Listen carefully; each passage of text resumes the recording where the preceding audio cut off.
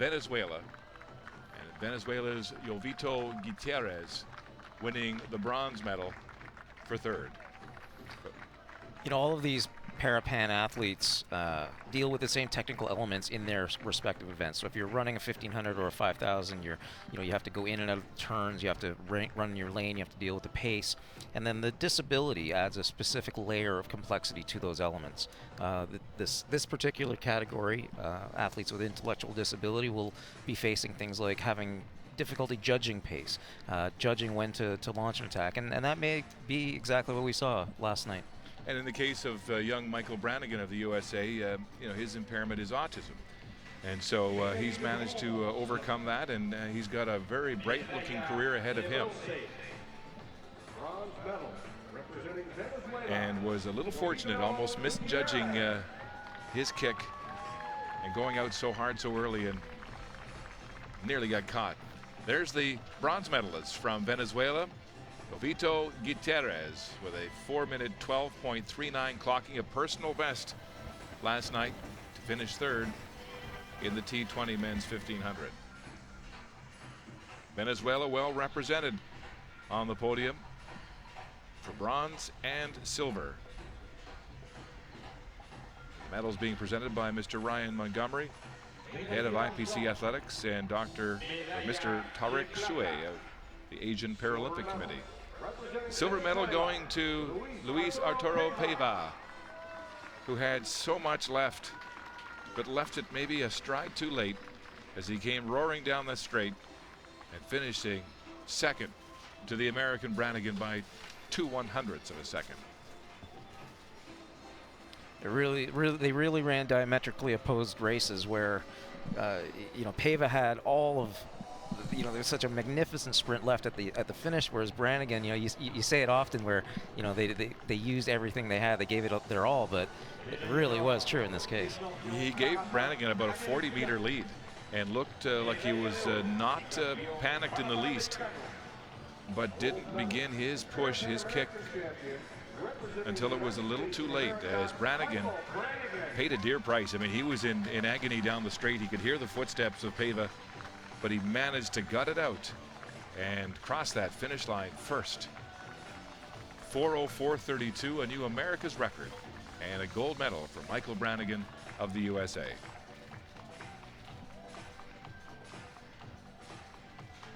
A glorious moment for the Parapan Am champion.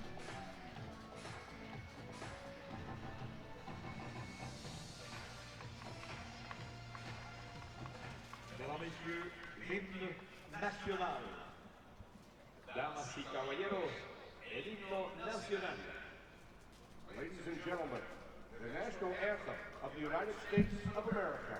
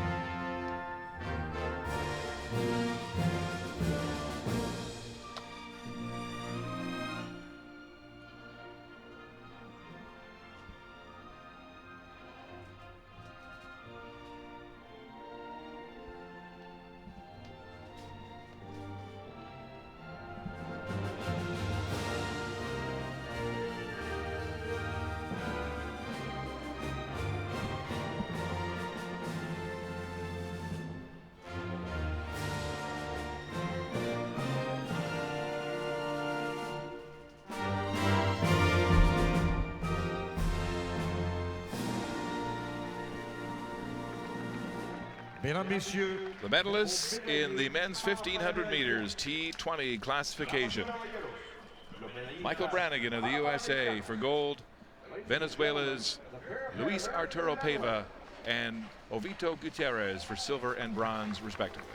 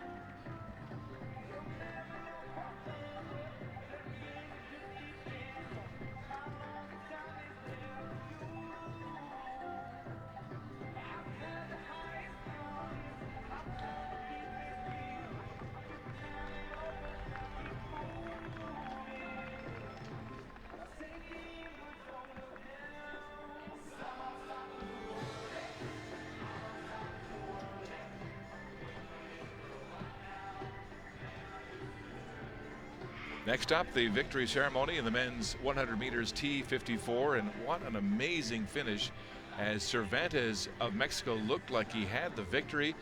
It was a dead heat as Lopez of Colombia was awarded the gold despite the fact they both finished with identical times of 15.19 seconds.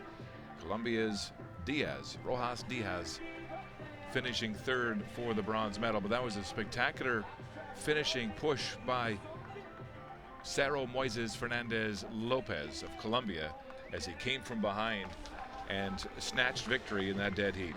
And of all the races last night that were affected by the weather, I think this one may have been, or had an athlete in it that was individually affected the most. Eric Hightower going in with a PB this season of 14:14, finishing result of 18:93, and it was so obvious right from the gun that he just had absolutely no grip whatsoever. He was not able to contact and make his gloves and his push rings connect, and was just not able to put any power into his wheels.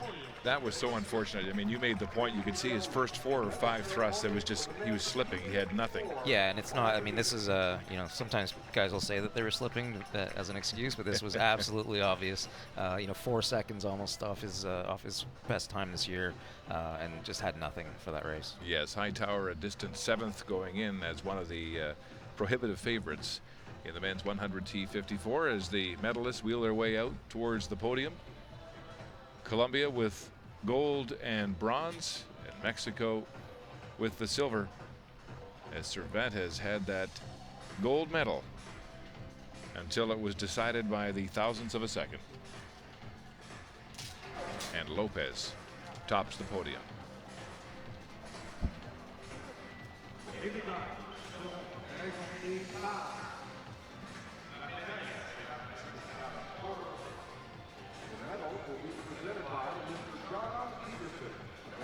Medals being presented by Mr. John Peterson, Paralympic Committee Governing Board member. Ryan Montgomery will accompany him. He's the head of IPC Athletics.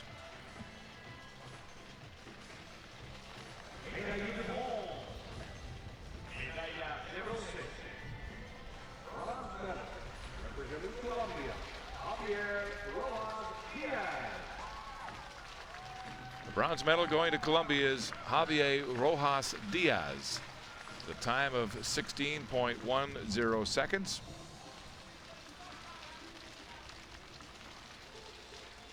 A little more than 0.2 of a second ahead of Mark Braun of the United States in a close race for third after the dead heat for first and second. Rojas Diaz of Colombia, the bronze medalist.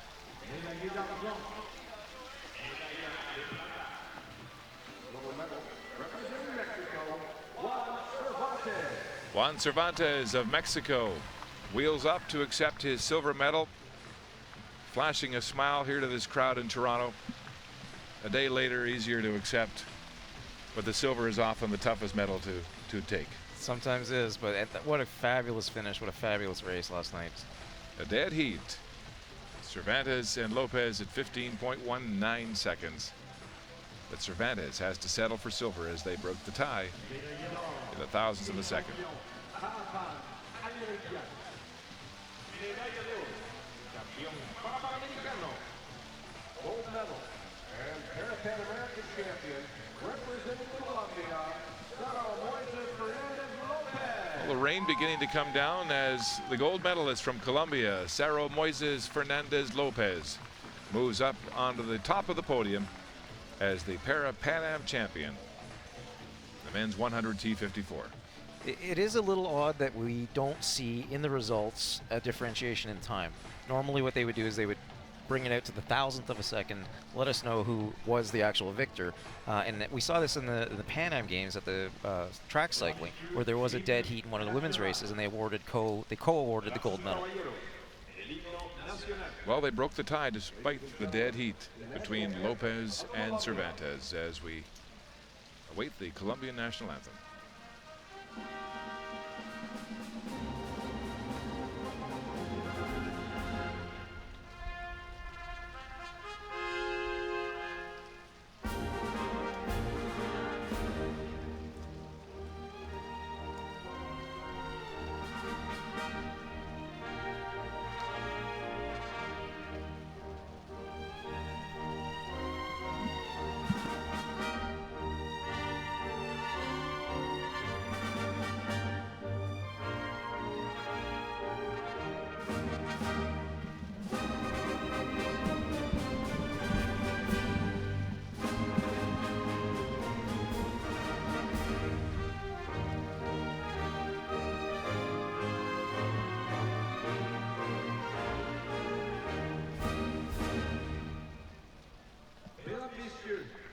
medalists in the men's 100 T54 final.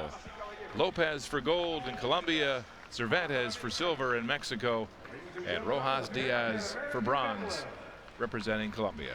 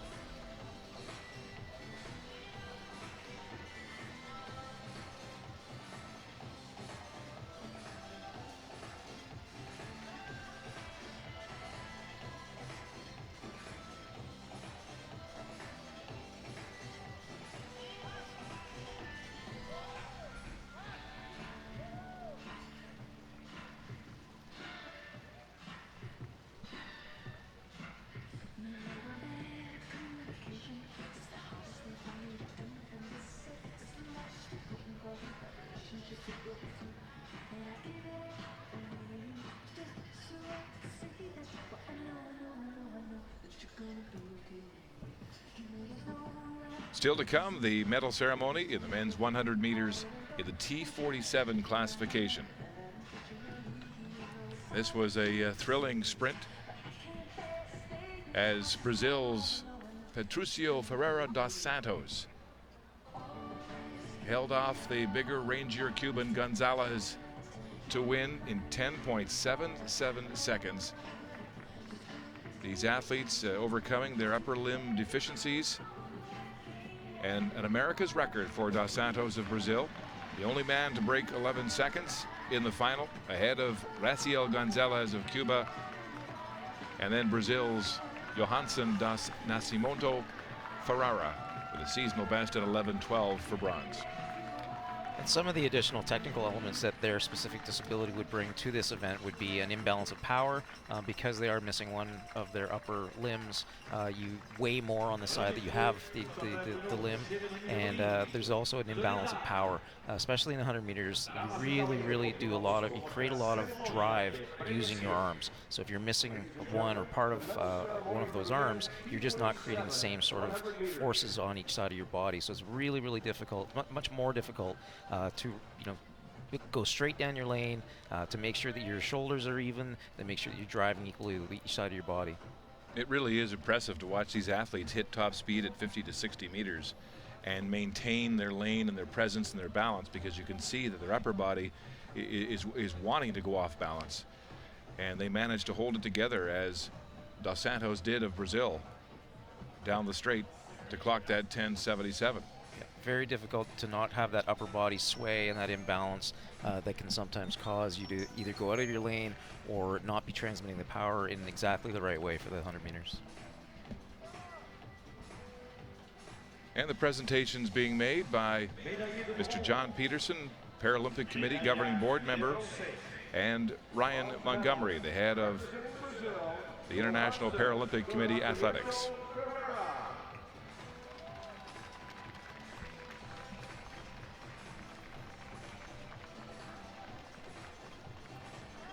Bronze medalist from Brazil, Johansson do Nascimento Ferreira, with a seasonal best performance, 11.12 seconds.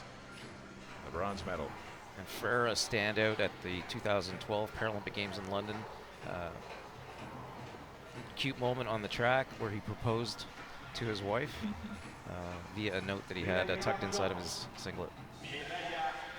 Many of these athletes in this category also have to make amends for getting out of the blocks. I mean, in terms of putting your hands down at the start line when you don't have hands. Some use the aids of raised blocks. Some will have one block, with one limb being amputated. And it's just impressive how they managed to overcome that. And it's not just learning the skill of starting using these blocks. It's fabricating them. You know, Right. they just don't exist. You can't go out and buy a set of blocks like you do a set of running spikes or a singlet. You know, you have to fabricate these things. They're all custom made, and they're all very, very specific to the specific disability that these athletes have. Now the gold medalist from Brazil, Patricio Ferreira dos Santos.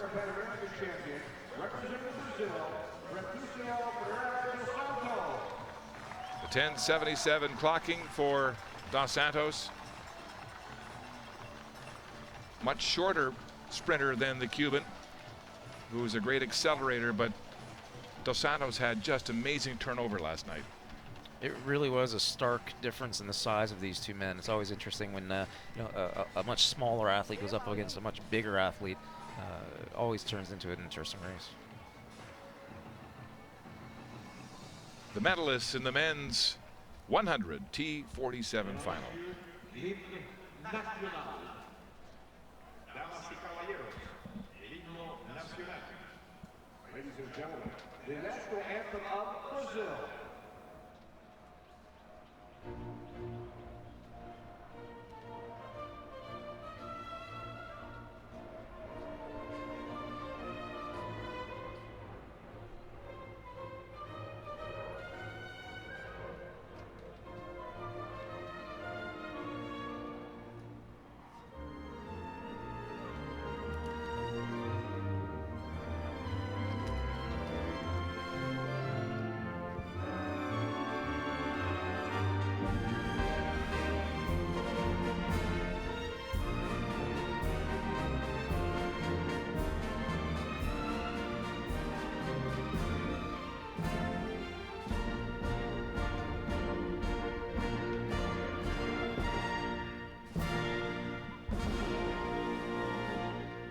Mesdames, Messieurs, vos champions panaméricains. The Parapan Am Game medalists in the Medallistas Parapan American men's 100 American medalists. T47 final.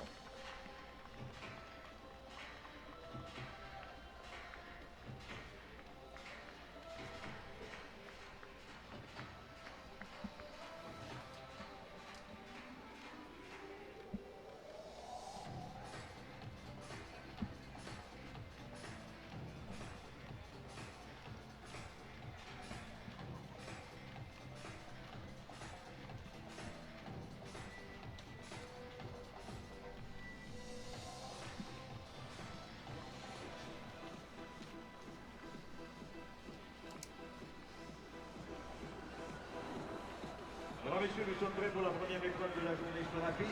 Chez les hommes, le 5000 mètres, catégorie T12.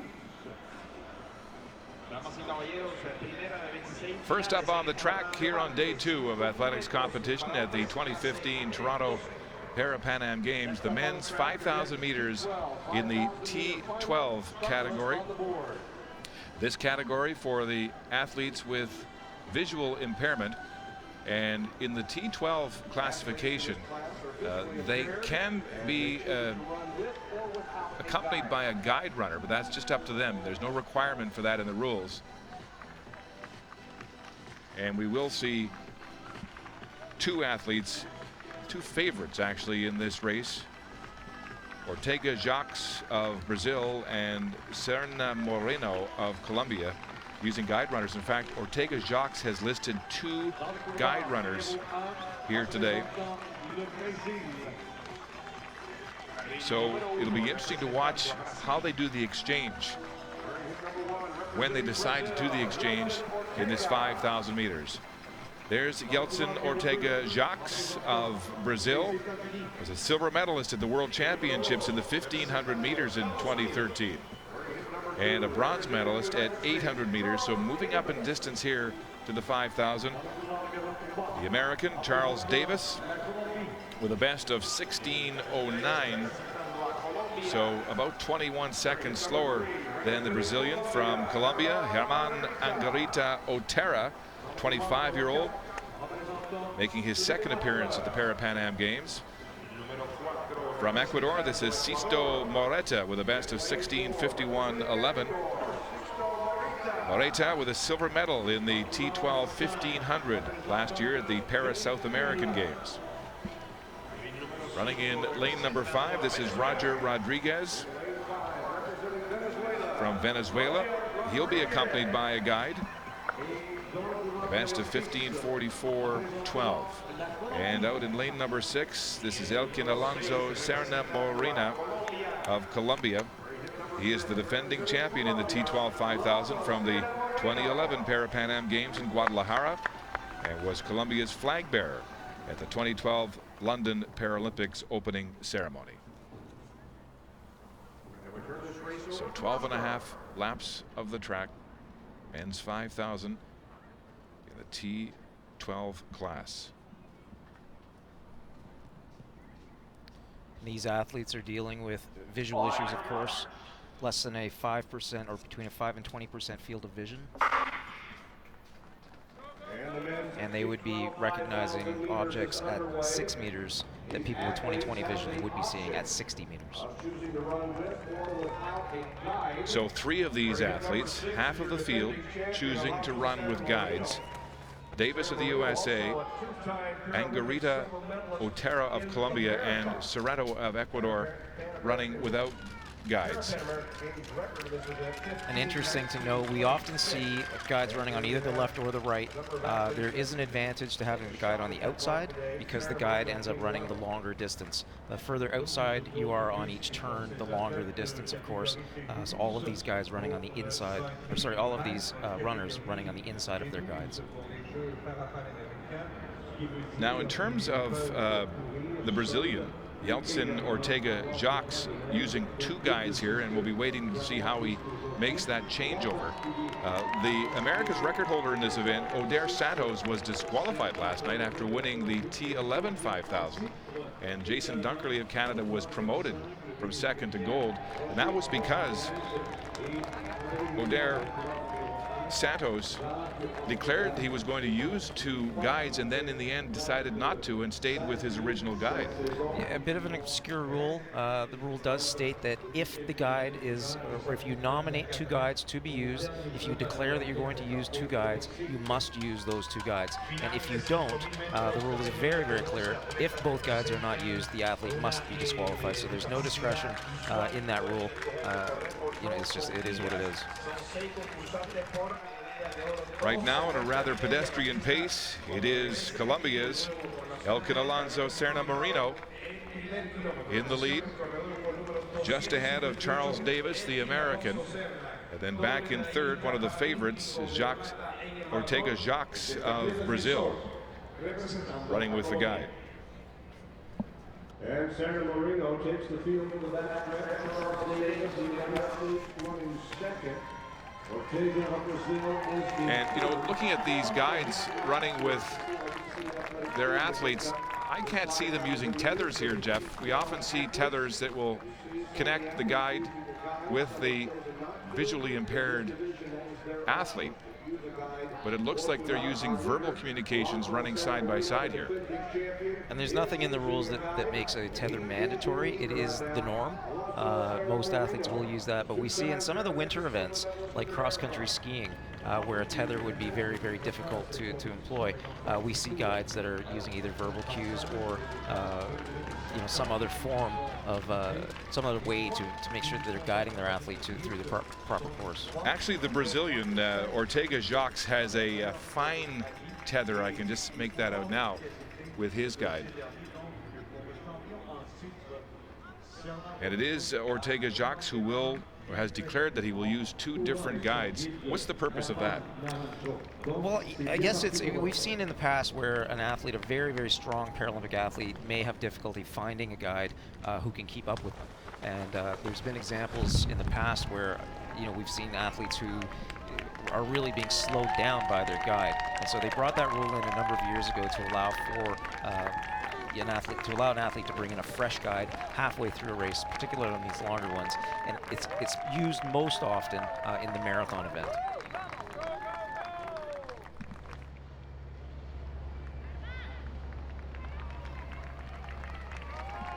So still a rather leisurely pace, championship racing here today in this men's T12 5000. On a 3:06 1000 meter pace right now.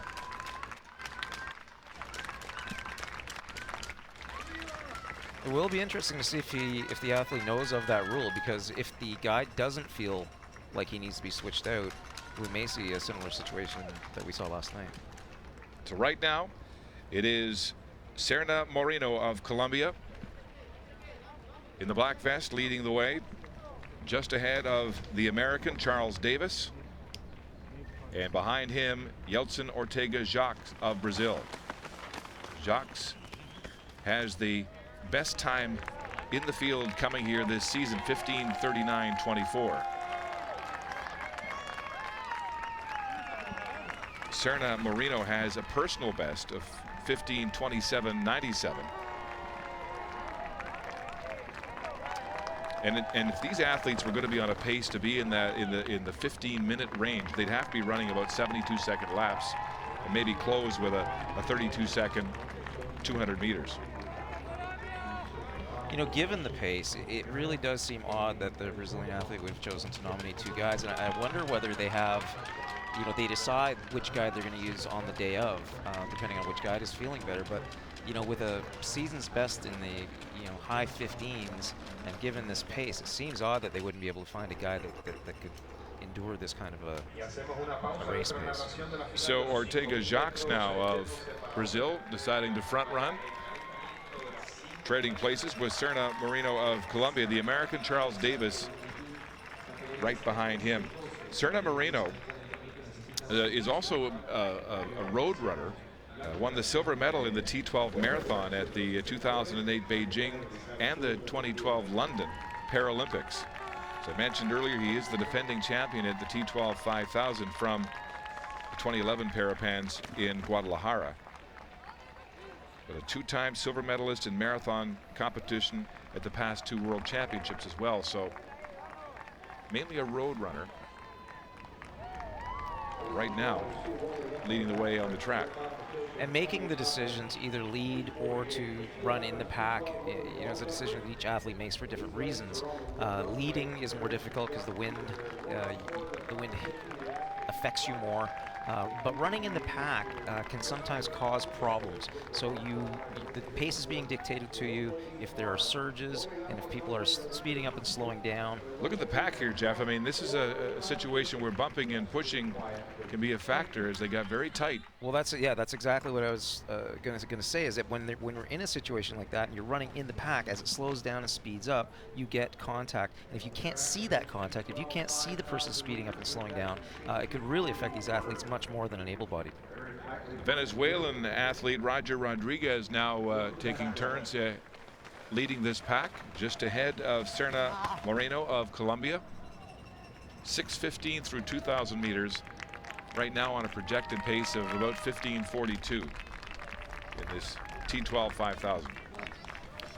The other sport-specific, I guess, or disability-specific thing that's happening here is that you've got a pack that's very tightly bunched, and you've got a bunch of guides mixed into that pack. So you've got additional bodies in there that wouldn't normally be there, and these athletes are essentially twice as wide as an able-bodied athlete would be. So if you're trying to block or you're trying to, you know, execute a strategy and you have an extra body there to help you, it really can play into the results. Now the American Charles Davis moving up. He's just 21 and coming here to Toronto with a new personal best of 16:09.71. Based on his times, he is not one of the fastest runners in this field. Serna Moreno moving up in behind him with his guide, and at the back of the pack now it is Ortega Jacques of Brazil. So clearly a championship type pace here as these athletes prepare themselves for what should be an interesting finishing kick. Nobody yet willing to put a surge into this race. Pretty well everybody's had a chance to front run here, Jeff. It's hard sometimes to get everybody to share the pace making, but it's nice to see a pack step up and do the work that they should be doing. The defending champion from Colombia, Serna Moreno, leading this pedestrian pace now through the bend.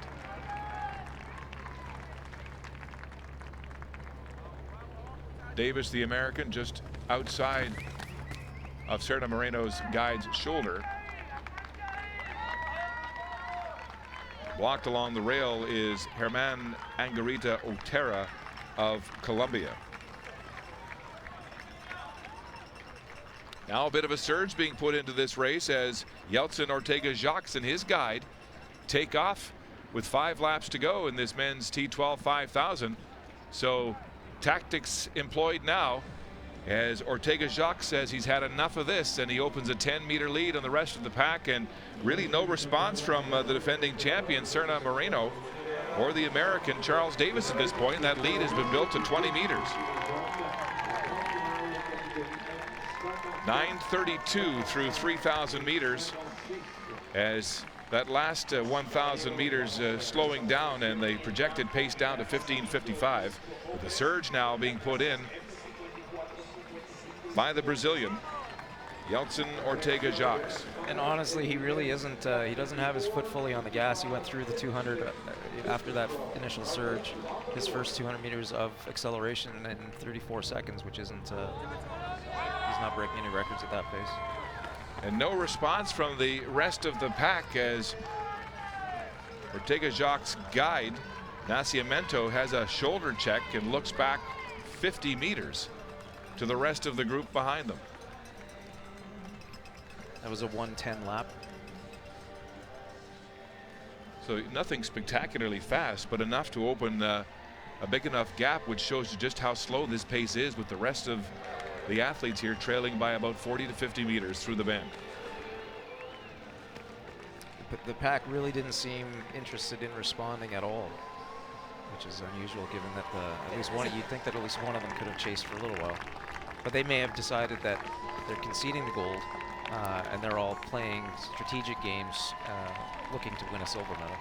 Well, this might be all part of Yeltsin Ortega-Jacques' plan, as he has indicated he will switch to his second guide in this race, and there's been no indication of that guide yet, but a big 50-meter lead by the Brazilian on the rest of the field.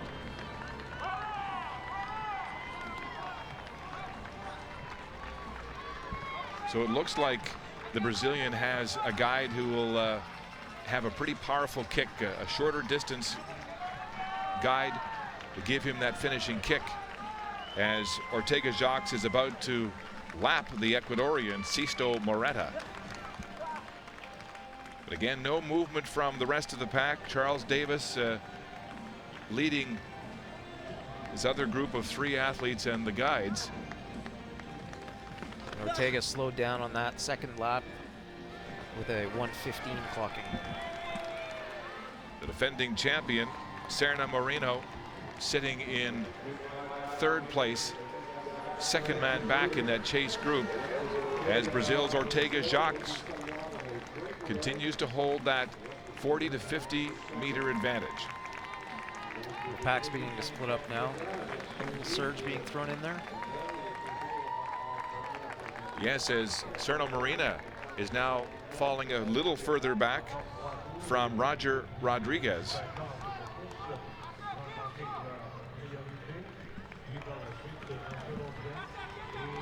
Rodriguez now showing a sense of importance in this gap and trying to move back into the race, as the Brazilian Ortega-Jacques runs down the straight with 2 laps to go. Still no indication of a change in his guide, but the rest of this group now has picked up the pace. The defending champion Serna Moreno of Colombia with his guide running in behind the Venezuelan Roger Rodriguez. And looks like we've lost a guide. Roger Rodriguez started the competition with Jordan Camejo Martinez as a guide. And that looks like his guide way back around the bend as they head down the back straight. So Rodriguez running without his guide now. Looks like his guide is out of gas. It doesn't look like he's injured. That would be another reason for the guide to not be able to keep up, but he really does look like he's just gassed out. I don't think I've ever seen this before. The guide is basically jogging along the home straight. Down the straight comes the Brazilian, Yeltsin Ortega Jacques. And that is the guide, Roger Rodriguez's guide, who's about to be passed by the front runners, Yeltsin Ortega Jacques. And we've yet to see this guide change for the Brazilian as he runs past Rodriguez's guide through the bend on the bell lap. And there doesn't seem to be a guide on the back straight, which is that you must exchange guides on the back straight. And I don't see one available. Well, this could be interesting if there's no exchange made of guides. Remember, last night in the T11 5000, Odair Santos indicated 2 guides on the start list and didn't change and was disqualified. And the other rule in this event is, like for Rodriguez, the guide has to finish or they're disqualified. So maybe that's what's happening. This guide is no longer able to keep up with his athlete, and so he's going to finish it in a jog. A great race for second and third now, as Rodriguez has been passed by the American Davis. Davis with a great finishing kick, but nobody's going to touch Yeltsin Ortega Jacques of Brazil as he strides across the finish line first, 15:42.77. A flourishing finish for Charles Davis of the United States for second. And then it's Roger Rodriguez of Venezuela without his guide, the defending champion. Serno Moreno does not have it today as he pulls in fourth. Back behind, you can see the guide for Rodriguez laboring well behind his athlete, but must finish in order for Rodriguez to get credit for a medal here today.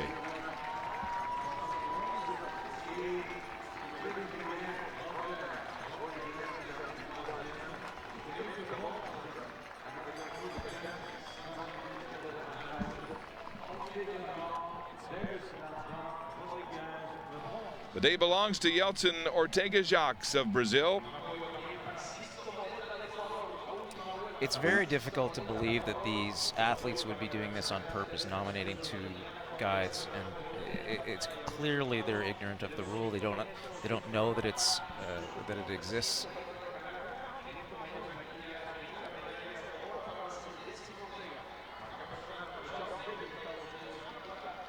I mean, this is me taking a guess, but I would bet that they're nominating both guides in case one doesn't feel good on the day of, and this is an innocent bureaucratic mistake that these athletes are making.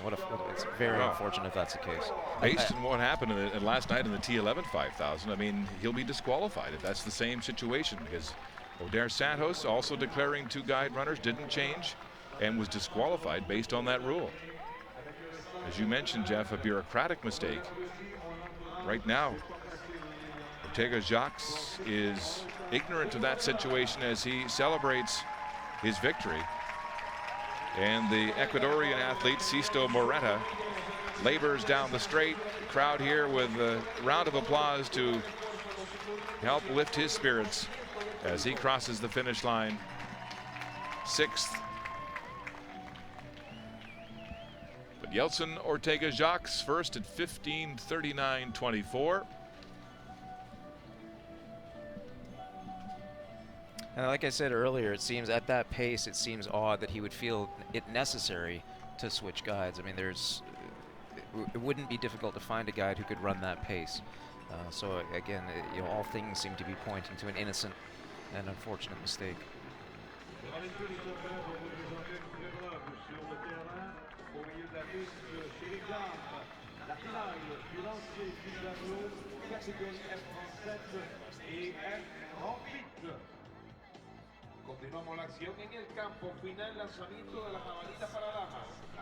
Here we see some of the action.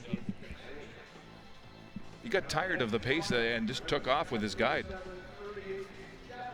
And down the straight he came to victory here, but again, we'll have to wait and see if there will be a ruling on not using a second guide. And it will be interesting to see. We don't know time whether there was a protest put in by another country that resulted in the disqualification, because sometimes if there's no protest, the judges will not take it upon themselves to enforce rules. Other times they will. So we'll have to wait and see what happens. At this point, the gold medalist is Yeltsin Ortega-Jacques of Brazil, the 23-year-old double medalist in World Championship competition. As we look at these unofficial results, 15:42.78 is his time right now, ahead of Charles Davis, who had a great kick over the last 200 meters to run by Rodriguez without his guide. A personal best for Davis of the United States at 15:48.87, then Rodriguez of Venezuela at 15:51.93. The rules state that your guide has to finish, and his guide did finish, but well after the fact, as obviously he could not keep up with the pace set for Roger Rodriguez. And maybe the strangest thing about this situation with the guide and the switching of the guide is that Ortega's teammate last night was the one who got disqualified. So you would think that the coaching staff or the management would have realized what had happened. Maybe they don't even realize why the disqualification happened. If they do and they did it again, it seems like it's a shame. Abdication of their responsibilities as managers. Yeah. But in the alternative, if it's an innocent mistake, it's just so unfortunate. Whose responsibility is that? Is it the guide's responsibility? Is it the athlete's responsibility? Because they're dependent on these guides. It would be the coaches, and management's responsibility to know the rules and to know that if they nominate a guide that or two guides, that both of those guides must be used. That's sort of the job of the coaching staff and the managers, is to manage the entire process from start to finish of the event. On the field today, women's javelin throw F37 and F38.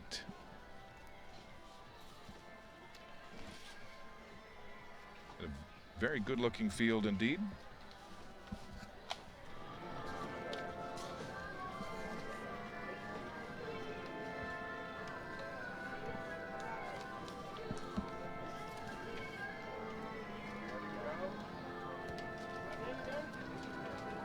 Field includes Shirlene Coelho of Brazil, who is the defending champion in the javelin event.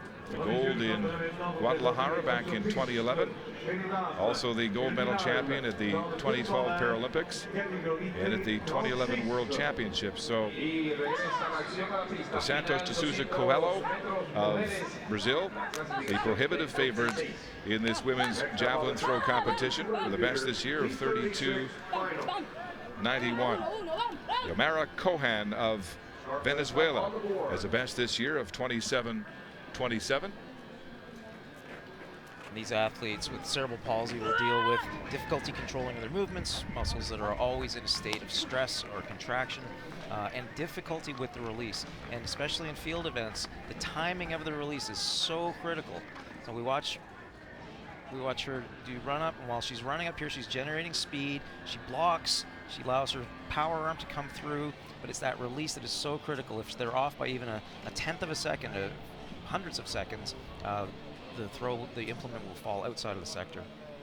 So often, many of the athletes in this 37, 38 category have been afflicted by ailments like cerebral palsy. That's right. And so there will be different levels. Sometimes one limb is affected, sometimes a half of a body, all the way up to all limbs being affected.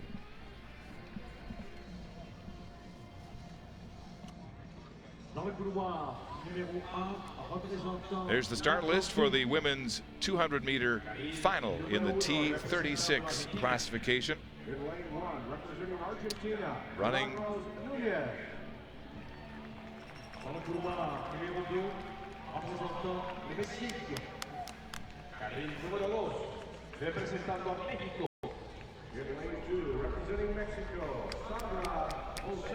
running in lane number 2 from Mexico, Sandra Fonseca. Bronze medalist in the 100 in this event 4 years ago in Guadalajara. Lane number 3 from Colombia, Hernandez, the best of 33.87. In lane number 4 from Brazil, Tacinta Oliveira Cruz. She has a best clocking this year of 31.90. In lane number 5 from Argentina, Yanina Martinez, 21-year-old, has overcome cerebral palsy, a silver in both the 100 and 200 meter competitions 4 years ago at the Parapan Am Games. Running in lane number 6 from Colombia, Daniela Rodriguez Agulo. Only 20 years of age and a 32.92 clocking this year. Lane number 7, representing the United States, this is Alicia Seeley. Her left foot was amputated due to complications of a congenital condition that wasn't diagnosed until 2010, when she began to have problems walking. Lane number 8 from Argentina, Ella Carabal, 36.86 clocking, and in lane number 8 from Argentina, Milagros Nunez, with a best of 37.45. So very interesting that Seeley is dealing not only with the effects of cerebral palsy, but with an amputation as well. One of the elements that these athletes will have to deal with on a technical level based on their disability is their reaction time to the gun, difficulty controlling their muscular movements. They're affected, the starts are definitely affected. So some athletes will start in the blocks, others standing up. The final of the women's 200 in the T36. Gunning their way cleanly, and Martinez in lane 5 with a great start, already making up the stagger and running a terrific bend as she roars past everybody else in the field. Yanina Martinez of Argentina blazing down the track, being chased by the Brazilian Oliveira Cruz. With This Is All About Yanina Martinez with a 5-meter lead, holding her form, dashing to the line first in 30.62 seconds unofficially, just ahead of the Brazilian Oliveira Cruz. These athletes dealing with the increased muscular tension. Their muscles are always in an elevated state of tension, which causes fatigue to set in faster. So when you're dealing with a sprint race of this nature, 200 meters, and you're looking at overspending the reserves that you have, the muscular energy that you have, and those reserves get depleted much quicker for these athletes than able-bodied athletes. You can see it's a clean start. Some of the athletes get it quite well. Some of them are using the blocks, and some of them are standing, and this is, again, something that they need to address. Oh, it looks like we just saw a lane violation there, in the athlete in lane 4. But you look at Martinez trying to control her upper body, trying to maintain her locomotion and her form. All these athletes having to overcome these upper body situations. Absolutely. These athletes have all 4 limbs affected, so not only do they have to control the rocking of their upper bodies, they have to control their muscular fatigue, and you can see the Brazilian really kind of coming apart in the late stages of this race. Usually these T36 athletes have a little better control of their legs than they do of their arms, and that was a masterful performance by Yanina Martinez of Argentina, racing to the gold medal in the women's 200 meters T36.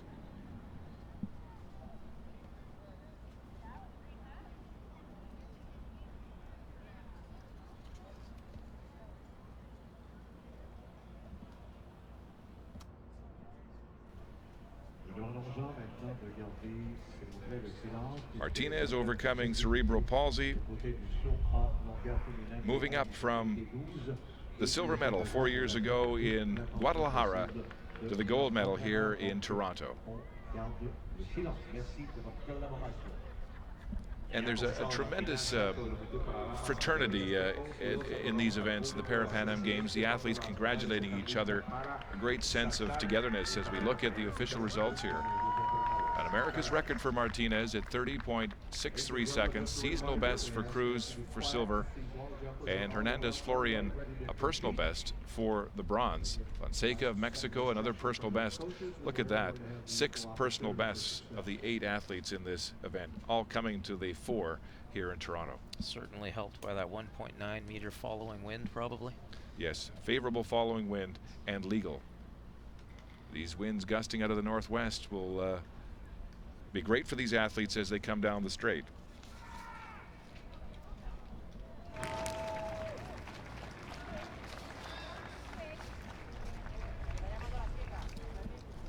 Back to the field. And the men's discus throw, F54, 55, and 56. Johnny Williams of the United States, all set to compete. Look at this field. Very big field here, Jeff, with 16 athletes, which means there will be a cull. They will cut the field after the first 3 attempts down to the top 8 as we move through the biggest field event we've seen so far here in Toronto. The field includes Leonardo Diaz of Cuba, 4-time Parapan Am record holder in the shot put, the discus, javelin throw. He holds 4 America's records as well, so he'll be a factor. Diaz of Cuba. And these athletes all with spinal cord injuries. And the higher the number, the least or the less effect the disability will have on these athletes. So the higher the number, the more functional muscle mass, and the less disabled these athletes will be. Rocha Antunes of Brazil with his first round throw. Came to Toronto with a new personal best this year of 22:47.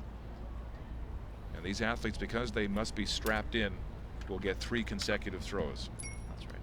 And you can see these the pieces of equipment these athletes are sitting in are called throwing chairs. They're all custom made to the athlete's individual needs, based in part on their disability, in part on their throwing style, whether they throw with power, whether they throw with speed. And most of these athletes, or a large majority of these athletes, will have a grab point. And so that long pole that you see coming out the front of these throwing chairs is used both to generate speed, to transmit power, but also to maintain balance too, because of some compromised functional muscle. So 3 groupings of classifications here at F54, 55, and 56.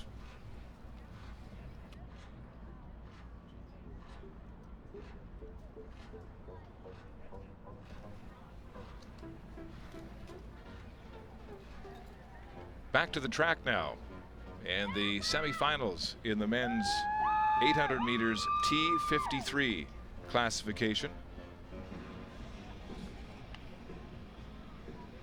And in semifinal number 1, the great Canadian Brent Lakatos is back in the field, fresh from his gold medal yesterday in the T53 100. These athletes all competing in wheelchairs with spinal cord injuries. The T53 category and T54 category are the paraplegic categories. The T53 means that the athletes will not have full trunk muscles. So some of these athletes may not have functional abdominal muscles, which affects the downstroke and affects the amount of power that they can put into their chair. So they have a separate category in the 100, 200, 400, and 800. In the 1500 and up, the categories are mixed. Top 3 athletes in this semifinal will qualify for the final. Then the next 2 fastest overall will also get in. Fernandez de Silva running in lane number 3, gold medalist and defending champion in the 100 and 200 meters from 4 years ago. Lane number 5, Spencer Kimbrough of the United States, who got into parasports through wheelchair basketball before switching to track. Has a best of 154.49. Brent Lakatos of Canada racing out of lane number 6 here this afternoon. Lakatos, a decorated Paralympian, quadruple world champion, 4 golds at the Canadian Championships, and he has the fastest time in this field of 1:41.37. This will be an interesting race because we have some pure sprinters in here. De Silva and Lakatos both don't like to lead from the front. They both like to wait for the sprint finish, but Lakatos certainly doesn't want to leave anything to chance here.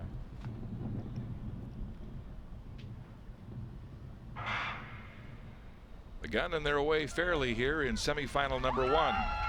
The men's 800 meters, and Lakatos taking off on that bend and leaving the rest in his wake, and De Silva, sensing some urgency, moves into second place as they go into the wind down the back straight. A strong gusting wind upwards to 70 kilometers per hour.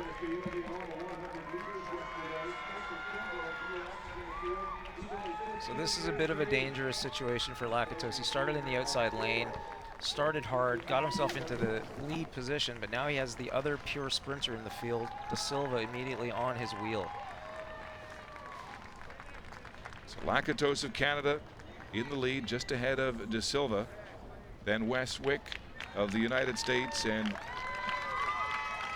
or rather Westwick of Canada, and the American Spencer Kimbrough. Pace backing off as Lakatos got himself on the rail. Now this is very interesting. Wes has the Brazilian De Silva in what we call a box. So if he would slow down just a little bit and work with his teammate, they could keep him back there and force him to go all the way out to lane 3 to pass both of them. But Westwick has other ideas here as he tries to move ahead of Lakatos. Lakatos responding though, and that sprinter De Silva of Brazil on the rail back in 3rd place. So the strategy here for Lakatos would be to keep Wes just on his outside, and I think that's exactly what they're doing. You see how much wider Wes is going, and so now the Brazilian athlete is going to have to go very, very wide to come around both these athletes. So Canadian teammates coming together here, racing as teammates in this men's 800 T53 semifinal. The top 3 will automatically qualify, and so Lakatos, Wick, and De Silva are clearly safe here ahead of the American Spencer Kimbrough as Brent Lakatos finishes 1st. His teammate Wes Wick 2nd, and Spencer Kimbrough back in 4th place as the Brazilian De Silva tucks behind them for 3rd. What a great example of a team effort. Wes Vick is an up-and-coming athlete. We'll see how much longer Lakatos works closely with him as he improves. But for now, he helps him through to the final. Bit like cycling here. It very much is. It's a lot like cycling, where you have a draft element, you've got positioning, the cadence can play a big role. And now here we see the setup with the Brazilian. The Brazilian didn't even try to get outside, which is a bit surprising. So, but you see there's a lot of distance in between the 2 chairs, much more than you would normally see. So Vic is moving as far wide as he can, leaving not enough room for the Brazilian athlete to come through the middle, but creating enough space and forcing him, hypothetically forcing him as far wide as he possibly can. The Brazilian, though, in the semifinal, knowing that he just needs to be top 3. Had this been a final, that would have been very interesting to see him being forced 3 wide. Is there anything in the rule books about collusion in that sense, of two teammates sort of barring the road? The only thing you're not allowed to do is push each other. So you're not allowed to make physical contact and help someone, aid someone in that way. But there's nothing that says you can't impede people's progress as long as you're not cutting them off or doing anything dangerous. So Brent Lakatos of Canada, along with the compatriot Wes Wick, 1-2 in semifinal number 1, joined by De Silva of Brazil, as those 3 wheelchair athletes automatically move on to the final in the men's T53 800.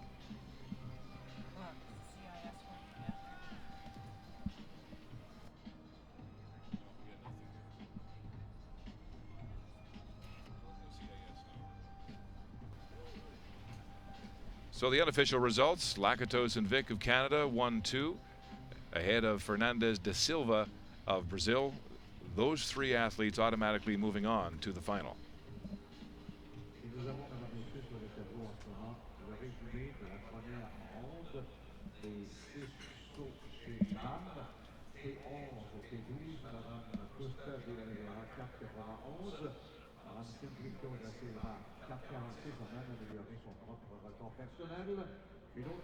Official results are in now in the women's 200 T36 final. Yanina Martinez confirmed as the gold medalist in that America's record time of 30:63, ahead of Cruz and Florian. And Martinez, with that spectacular run down the straight, holding her form ahead of the Brazilian, and victory.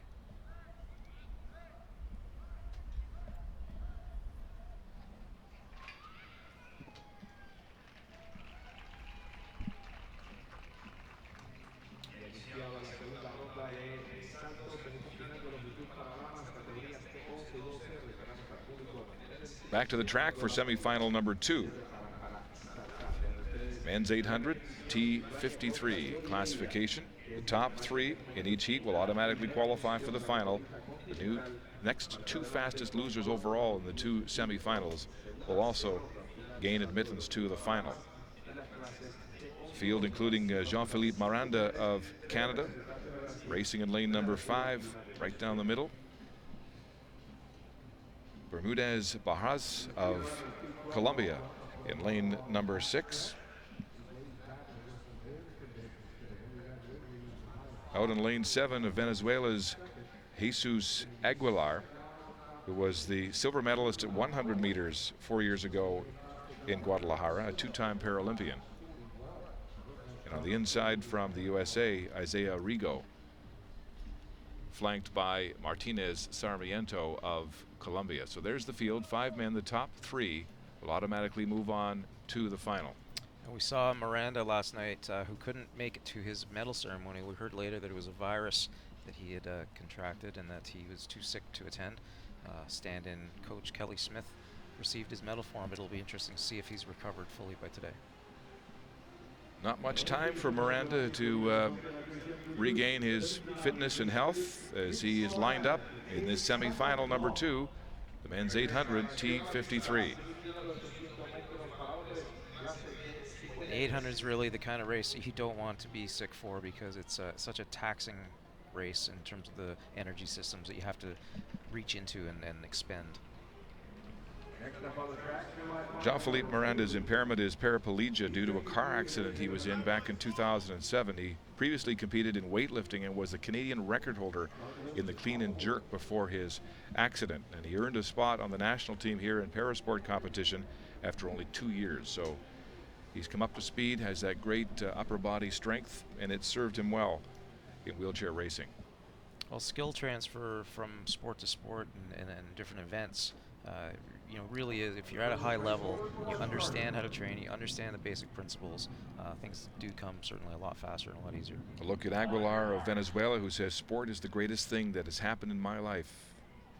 Thanks to it, I can improve as a person." He's one of the favorites here to be in the top 3, racing out in lane number 7 as they get away. A good start. And Miranda of Canada already making up the stagger on Bermudez Barras of Colombia.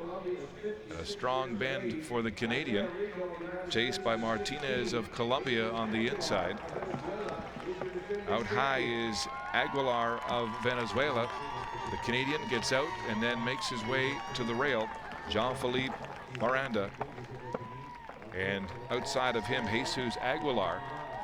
Aguilar trying to get in front, too wide, but has the lead here, ahead of Martinez of Colombia.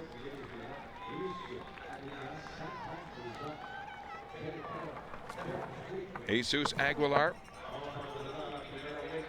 who is a sprinter by nature, moving up here in distance to 800 meters, just ahead of the Canadian Miranda and the Colombian Martinez as they hit the bell lap. Top 3 men tightly bunched. Well back is Bermudez Barras of Colombia. And at the very back, Isaiah Rigo struggling for the USA. Into that strong headwind they go. The top 3 tightly bunched. Aguilar outside and moving ahead now of Miranda as they go down the straight, and being joined by Martinez. Martinez also moving ahead of Miranda, and perhaps that virus beginning to kick in for the Canadian as he falls back to 3rd. Looks like he's laboring now. Top 3 automatically will qualify. Jesus Aguilar of Venezuela in the lead, with Martinez right behind him, and Miranda fading well back by 15 meters and trying to hold off the charge from Bermudez. It is Aguilar first, followed by Martinez, and Miranda will get there 3rd, so he'll be among the top 3 automatically qualifying for the 800 final. But Jeff, maybe the effects of that virus being felt here today. Yeah, you could see him looking back, seeming to be quite anxious to see where that 4th place athlete was, knowing that he had to finish 3rd. But when you're looking back, it's never a good sign. It was interesting to watch so we'll see these athletes coming around the bend. And here he looks fine, but the athlete on the outside simply takes over. He's really not accelerating at this point at all. But take a look at the athlete in behind. He's just at such a pedestrian pace here. Leisurely, hitting his push rings. He'll definitely be an athlete to watch in the final. Aguilar of Venezuela ahead of Martinez of Colombia. So we see Martinez just with a casual stroke. He's bringing his hands up incredibly high. Just really, really dramatic shoulder flexibility. Aguilar first at 1:56.16. Martinez at 1:56.68 for second. And Miranda 1:59.57 for third. The top three automatically qualifying, but after a quick start as Miranda tried to position himself on the rail and in front, he fell off the pace badly, but managed to hang in for that third qualifying position automatically.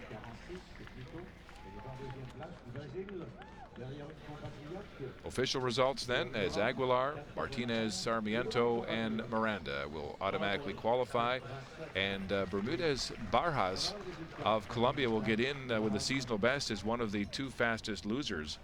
So 4 athletes from semifinal number 2. Moving on to the finals. Final looks like this. Spencer Kimbrough of the United States also managing to get in as one of the 2 fastest losers. So 3 Canadians in the men's 800 T53 final. Brent Lakatos, Miranda, and Vic.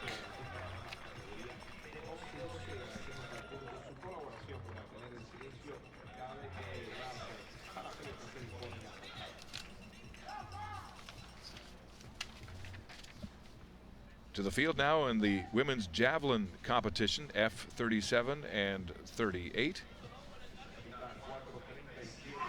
And Yomara Cohen now with her 3rd attempt in this competition.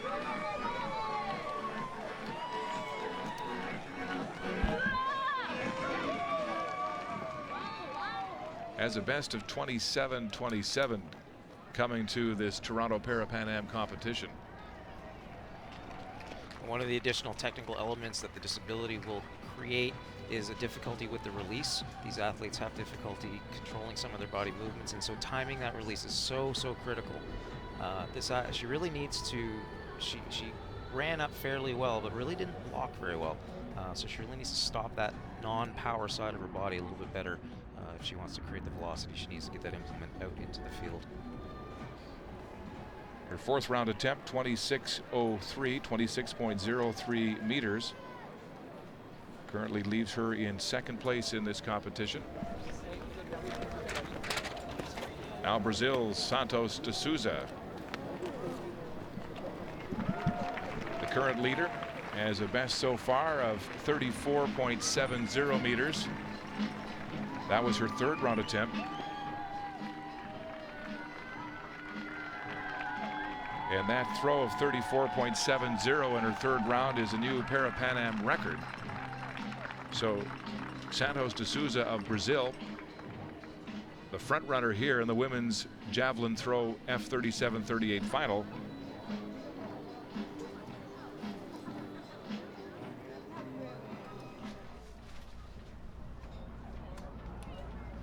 And her 4th round attempt, 35.68 meters, so another improvement and another Parapan Am record for de Souza Coelho of Brazil, as she leads the way through 4 rounds of this women's javelin throw F37-38 final.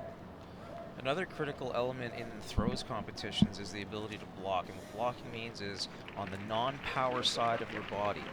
There has to be a stopping moment. And so these athletes, you can see are running up, creating speed, and using that speed and power combination to create the velocity that will get the implement out into the field.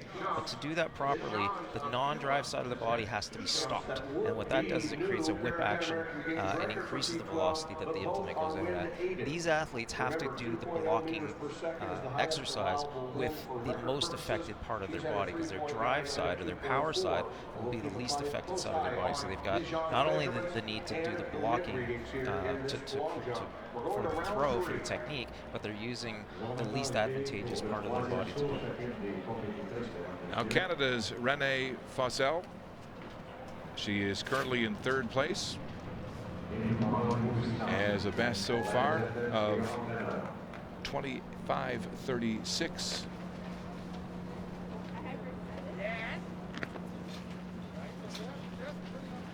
uses a very short run-up, tries to create all of the speed using the quickness of her arm. Puts it out into the center of the field. Not a bad throw for her. Rennie Fosol of Canada, only 20 from Orangeville, Ontario, overcoming her impairment of cerebral palsy. 23-14 will not be improvement on her third round throw of 25-36, so she'll remain in third place in this javelin final. She was fourth 4 years ago in Guadalajara, Mexico at the Parapan Am Games, and is the current Canadian record holder in the discus, also competing in the discus throw for Canada. So the Canadian in third place after her fifth round throw.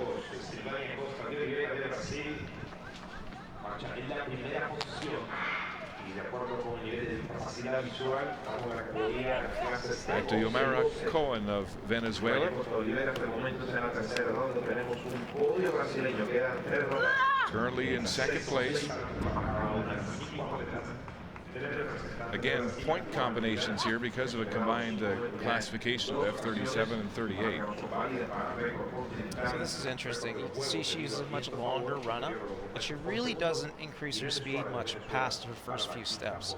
So it seems like the last part of her run-up, she may be able to shorten her run-up and still get exactly the same velocity. Cohen, the silver medalist in Guadalajara 4 years ago, sitting in that silver medal position right now with a best of 27.40 for 823 points. At 27.40, a new seasonal best for the Venezuelan athlete. 25.77 in her fifth round throw.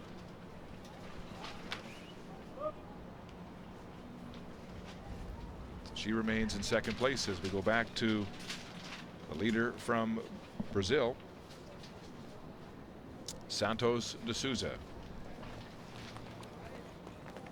The best so far, 35.68.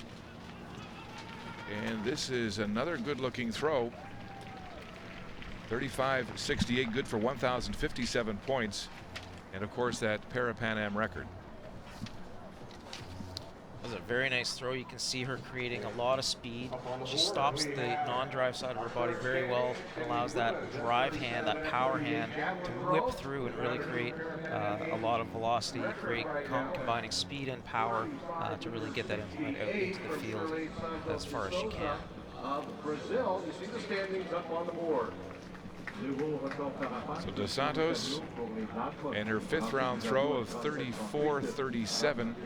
So not an improvement on her fourth round of 35.68, which continues to lead this women's javelin throw competition in the F37-38 class.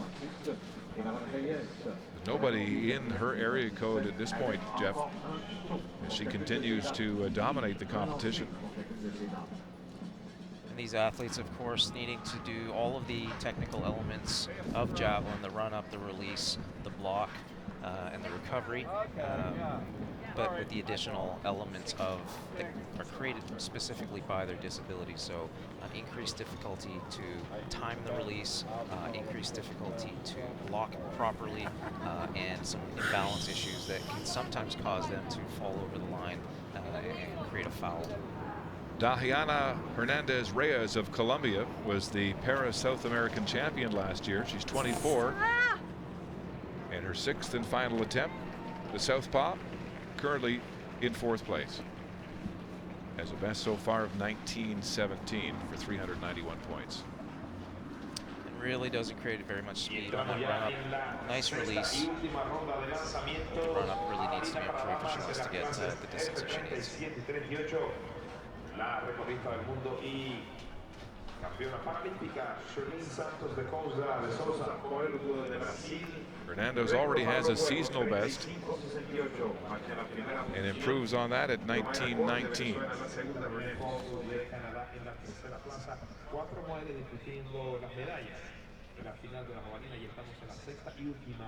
These are the official results of the men's 5,000 T12 final. So Yeltsin Ortega Jacques, who came first, declared two guide runners, but did not switch to the second guide, still considered the gold medal champion. No disqualification, even though that is a violation of the rules, ahead of Charles Davis of the USA and Serna Marino of Colombia.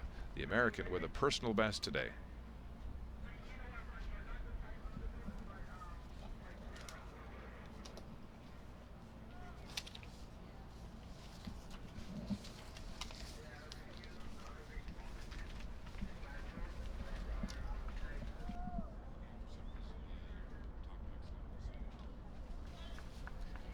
On the track, semifinal number 1, the women's 400 meters in the T12 classification.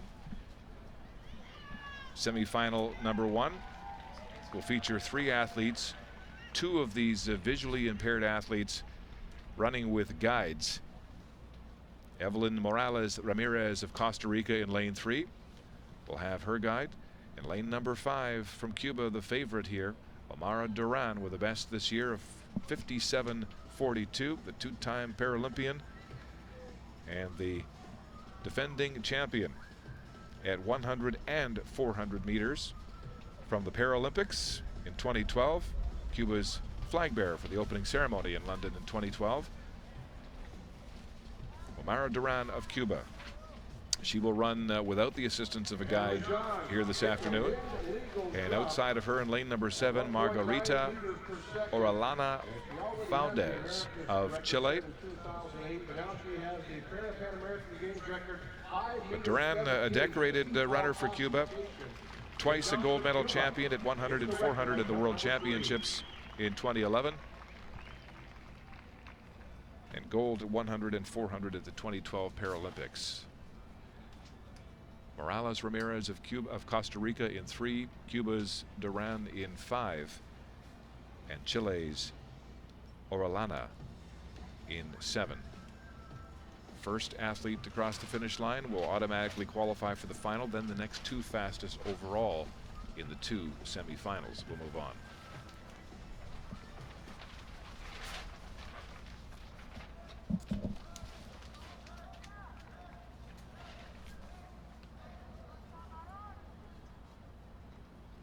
All these athletes choosing to run on the inside lane, the shorter distance around the track, their guides on the outside. Duran holds the America's record set in 2007 of 56 seconds flat. This year, her best 57.42.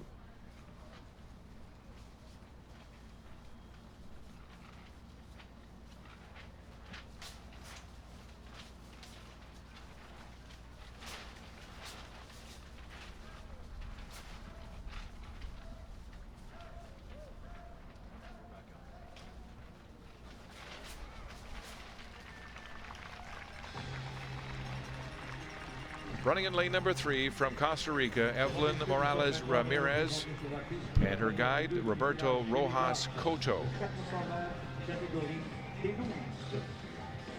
In lane number 5, the favorite, Omara Duran of Cuba. The best this year, 57.42, a personal best of 54.87. Clearly the fastest athlete in this semifinal and the holder of the America's record, set 8 years ago at 56 flat. Outside in lane number 7, Margarita Valdez Orellana from Chile, and her guide, Rodrigo Valado Donoso. Semifinal number 1, women's 400 T12 in the starter's hands.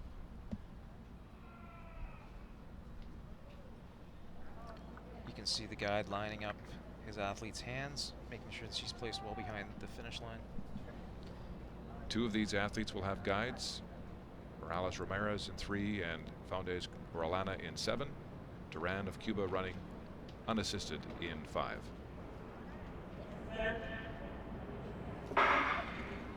And they're away cleanly here in the first semifinal, and you can see the prowess of Duran as she runs right past Valdez Orellana of Chile and opens a 10-meter lead through the back straight, running into that strong gusting wind down the back straight. Her lead now 20 meters as the Cuban is the class of this field, running straight down lane number 5 and away from the rest of these athletes. The first place winner will qualify automatically for the finals. Two other athletes from Costa Rica and Chile with the assistance of their guides. The Chilean not tethered to her guide as Duran runs without assistance and away from the rest of this field, opening a massive lead of 40 meters as she comes all by herself down the straight. Omara Duran of Cuba striding smoothly to the finish, 56.01. And that's a seasonal best time for her, and she wasn't even pushed. Second is Orellana Valdez Orellana of Chile. And back in third place from Costa Rica, Ramirez Morales and her guide. This is not the ideal wind for a 400-meter runners who usually prefer a tailwind start, so they can cruise through the first 200 and then gut it out to the finish line. Runners running directly into a headwind in this case. Certainly not ideal. One of the more difficult things for these athletes to do is to manage the lanes as well. So in a 400, it makes a dramatic difference if you can run closer to the inside line. So for her to run without a guide and to manage that lane by herself and run a time like that is very impressive. Very efficient use of her energy into that back stretch and into that headwind, and not looking all that exhausted after a tremendous time there, 56.01, which is 1/100th off her America's record. So pretty good running with no one pushing the Cuban, Omara Duran. And didn't seem taxed at the end of that either. Not at all. So Duran of Cuba will automatically qualify for the women's 400 T12 final.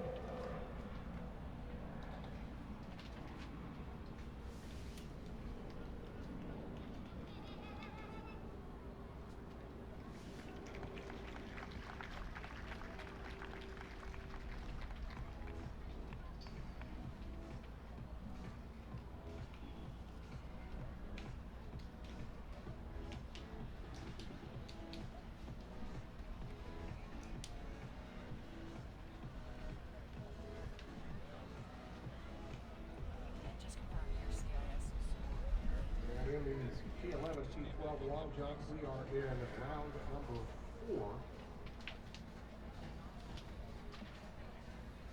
He's measuring up to Suarez of Venezuela, and the Johns of Cuba will be up next.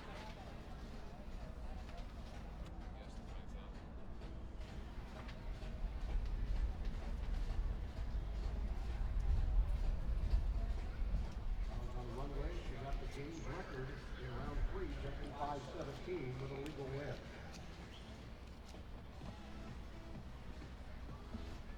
Unofficial results in the women's 400 T12 semifinal number 1.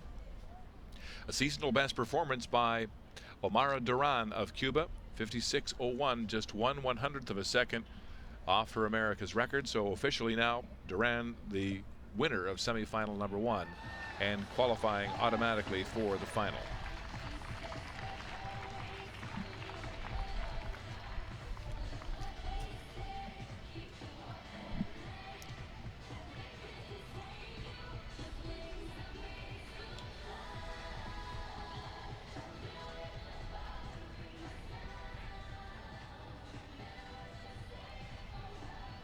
We're all set for semifinal number 2, women's 400-meter T12. All 3 of these athletes will be running with the assistance of their guides in this classification for the visually impaired. These athletes are allowed to use a guide at their discretion. We saw in semifinal number 1, Duran of Cuba running unassisted to that amazing 56.01 clocking at first place. The first place finisher of this semifinal will automatically move on to the final. The next 2 fastest losers will also gain qualification. The athlete to watch is in lane number 7, Daniela Velasco, as we look at lane 3, Solano. But Velasco with a best this year of 58.81, only 19, and a bronze medalist at this distance at the 2012 Paralympics in Toronto. Her guide runner is Jose Fuentes.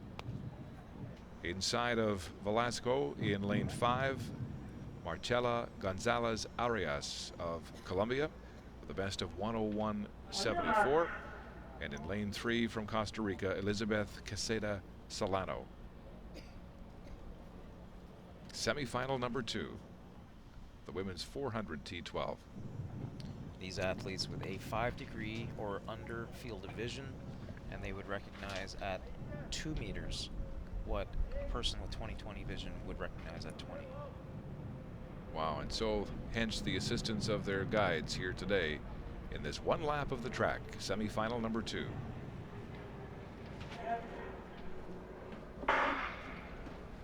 And they're away in the second semifinal and taking off out in lane number 7. Velasco of Mexico giving chase, Gonzalez Arias of Colombia.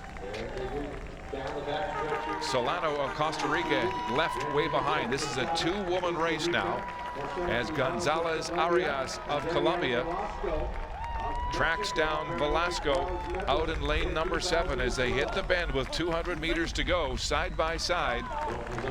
Velasco giving up the lead to Gonzalez Arias of Colombia. Through the bend they come. Colombian with a comfortable lead as they come into the straight.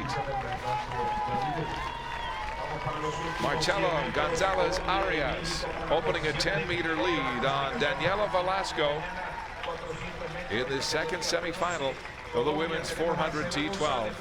And it will be Gonzalez Arias first, 102.26 unofficially, ahead of the favorite Velasco of Mexico. So the Colombian automatically qualifying for the final.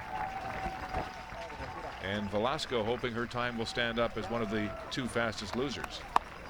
And the wind really picked up for that heat, blowing in gales during the finishing straightaway.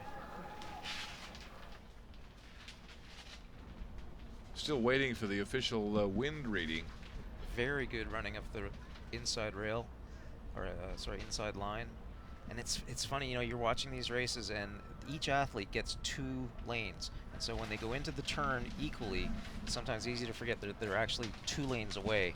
And so it's a huge advantage to be the inside on the inside lane. These winds gusting now upwards to 70 kilometers per hour. And so it is a real test in that opening 200 through the bend and down the back straight.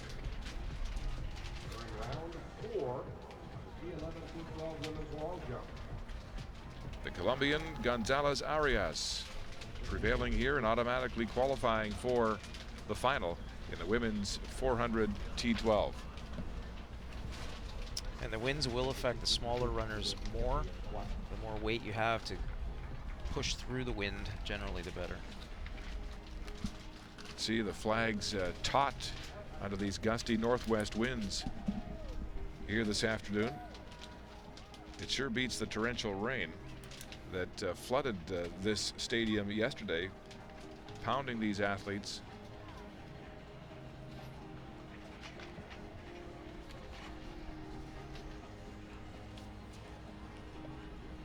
Unofficially, Marcela Gonzalez Arias of Colombia qualifying at 102.28, first in semifinal number 2 ahead of Daniela Velasco.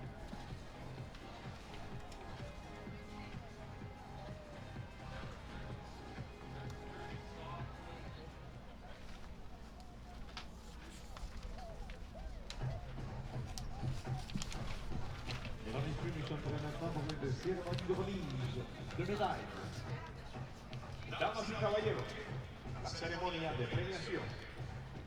Ladies and gentlemen, the medal ceremony for the women's T36 200 meters.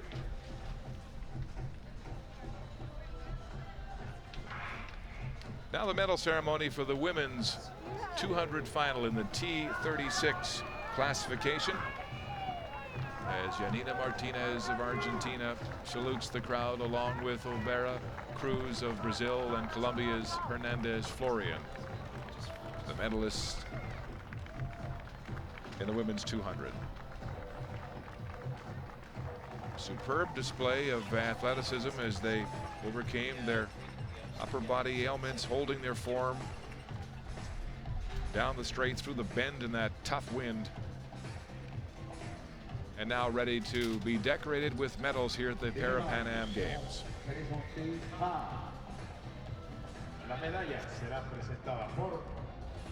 Making the presentations here today, His Worship John Tory, the Mayor of Toronto, joined by Mr. Tarak Sue, the CEO of the Asian Paralympic Committee.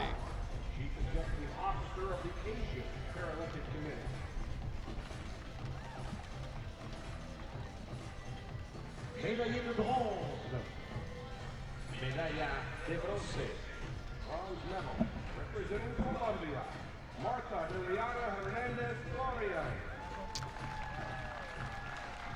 Hernandez Florian stepping up onto the podium as the bronze medalist.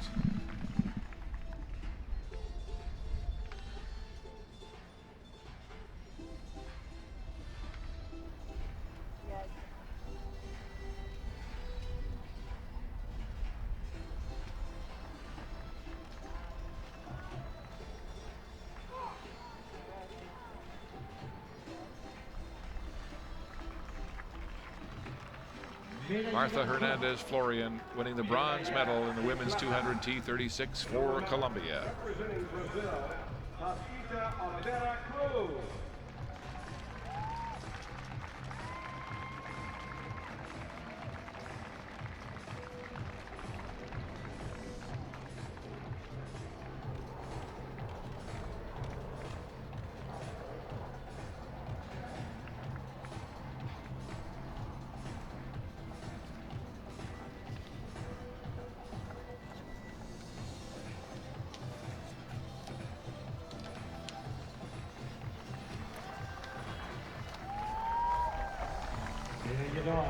Y campeón, Parapan American, medalla de oro y campeona Parapan Americana, gold medal and Parapan American champion, representing Argentina, Yanina Martinez.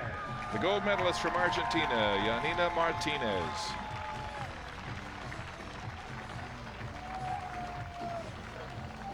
The diminutive Argentinian streaking to victory today, holding her form in these gusty conditions for gold.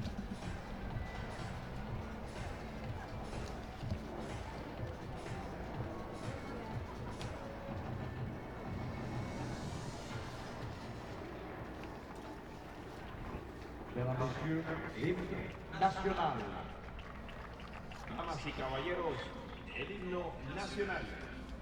Ladies and gentlemen, the national anthem of Argentina.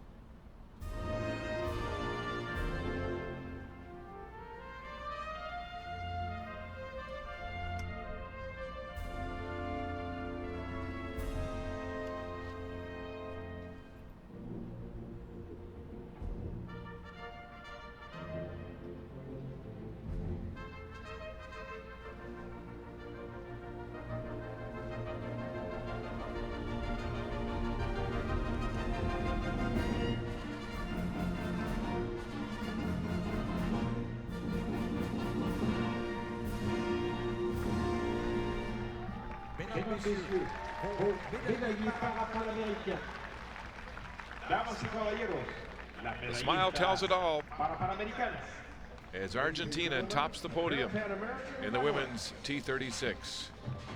200 final. Yanina Martinez ahead of Brazil's Tendinta Oliveira Cruz and Colombia's Martha Hernandez Florian.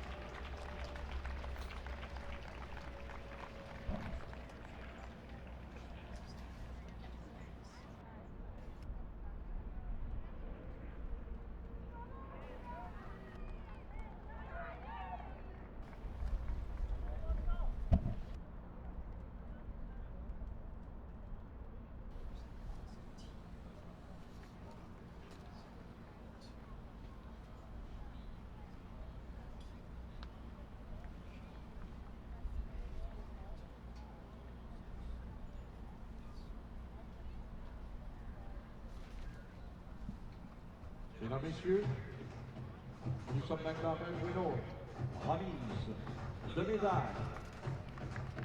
Damas y caballeros, la ceremonia de premiación. Ladies and gentlemen, the medal ceremony for Now the medal ceremony for the men's 100 T36 from yesterday. Moreno Marquez, the winner in America's record time of 12:57. Representing Colombia, Argentina's Rotondo, second at 12:73, just 5/100ths of a second ahead of the bronze medalist.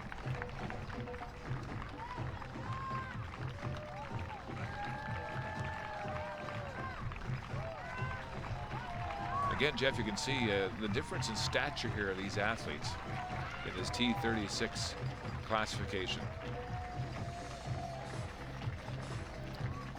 You can only imagine the difference in stride length that we're talking about. Well, the equation, velocity is stride length times stride rate. So we've seen from Usain Bolt that usually comes to bear if that stride rate is equal.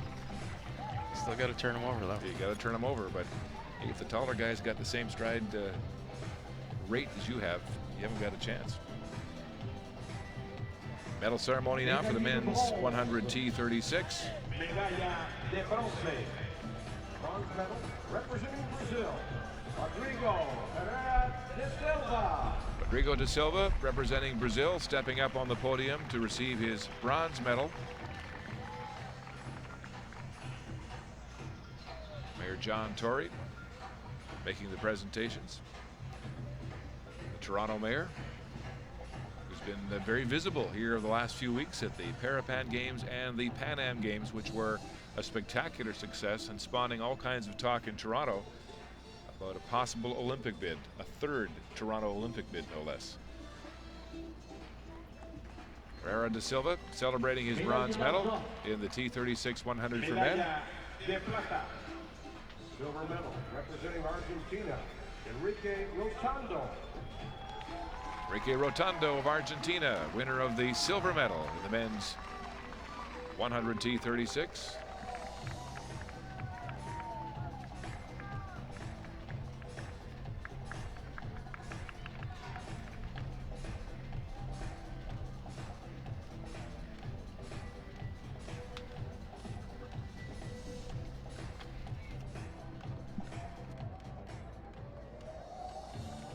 Médaillé d'or et champion Parapan American. Medalla de oro y campeón Parapan Americano. Gold medal and Parapan American champion representing Colombia, Juan Marino Marquez. Juan Marino Marquez, representing Colombia, celebrating his gold medal.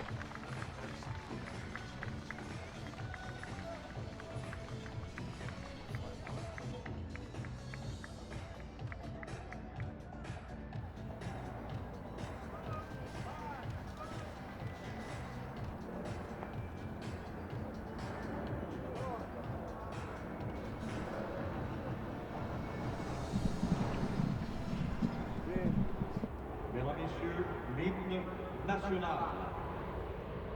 Damas y caballeros, el himno nacional. Ladies and gentlemen, the national anthem of Colombia.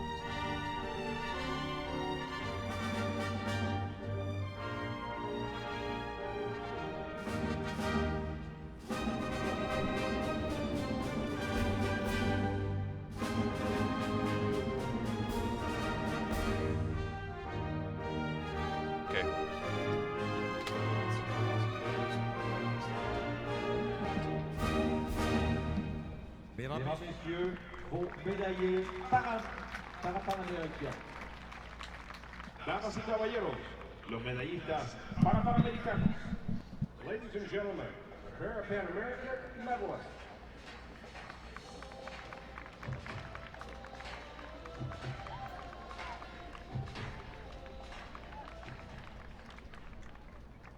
Medalist in the men's 100 T36, as tradition has it, joining the gold medalist Moreno Marquez on the podium, Rotondo and De Silva for silver and bronze.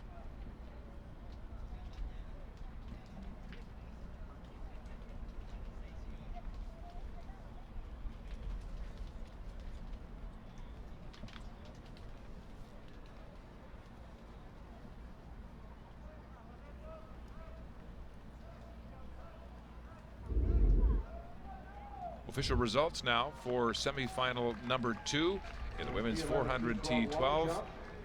Marcela Gonzalez Arias qualifying automatically at 102.28, and Velasco of Mexico will get in as one of the 2 fastest also runs in those 2 semifinals at 103.97. So these women have advanced to the final, led by Omar Duran, who's the class of this field, the new seasonal best in her semifinal number 1 as she strode to victory. And Velasco and Faundez Orellana of Chile, with a personal best of 105.05, will join Duran and Gonzalez Arias in the final.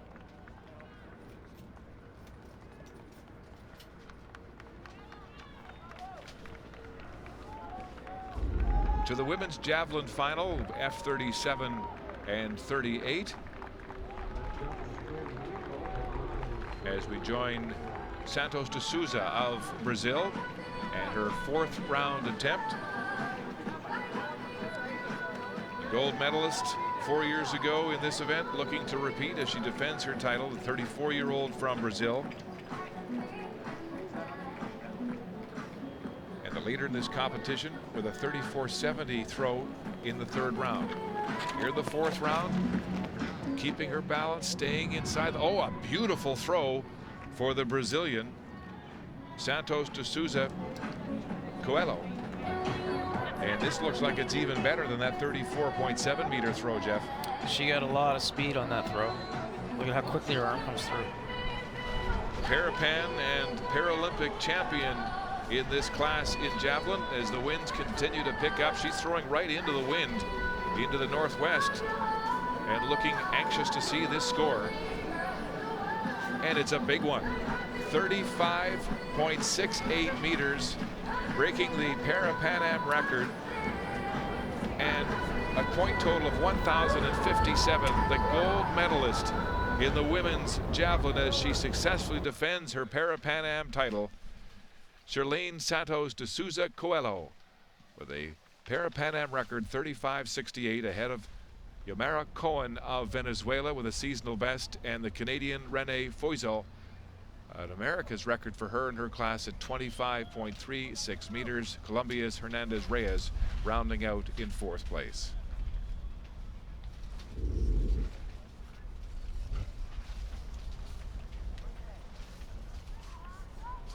To the track, and we're set now for the final of the men's 100 meters in the T38 classification. Canada's Kyle Whitehouse running in lane number 5, one of the favorites in this, with one of the fastest times at 11:83 coming here to Toronto. This T38 class being the least affected of the cerebral palsy classes. The defending champion running in lane number 4, Edson Pinheiro of Brazil, the gold medalist in Guadalajara. He is the Parapan Am record holder in this event and the America's record holder. Pinheiro running in lane number 4 for Brazil, right next to Kyle Whitehouse of Canada, who will be his chief rival here for the top of the podium. Full field of 8 lanes, men's final in the 100 T38.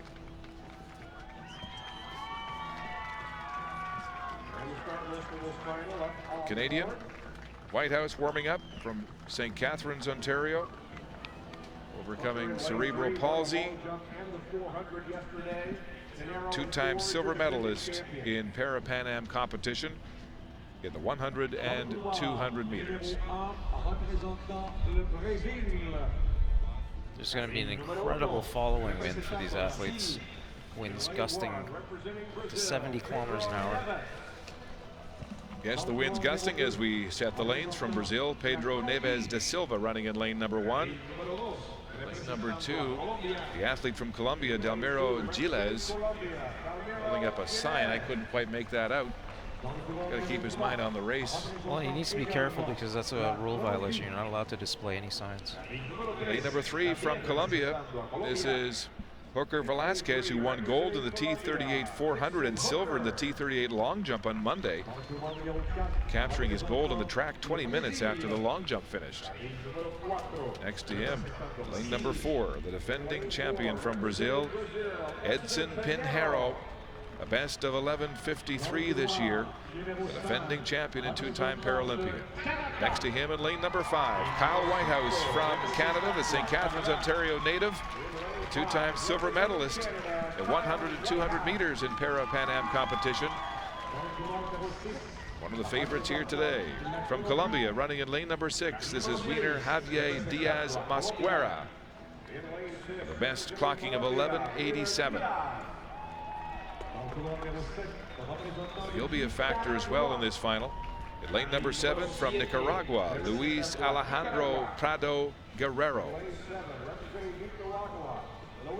His best this year, 13:36. And in lane number 8, representing Mexico, Jesus Cortez Roman. The best time this year of 13:25. And to watch the defending champion, Pinheiro of Brazil in 4, Whitehouse of Canada in 5, Diaz Masquera of Colombia in 6. And Jeff, Kyle Whitehouse with an interesting device on his left hand there. Seems to be some kind of a brace that may be helping him in his start position or keeping his hand from moving too much while they're mid-race. Final of the men's 100 T38. Strong tailwind for these athletes as the gusting northwest winds prevail here in Toronto.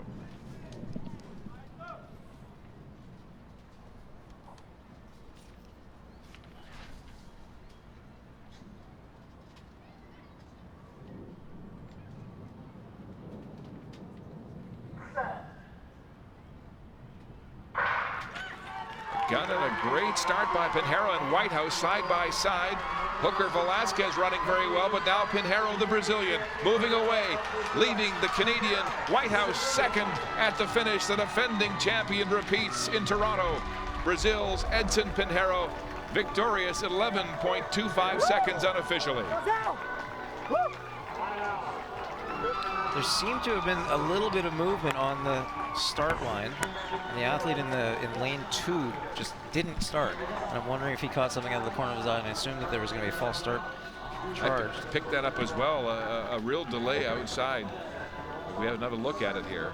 And he was actually the one who flinched. It was Gelaz of Colombia. Looked like he was rolling in the blocks and then got left behind.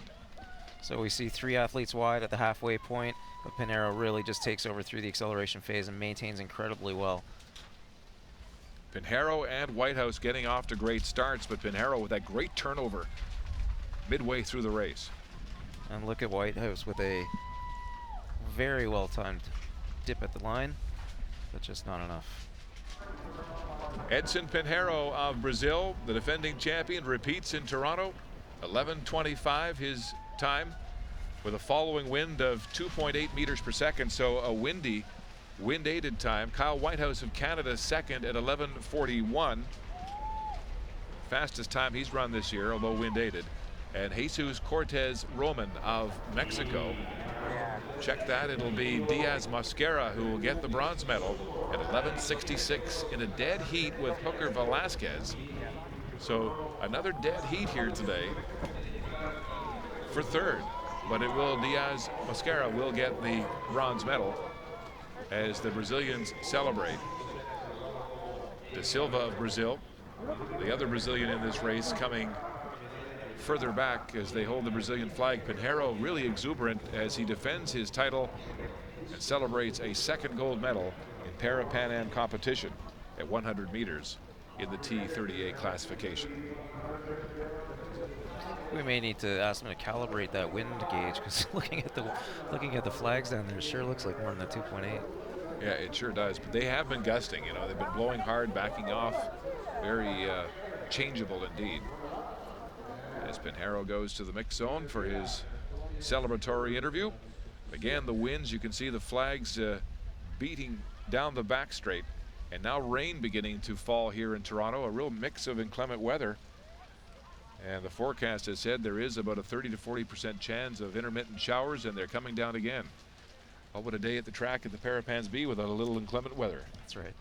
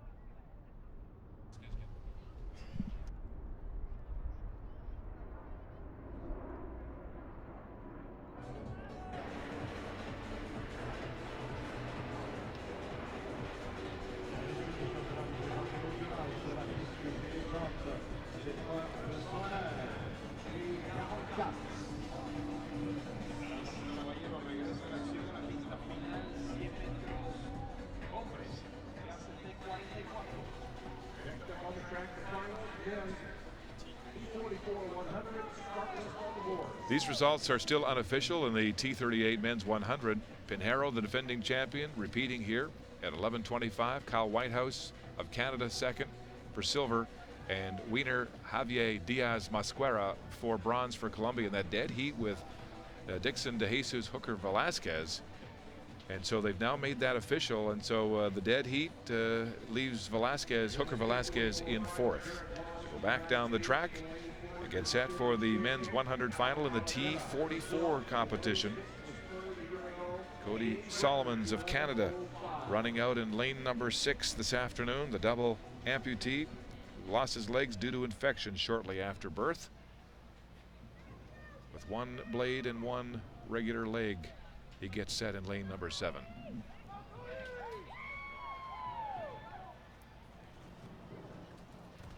Five men lining up to contest this T44 100 final, with Richard Brown, the world number 1, running down the middle of the track in lane 5. It looks like he has not started. He has scratched in lane number 5. So Richard Brown, the prohibitive favorite, scratching in lane number 5 as we set the lanes. So lane 3 from Brazil is Andre de Oliveira, a best of 12:20 this year. Lane number 4 from the United States, Jared Wallace, 10:92 clocking. And Wallace gets a terrific start in lane number 4 for the United States. Cardosa of Brazil giving chase. The Canadian Solomons way off the pace, and what a blistering run down lane number 4, 10:71. A new seasonal best, a new personal best for Jared Wallace, a following wind of 1.7 meters per second, so it's legal. Jared Wallace also breaks the world record in the process. Tremendous start, taking full advantage of that tailwind and blasting to gold in world record time here in the men's T44 final. He really ran away with that race and at every stage. Great start. Look at him drive through his acceleration phase. Stands up now midway through the race. accelerates and just hangs on until the finish.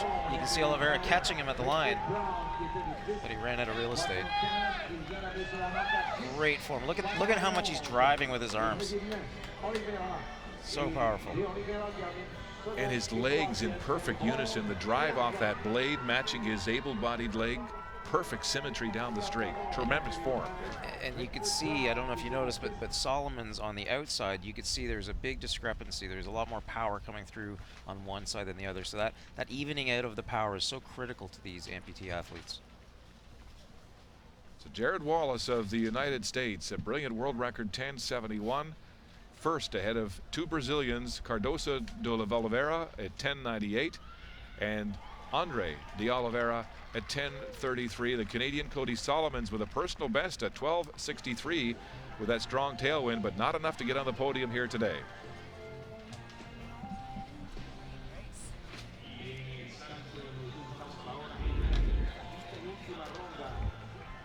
To the field as we get set for the men's discus competition in the F54, 55, and 56.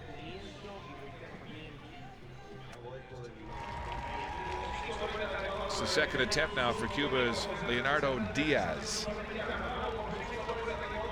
40-year-old who holds 4 Parapan records in discus, javelin, 4 America's records in the discus, javelin, and shot put.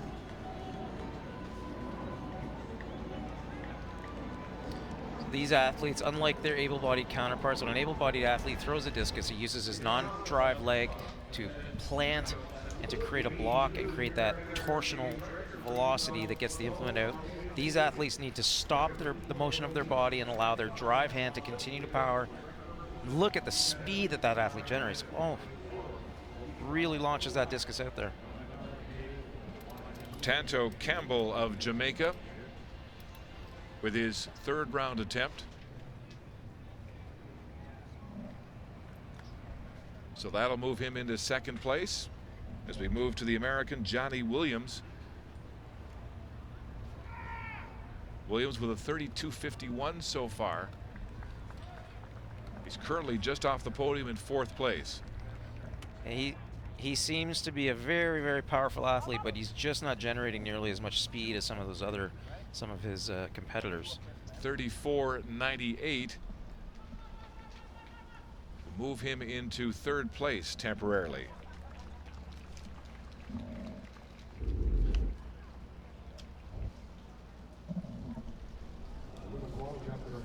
On the track, wheelchair athlete set for men's 100 final in the T52 category.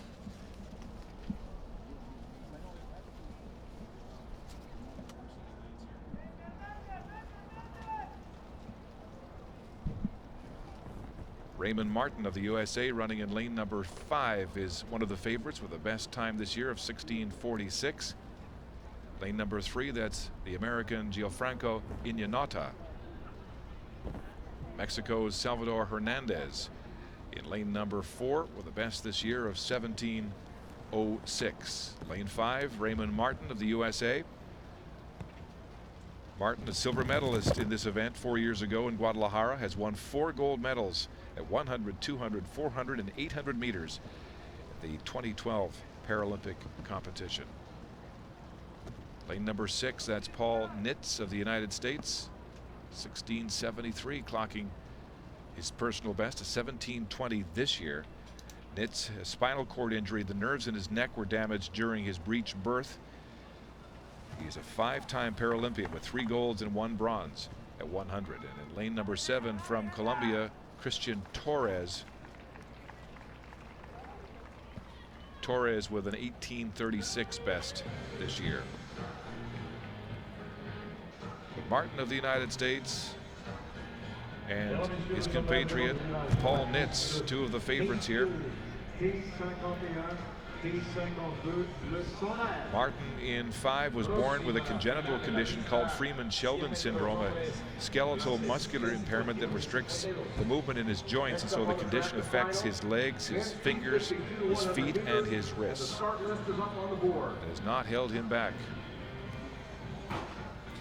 It's interesting, the nature of his disability doesn't affect his autonomic nervous system. So unlike other competitors, he's got a regular heartbeat, whereas some of his competitors will have a compromised heart rate, and the venous return that he gets in his body actually helps him in longer distances by comparison to his competitors. Games record is 17:30. So Raymond Martin in lane number 5 became the first male para-athlete to win 5 gold medals in a single event. That was at the 2013 World Championships in Lyon, France. The 100, the 200, the 400, the 8, and the 1500. A prolific racer in the sprints for the United States. Raymond Martin racing in lane number 5. Hernandez of Mexico next to him in 4. They're away cleanly here in the final of the men's 100 T52. Oh, you see there's a lane violation right there. Martin pumping hard, now has built a lead on Hernandez. Paul Nitz trying to come with him, and Ignato of the United States looks like he'll get second, but Raymond Martin across the finish line in 17:05. A following wind of 3.7 meters per second. So there's the gust picking up with that illegal trailing wind. Raymond Martin prevailing here again, adding a Parapan Am gold medal to all the decorations in his wheelchair racing career. So these athletes have all 4 limbs affected, and that may have been what contributed to Hernandez losing control of his chair very shortly into that race. He comes out of the blocks very cleanly, so we're looking at Hernandez here next to Martin. And you see here, interferes very, very badly with Hernandez. The front end of his chair popping up and down off the ground, showing that he's not in very good control of it. But Martin, unperturbed, continues to drive towards the line. Very, very good performance for Paul Nitz, who just recently came back after some time off from the sport. You see the turnover rate that Martin has is just, it's incredible. He turns over, he's got a great cadence, and is able to deliver power to his rings for the entirety of that 100 meters. Powerhouse Americans sweeping the top 3 and the medals here in the men's 100 T52 final. Ray Martin first at 11:01. Gianfranco Ignato second at 17:39, and Paul Nitz third for the USA at 17:46. But Ray Martin, another superb display of his prowess in the sprints, as he has owned this event in Parapan, Paralympic, and World Championship competition. So really impressed that he didn't allow himself to get flustered when Hernandez came so far into his lane. I mean, that was not a small interruption.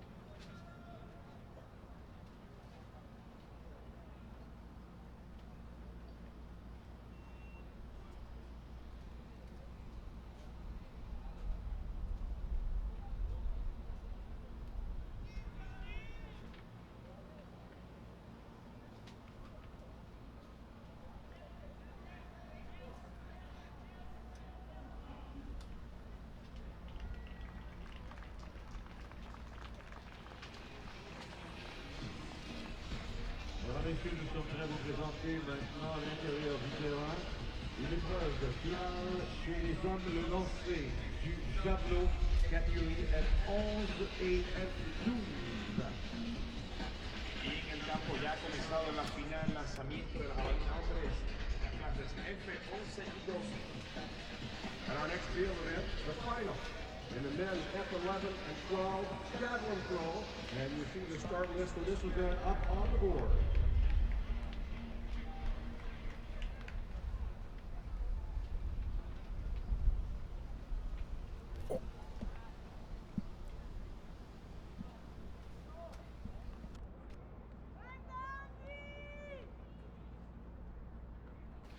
Official results now in the men's 100 T52 final. Ray Martin leading an American sweep of the medals at 17:01.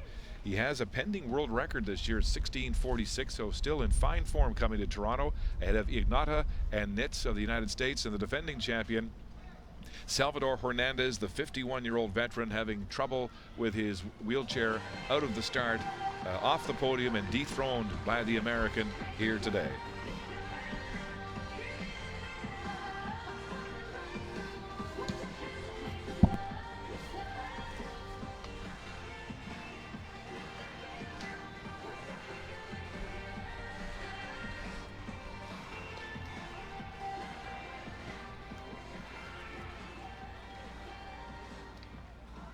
Women wheelchair athletes ready to go on the track for the women's 100 final in the T52 category.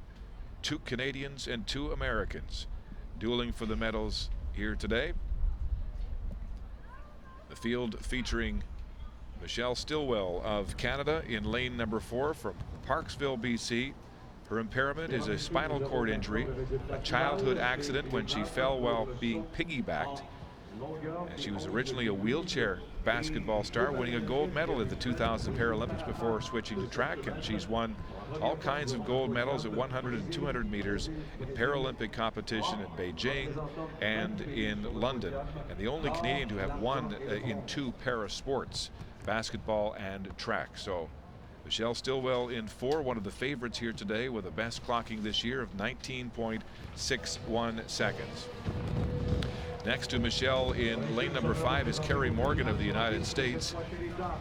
The second fastest time in this field of 20.99 seconds. The American Carrie Morgan in 5, her impairment, transverse myelitis, at the age of 1, caused permanent impairments from her chest down. She was a bronze medalist at this distance at the 2012 London Paralympics and a 7-time medalist in World Championship competition. The second Canadian in this event is running in lane number 3. That's Becky Richter with a best of 28:31, and the second American out in lane number 6, Cassie Mitchell. The gun and they're away as Michelle Stilwell powers to a good start ahead of the American Carrie Morgan. Stilwell and Morgan now moving away from the rest of the field. It's the Canadian Michelle Stilwell now facing a surge from Morgan of the United States, but holding her off. Stillwell pumping hard to the finish line, and she'll win the gold medal. 19.62 seconds. Rounded down to 19:58. Michelle Stilwell of Canada. Golden here in the women's 100 T52. And this was a mixed category race, combining the T52 category and T51, and realistically, the T52s have an enormous advantage. All of these athletes have all 4 limbs affected, but the T51 athletes, you can see the athlete in the inside lane there, really only have their biceps to use. Yeah, Becky Richter and Cassie Mitchell, both T51 athletes outside in lanes 3 and 6, couldn't keep up with the T52 athletes. And you see Michelle Stilwell's chair skating around a little bit. She's moving around inner lane a little bit, but not enough to take away from this victory for her. Great time for her, given this these conditions. Michelle Stilwell powering to victory, 19.58 seconds ahead of the American Carrie Morgan at 19.92. And both Morgan and Stilwell showing really good turnover, really good hand speed on those rings. Michelle Stilwell, an amazing athlete, the only Canadian to have won medals in 2 para sports. A Paralympic champion, as we mentioned, in basketball in 2000, and Paralympic champion at 100 meters and 200 meters. And here a Parapan Am champion at 1958, ahead of the American Kerry Morgan. Cassie Mitchell is third for bronze. Becky Richter fourth for Canada. The day belongs to Michelle Stilwell, the elected member of the Legislative Assembly in BC, the Minister of Social Development and Social Innovation. Wow, she's combined a lot of great attributes. Great athlete, a legislator. They call her the mastermind, and no wonder. She says, you know, my philosophy is we all have struggles every day of our lives. We just have to have the courage to try.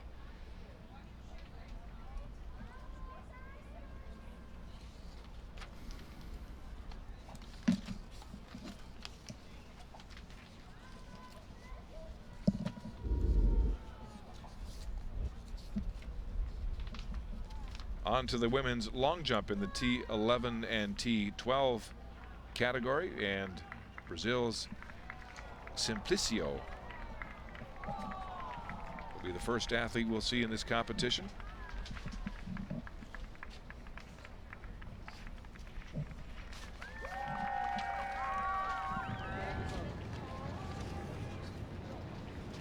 Thalita Simplicio da Silva of Brazil with her first attempt in this women's T11-12 long jump. She was a silver medalist in the 200 meters in this classification last year at the South American Games. Wearing the blindfold in this event for visually impaired. Her best is 4:38, and that's a good-looking opener for the Brazilian. And unlike the track events where the guide runner is either tethered or runs beside the athlete, the guide points the athlete's hands in the direction of the takeoff board and then uses a verbal cue to help guide her down the track. So that 4.46 put the Brazilian into second place. Now we move to the fourth round attempt for Salvatini Spladori of Brazil, the 19-year-old.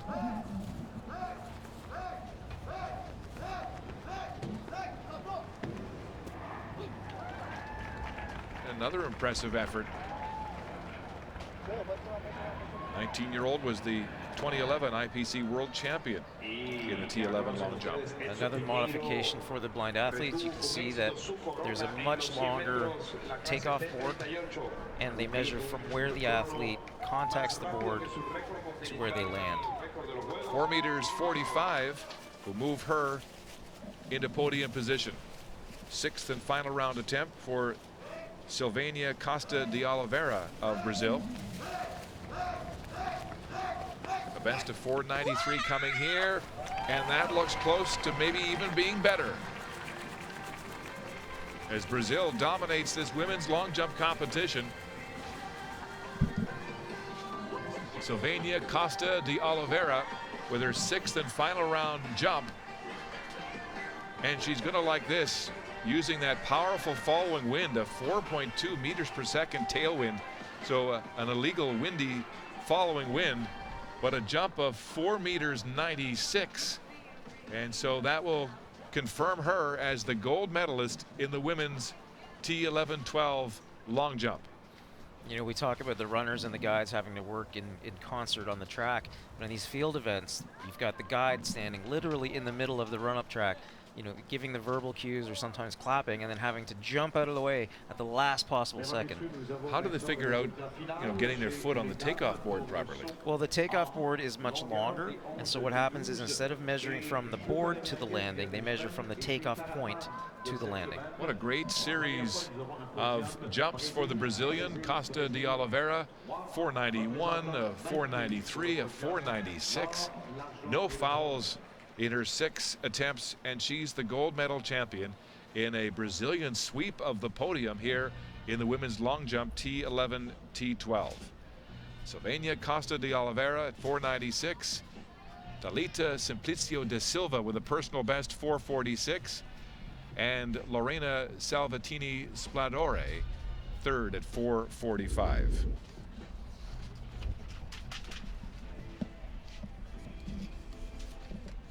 Mesdames, Messieurs, nous sommes prêts pour une finale attendue chez les dames sur la piste. L'épreuve du 100 mètres, Team 12. Próxima final de la pista. Back to the track as the athletes get set for the women's 100 final in the T12 competition. Again, this competition for the visually impaired, these athletes with vision loss and can elect to have a guide if they'd like, but it's not compulsory. As we set the lanes for this women's final, lane number 1 from Cuba, Daenerys Milhans, with the best this year of 13:25, a two-time Paralympian and defending champion in this event, Milhans of Cuba. Running in lane number 3, compatriot Omara Durand of Cuba, a best of 11:65 this year, and the fastest in this field, a two-time Paralympian and the defending gold medal champion from the 2012 Paralympics in London. In lane number 5 from Brazil, this is Alice de Oliveira Correa, the best of 12:44. She'll be running with her guide, Diego Cardoso da Silva. Correa, 19 years of age and has overcome glaucoma and cataracts as a para-sport athlete. And in lane number 7 from Venezuela, Griles Villarreal, for the best of 12:82. She's only 19 and was a bronze medalist this year at the IPC Athletics Grand Prix. But Duran is the woman to watch in lane number 3 for Cuba. In the longer distances, we generally see the guides tethered or not, but the tether is usually fairly slack. But look to see the tethers between these athletes and their guides. They should be, in the sprints, they're much tighter. They're joined more closely because the movement is so much more precise. Mara Duran of Cuba, reigning world record holder, 11:65, set yesterday here in Toronto in the semifinals, along with the America's record, running in lane number 3 for Cuba. Lane number 7, Villarreal of Venezuela, getting tethered with her guide. Final of the women's 100 in the T12 classification. Stand up, please. Stand up. Starter asking for these athletes to stand up, not happy with the way they've settled into the blocks. And Durand of Cuba uses that moment to work on her start. No start. Jeff, what are the complications in terms of the athletes that need to use the guides and getting them settled into the blocks? Generally, the athletes using the guides would need some kind of help. Oh, there's where we see the movement. Yeah, the guide looked up at the starter right away. He wasn't comfortable, it looked like. He may have requested that they stand them up. So the guides can help with lining the fingers up onto the start lines, orienting the athletes. You'll see sometimes they'll point their hands down the track so that they can.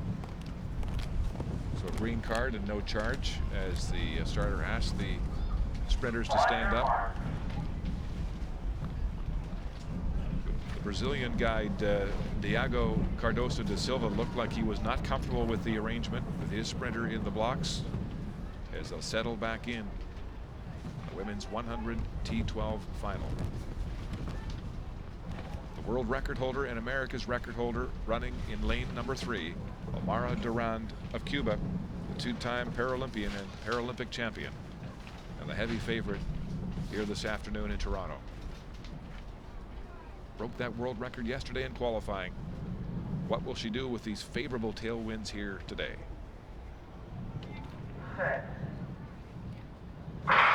The gun, and this time they get away cleanly.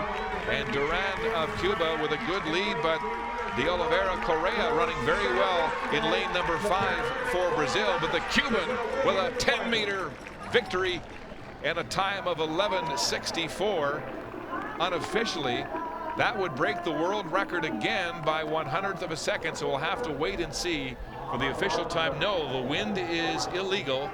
3.7 meters per second following wind. So a windy time, but a gold medal nonetheless for the Cuban phenom, Omara Durand. And all of the athletes with very good reaction times, benefiting from that following wind. The Cuban athlete taking her very well-deserved lap of victory. Gets out of the blocks very, very well. Into her acceleration phase here. And at this point, she's just trying to hang on. The wind is helping her to maintain her speed right through to the finish line. Running very well. Eases up a bit at the finish line, knowing that she has the victory well in hand. A windy 11.64. And if you didn't know she was a para-athlete, you wouldn't know it by watching her form. I was just going to say she's directly in the middle of that lane, running straight down the middle of the track. And you got to remember, these athletes have a 5-degree field of vision. Well, that did not pose any obstacles here today as Omara Durand accepts congratulations from a small Cuban contingent here in Toronto.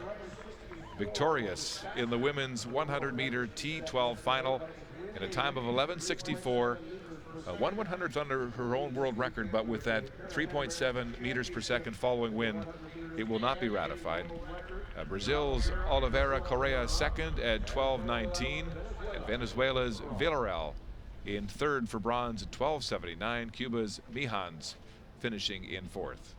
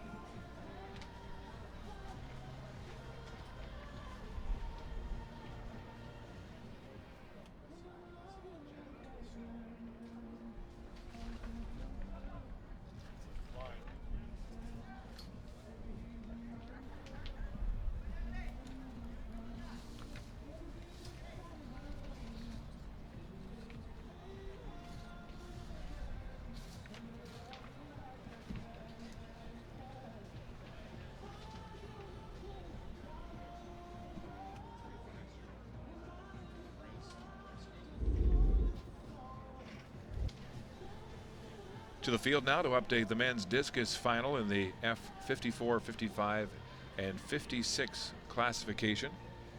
This is Mexico's Martin Perez. Third attempt, currently in second place in the silver medal position, has a best this year of 21.31.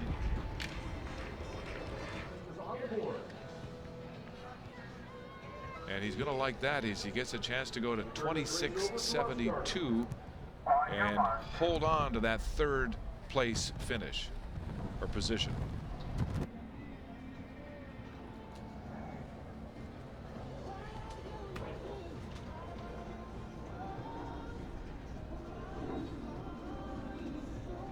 So the standings after 3 rounds as they cut this field down to 8. Leonardo Diaz of Cuba in the lead at 40 meters 19. Tonto Campbell of Jamaica right behind him. And then look at this, personal bests and seasonal bests abounding in this field of 16 athletes.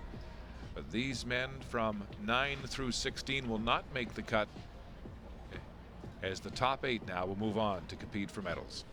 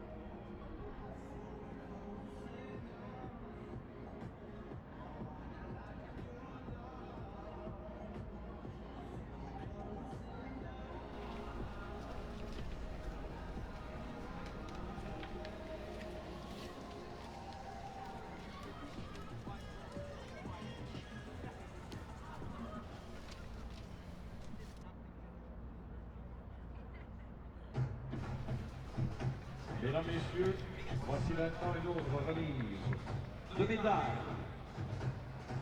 Damas y caballeros, la ceremonia de premiación. The medal ceremony now here in Toronto for the women's javelin final in the F37-38 category.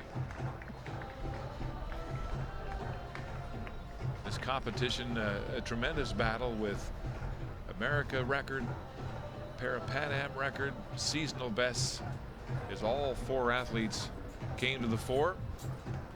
Renee Fossell of Canada leading the way as a bronze medalist here today. Brazil's Shirlene Coelho, the reigning world record holder, prevailing as the gold medalist in Toronto, ahead of Venezuela's Yomara Cohen.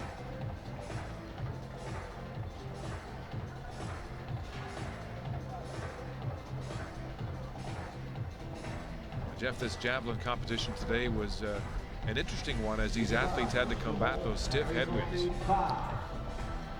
The conditions really are affecting every single event here. The medal will be presented by Martin Boileau, Director General, Sport Canada. Medals being presented here today by Martin Boileau, the Director General of Sport Canada. And he'll be accompanied by Mr. Patrick Jarvis, board member of the International Paralympic Committee. Medals in the women's javelin final, F37-38. Renee Fossell, the bronze medalist, representing Canada with an America's record in her category of F38, 25.36 meters for 809 points, as they use those points tables to combine these classifications and determine gold, silver, and bronze medalists. And that's tough because these athletes do have to mix their classifications because there aren't often enough to have individual events for them. Well, and the factoring tables are good enough now, too, that by creating these bigger fields, you create more competition, and it really does level the playing field to make everything fair. Venezuela's Yomara Cohen winning the silver medal with a seasonal bench throw of 27.40 meters.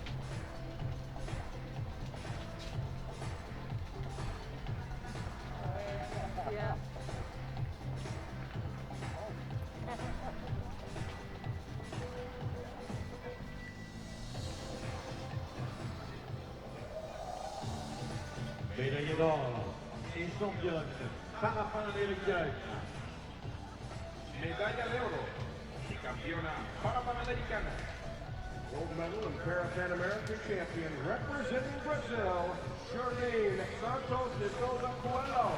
And the great Charlene Santos de Souza Coelho, the world record holder and Parapan Am champion, winning the gold medal in the women's javelin F37-38 with a new Parapan Am record, 35.68 meters. 1,057 points in the scoring system as she prevailed here today and was the class of the field. You know, it's only day 2 and this is non-scientific, but it really feels like Brazil is building well towards Rio. We're seeing a lot of their athletes on the top shelf of the podium and putting in really good results as well. We've seen podium sweep today by the Brazilians too.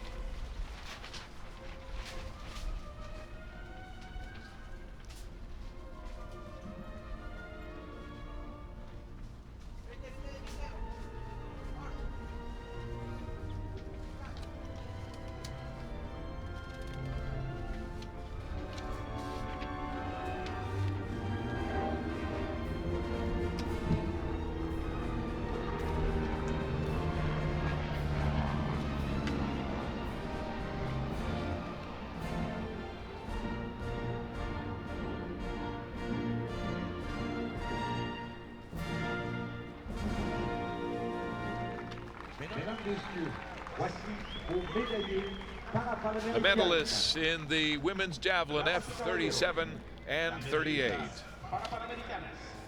Ladies and gentlemen, the Parapan American medalists.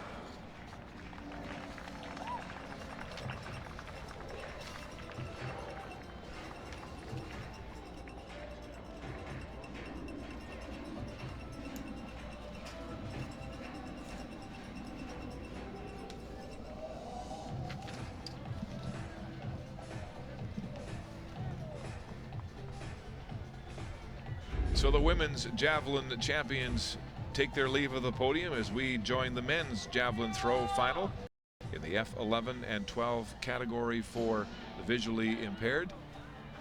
6 men competing for medals, including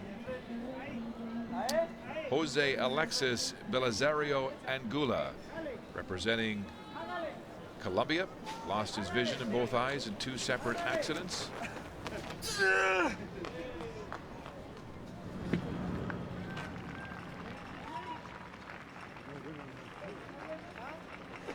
Third round attempt for the Colombian.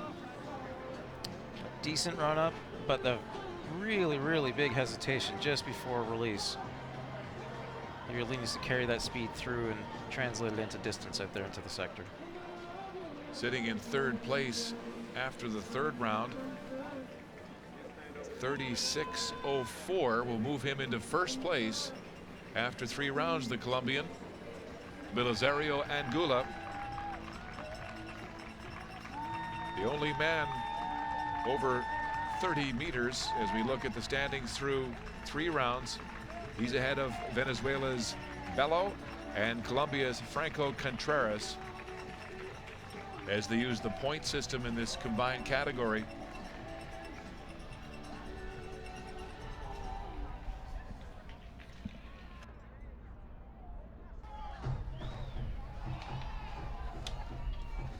Mesdames, Messieurs, il me fait plaisir de vous présenter l'autre cérémonie de remise de médailles. Damas y caballeros, continuamos con la ceremonia de premiación. Ladies and gentlemen, the medal ceremony for the men's T38 100 meters.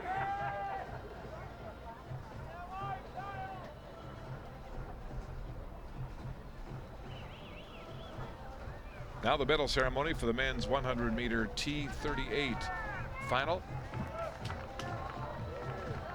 Brazil's Edson Pinheiro blasting to victory at 11.25 seconds ahead of Canada's Kyle Whitehouse and Colombia's Wiener Javier Diaz Mosquera.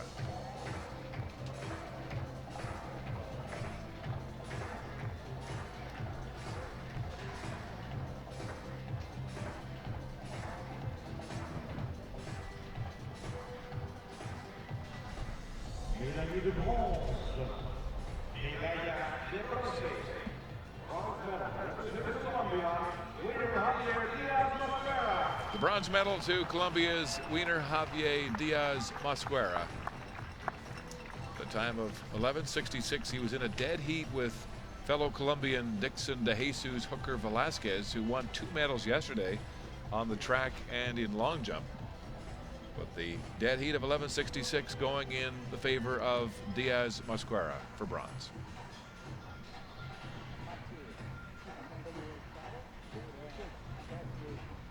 Medals being presented by Martin Beaulieu, the Director General of Sport Canada, and Mr. Patrick Jarvis assisting him, a member of the Paralympic Committee. Silver medal representing Canada, Kyle Whitehouse. Kyle Whitehouse powering his way to that 11:41 clocking in the silver medal.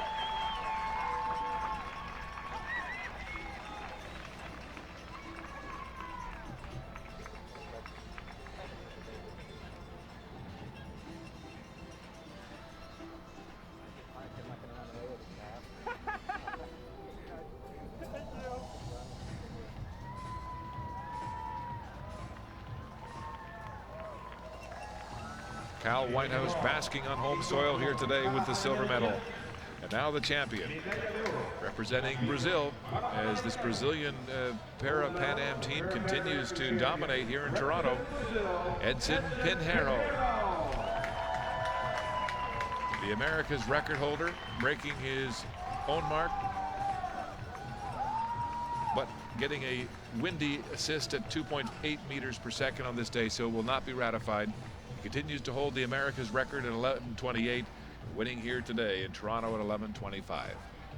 And not just on the podiums, but putting in really solid performances, less than half a second off the world record, like you said, under the existing Pan American or America's record rather, albeit wind aided, but they're putting up very, very good results. No question. Damas y caballeros, el himno nacional. Ladies and gentlemen, the national anthem of Brazil.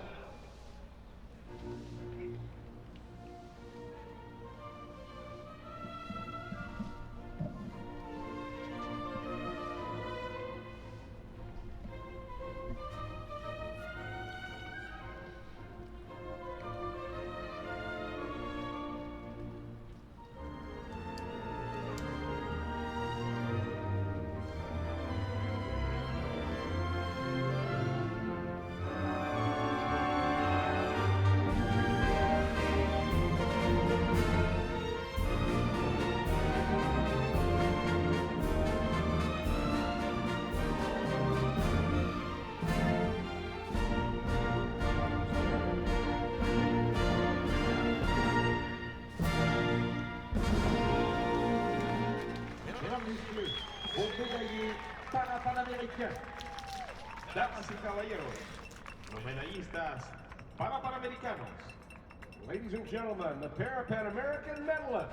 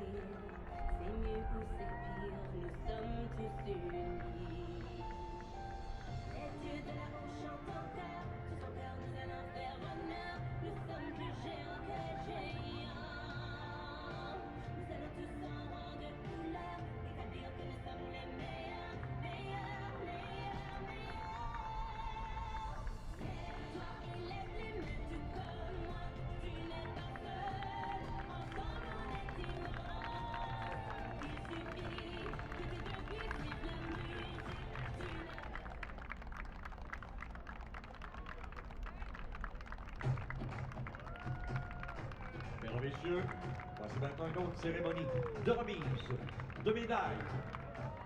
Damas y caballeros, continuamos con otra ceremonia de premiación. Ladies and gentlemen, the medal ceremony for men T12 5,000 meters. The athletes making their way out onto the infield for the medal ceremony in the men's 5,000 T12 for visually impaired athletes. Brazil's Yeltsin Ortega Jacques and his guide striding to victory in what appeared might be a controversy because he had listed that he would run with two guides switching during the race and did not. This cost Oder dos Santos, his compatriot, the T11 5,000 gold the night before. We can only surmise that perhaps there was a protest yesterday and that the judges let this go by the wayside today. Sometimes in the absence of a protest, the judges will not take it upon themselves to enforce a rule, but it's shocking that the teammate had been stripped of the medal and that the team chose still to register two guides knowing that they weren't going to change one out. Bronze medal, representing Colombia, Elkin Alonso Serna Marino, guided by Juan Naranjo Jaramillo. The bronze medal being awarded to Elkin Alonso Serna Moreno of Colombia with a time of 15 minutes 58.02 seconds.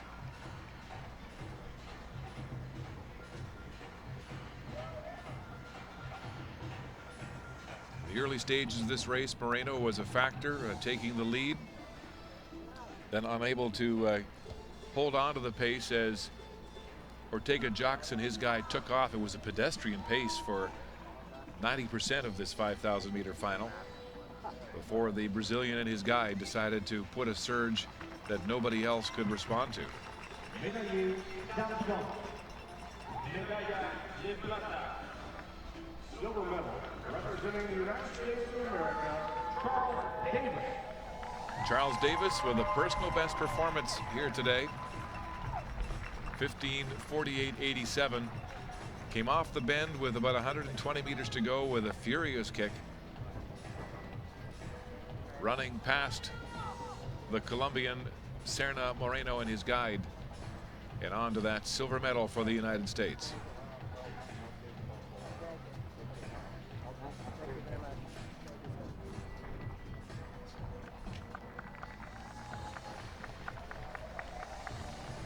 Médaillé d'or et champion Parapan American. Medalla d'oro y campeón Parapan American Games.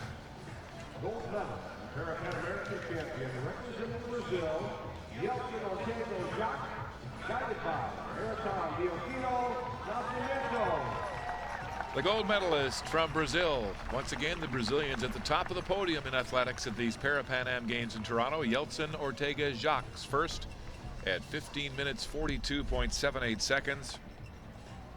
Adding Parapan Am gold to his World Championship silver and bronze. An exciting day for this young man and his guide. And the guides also being awarded medals still counts for only one medal on the medal board, on the medal count, but the guides being awarded medals side by side with their athletes.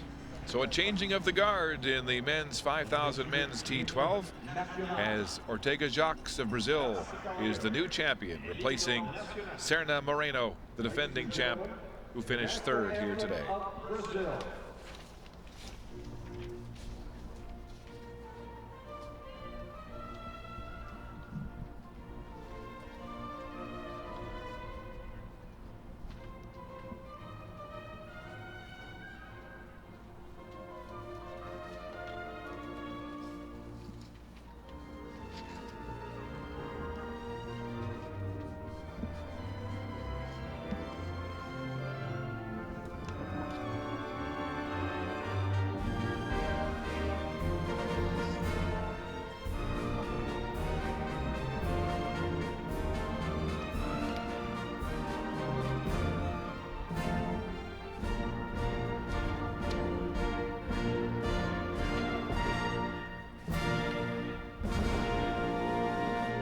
Mesdames et messieurs, vos médaillés Parapan American. Damas y caballeros, los medallistas Parapan The medalists congregating at the top of the podium. American medalists. In the men's T12 5,000 meters, Yeltsin Ortega Jacques for gold, Charles Davis for bronze, or for silver, and Serna Moreno, the defending champion, losing his title here, the Colombian settling for the bronze.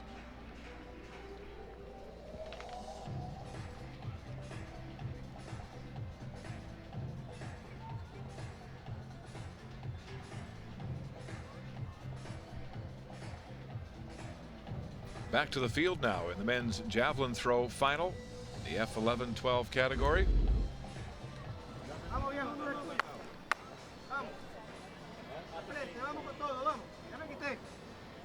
This is Venezuela's Anibal Bello.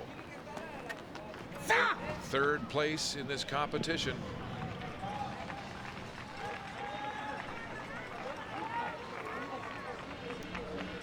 Bello with his third round throw. He's already gone over 30 meters at 34.25 in his second round. Very, very difficult for these F11 athletes to know where the line is. So in their run up, it's very, very important for them to count their steps, to know exactly where they are on the field. So second round throw of 34.25 meters leaves the Venezuelan in second place. Fifth round attempt now for Colombia's Eduardo Franco Contreras. He's been struggling to hit that 30-meter mark. Has a best of 33.66. Oh, he's going to like this. Well past the 30-meter mark.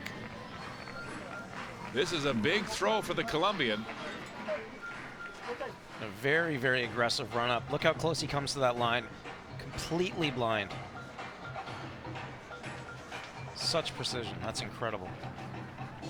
This is going to move him up. This is a beautiful throw as Franco of Colombia finally hits that 30-meter mark.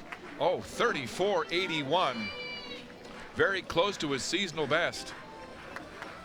And that'll move him into second place.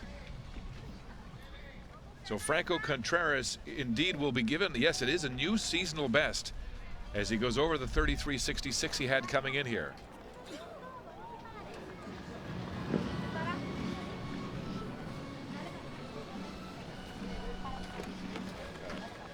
And Rojas, Jordan Rojas of Venezuela,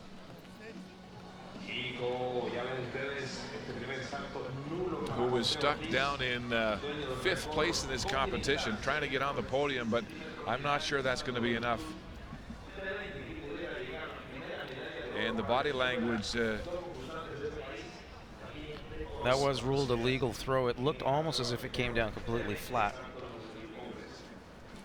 So a final round of 1970, disappointment for Rojas that leaves him in fifth place and off the podium by a large distance.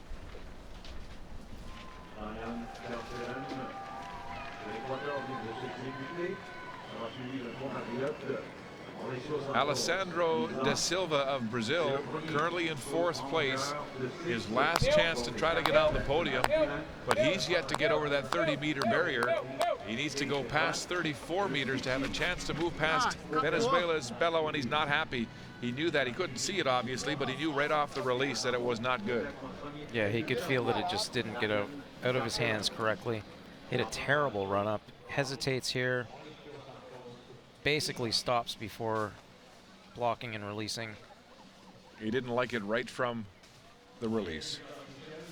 The tough thing for these blind athletes too is that they don't get a chance to savor their throws, you know, to see where it goes, to watch it fly in that magnificent arc through the air.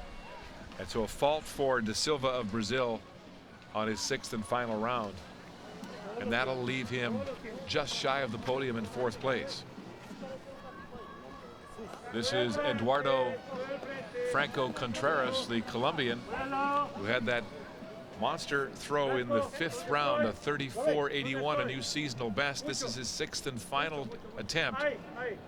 He's got to go better than 36.04. His fellow countryman, Valerizio Argula, with that distance and first place right now. Last chance for Colombia's Franco Contreras, and it's not going to be enough. Past the 30-meter mark, but the distance to beat, 36.04 meters. Impressive run up. He gets within probably 20 centimeters of that line, but just not enough.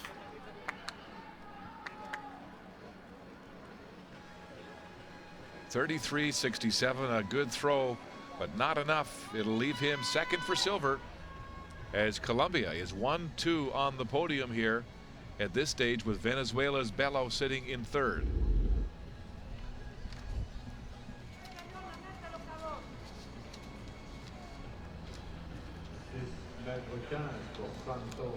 Back to the track, the sprinters getting ready for the men's 100 final in the T12 classification for visual impairment.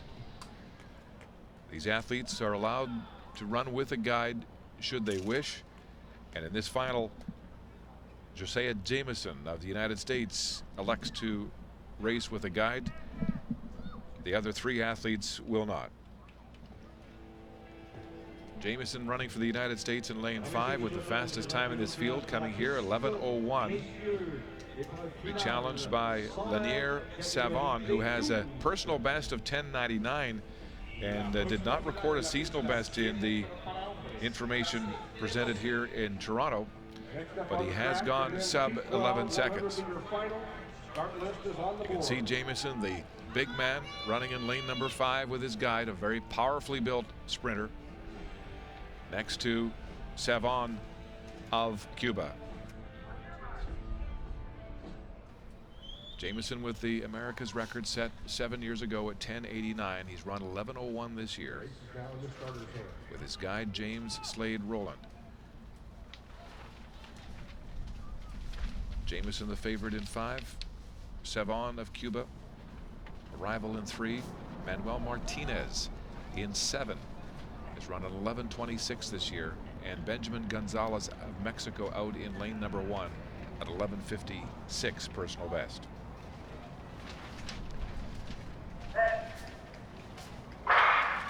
And they're away cleanly. The Cuban Savon has the early lead. The American Jameson trying to reel him in, but he won't get there today. Look at Lanier Savon, blast to victory.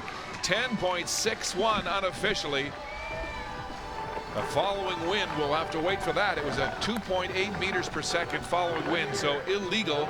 A windy following wind. It will not be ratified. But nonetheless, a gold medal at 10.61, which would have smashed the America's record and the world record had it not been wind aided. That's right. And the smaller athletes will be aided more on the tailwind and disadvantaged with a headwind more than the larger athletes. But this was absolutely no contest. No lean at the line. He knew he had the victory well in hand. He's not driving as much as he could with his arms. Oh, we have an athlete who pulled out of the competition in lane 1. Ben Gonzalez of Mexico pulling up in lane 1 as the Cuban powered. What a powerhouse sprinter to victory in a sizzling time. Unofficially, we had him in at 10.61. And they have, yes, it is 10.61, but it is windy, 2.8 meters per second. So well under the world record with that slightly windy 2.8 following wind. And we did see Jameson running with his guide, untethered. Some of these athletes, depending on the type of disability they have, all of them have at best a 5-degree field of vision. But it's possible that Jameson has good peripheral vision rather than the center, and so having a guy just running on the periphery is enough to help him down the track. So Savon of Cuba first, Jameson of the USA second, Manuel Martinez of Mexico third for bronze, and Ben Gonzalez gutting it out and finishing in lane number 4. It looked like he had a problem. He pulled up early, but did complete this race at 28:43. Good for him. Great race for second there. Very tight. Les États-Unis 5, la Colombie 3, l'Argentine et Cuba maintenant, 2 chaque pays.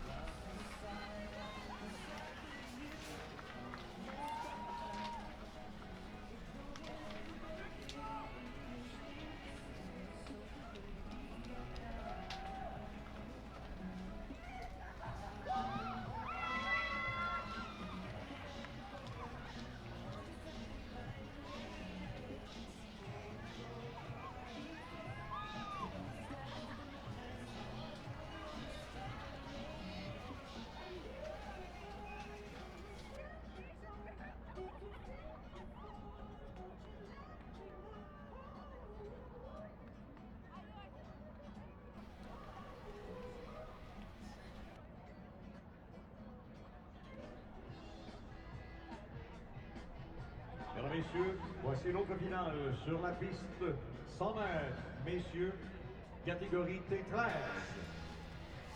Próximo evento en la pista final, 100 metros hombres, clase T13.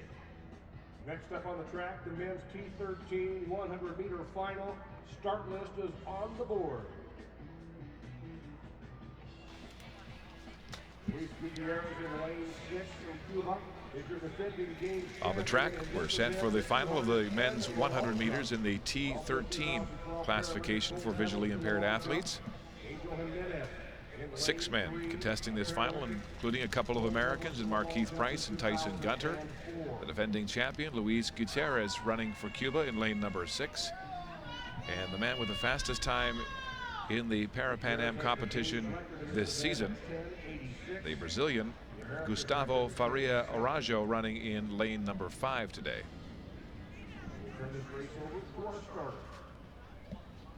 Out in lane 3, there's Angel Jimenez of Cuba, the decorated long jumper, Paralympic silver and gold in long jump. 6, the defending champion from Cuba, Gutierrez, who has clocked a sub-11 time as a personal best at 10:86. The gold medalist in this event 4 years ago in Guadalajara, and the London 2012 Paralympic long jump champion in the F13 class.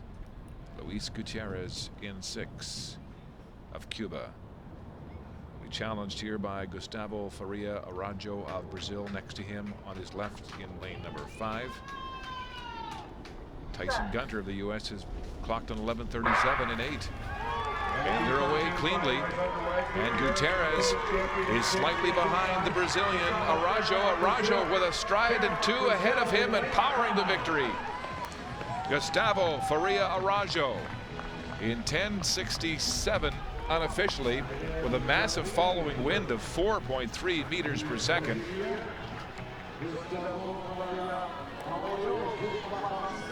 All of the athletes with great reaction times, all at 2.0 or better.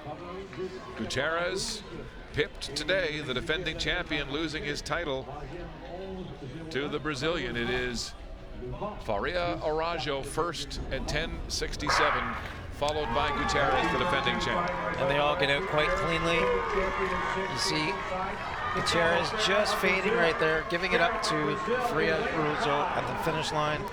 Both men running very, very well, with the victory going to the Brazilian today. Gutierrez got a good start, but couldn't match the turnover of the Brazilian Faria Araújo, using that strong following wind to his advantage, 4.3 meters per second.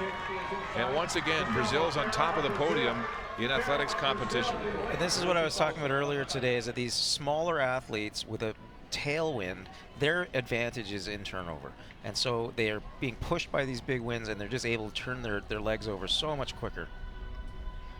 Faria Araújo, 10:67 clocking. Gutierrez, the defending champion, settling for silver this year. He's also sub-11. And at 11:09, Danielle Manrique of Mexico for bronze.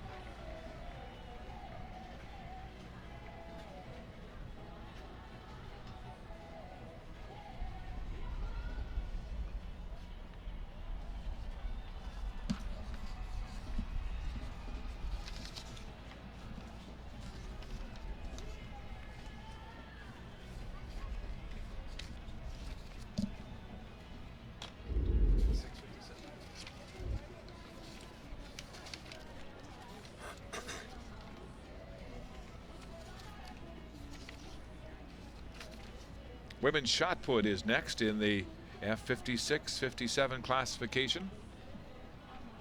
7 women in this final, including Angela Madsen of the United States, the 55-year-old parasport athlete whose impairment is complications of back surgery for an injury she sustained while serving in the military. She won 3 gold medals in world rowing competition.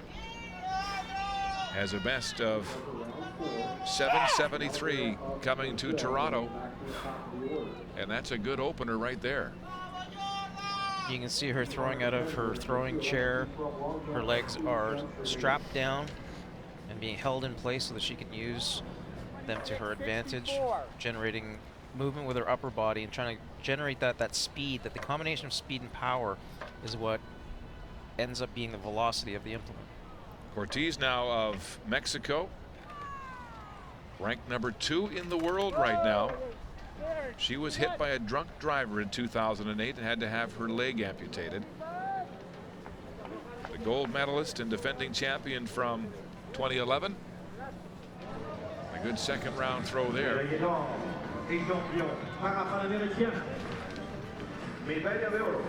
This is Brazil. Ferreira dos Santos, the best of 8:63 this year.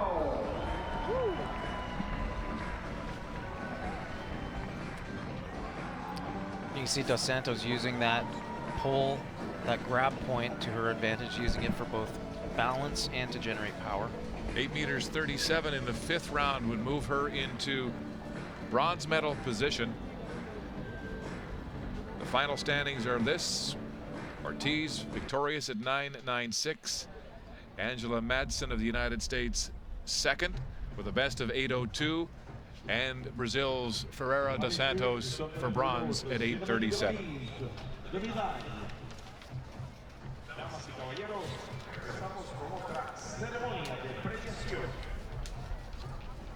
and gentlemen, the medal ceremony for the women's T11-12 long jump.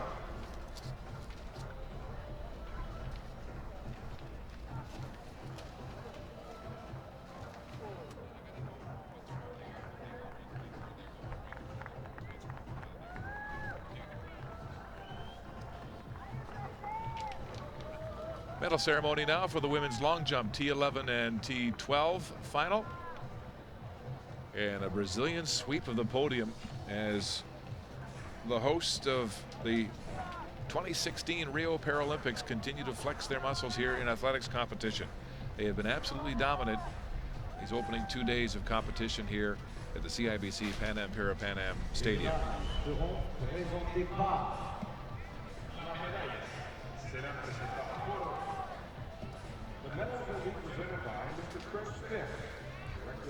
Medals being presented by Mr. Craig Spence, the Director of Media Communications for the International Paralympic Committee.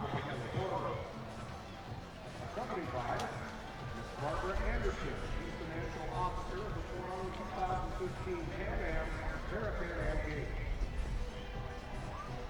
Ms. Barbara Anderson, the Chief Executive Officer of the Toronto 15 Pan Am Parapan Am Committee, joining in the decoration of these athletes in the women's long jump T11-12. Bronze medalist, first of 3 Brazilians to step on the podium today, Lorena Salvatini Spalladore. The best of 4:45 that came in the 5th round.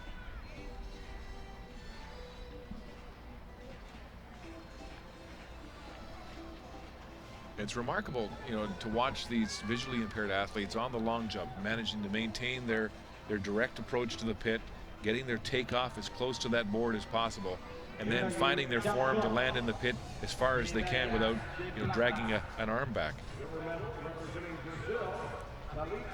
The silver medalist from Brazil is Thalita Simplicio de Silva, winning the silver by 1 centimeter over her compatriot.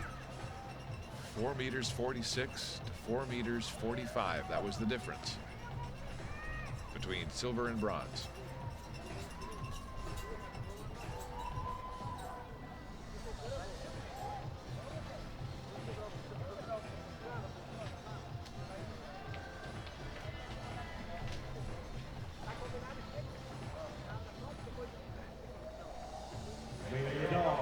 Et championne Parapan American Games.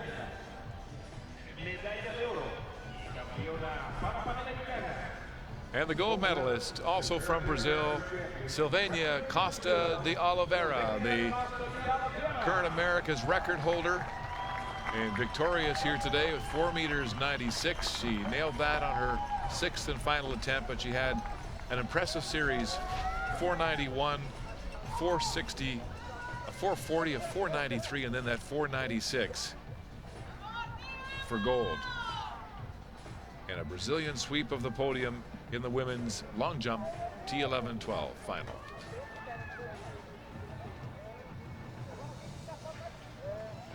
These athletes taking advantage of brisk tailwinds on this gusty day here in Toronto as they get set for the Brazilian national anthem.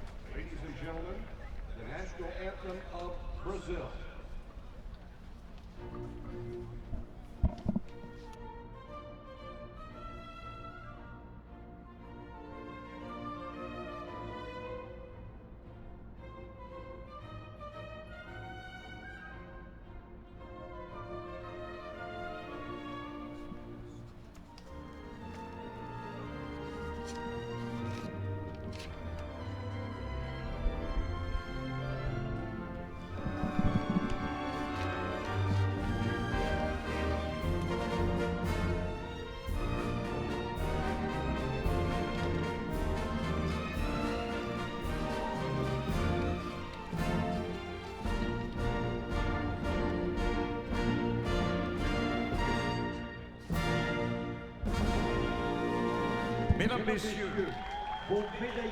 An all-Brazil final in the women's long jump as they sweep the podium for gold, silver, and bronze and send a signal that they'll be ready for the world 1 year from now in Rio.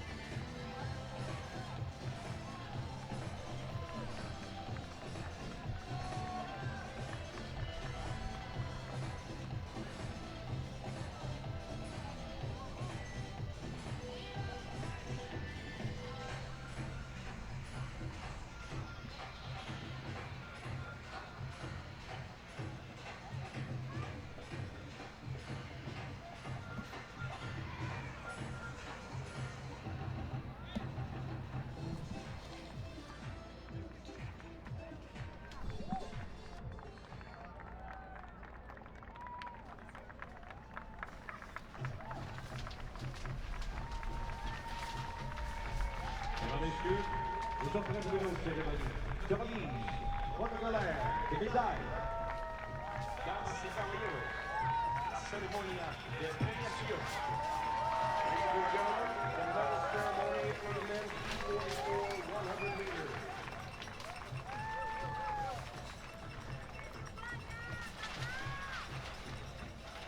Medals now being awarded in the men's T44 100 meters.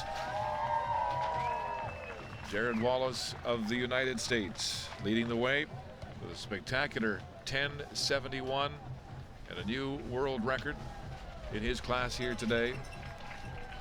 And what a story Jared Wallace is, the defending champion and Paralympian. He was a competitor in athletics prior to his amputation. Had his lower right leg amputated after several surgeries in an attempt to resolve compartment syndrome. But prior to that, he had earned a scholarship at the University of Georgia, which they honored despite he was no longer able to compete with them in able-body competition.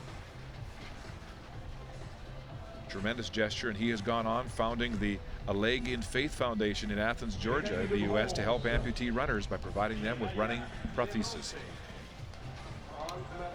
All right, let's decorate the medalists here in Toronto. Andre de Oliveira of Brazil winning the bronze medal in this men's 100 T44 final. The time of 12.33 seconds.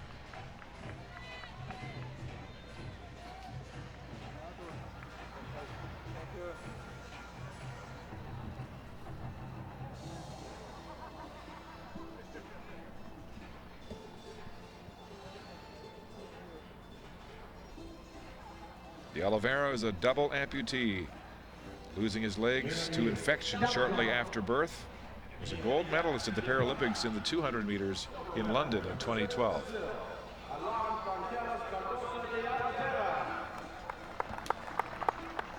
Also from Brazil, the silver medalist Alan Fonteles Cardoso de Oliveira with a Parapan Am record at 10:98 for silver here today.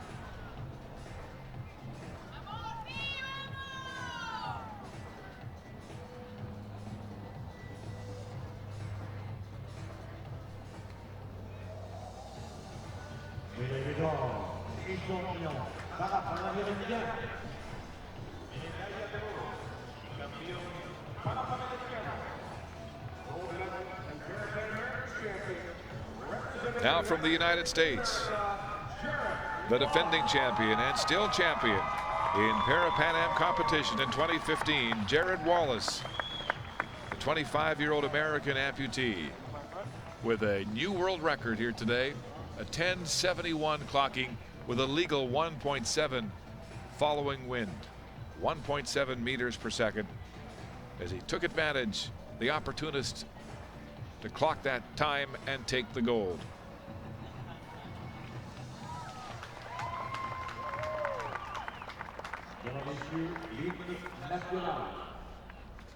Damas y caballeros, el himno nacional.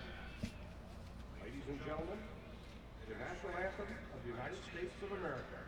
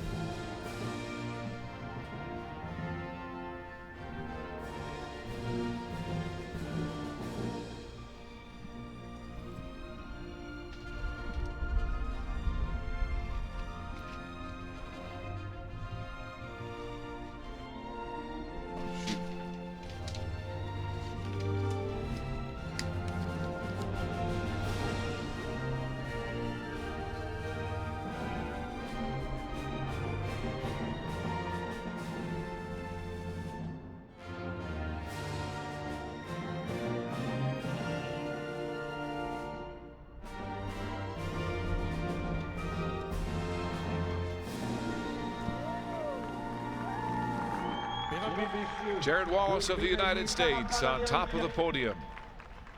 The men's T44 100 final. Parapan Americanos. Ladies and gentlemen, the Parapan American medalists.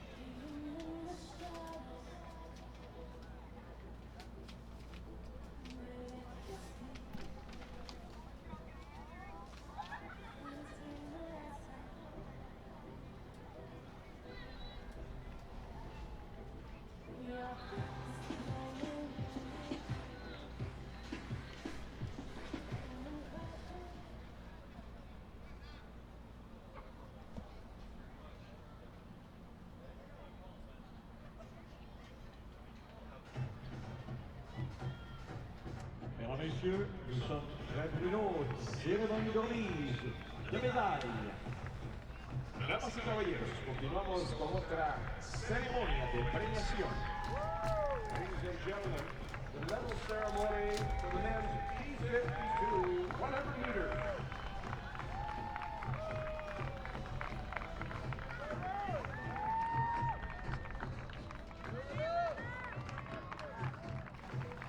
Now the medal ceremony for the men's 100 final in the T52 category.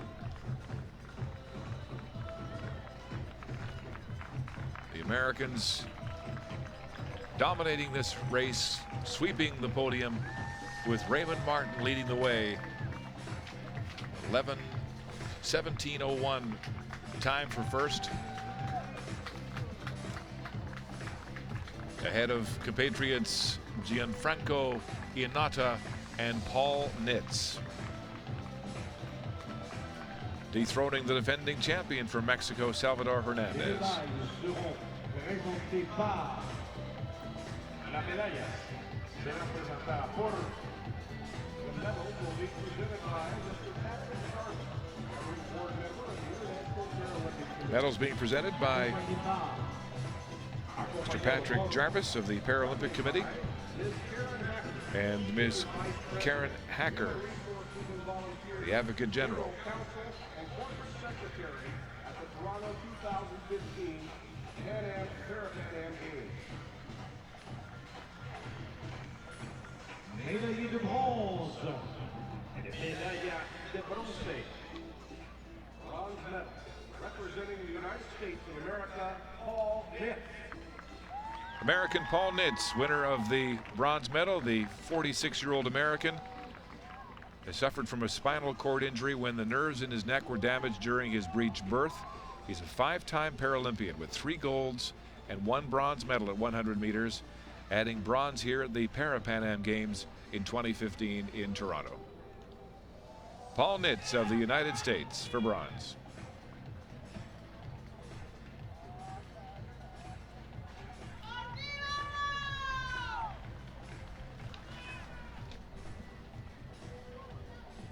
Médaillé d'argent. Médaille de plata. Silver medal representing the United States of America, Gianfranco Iannata. Gianfranco Iannata of the United States wheels up onto the silver medal platform here in Toronto with a time of 17.39 seconds.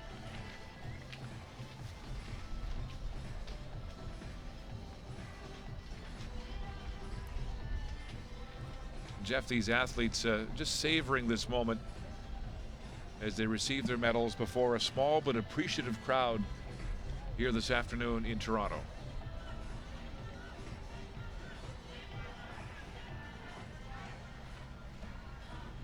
Gianfranco Iannata for silver for the United States. And the medal sweep is completed as the gold medal will be presented to American Raymond Martin. Only 21. He's got a pending world record of 16:46. He clocked a 17:01 under windy conditions to capture the Parapan Am gold here today. Young man born with a congenital condition called Freeman-Sheldon syndrome, a skeletal muscular impairment that restricts the movement in his joints, his legs, his fingers, his feet, his wrists, all affected. And he is already off to a great career. 4 years ago, silver medalist in this event in Guadalajara, and this year the gold medal champion at the Parapan Am Games. And he's so versatile. He competes from 100 meters all the way to the marathon, where he was the 2015 world champion. Now the American national anthem in the U.S. sweep of the medals in the men's 100 T52 final. Anthem of the United States of America.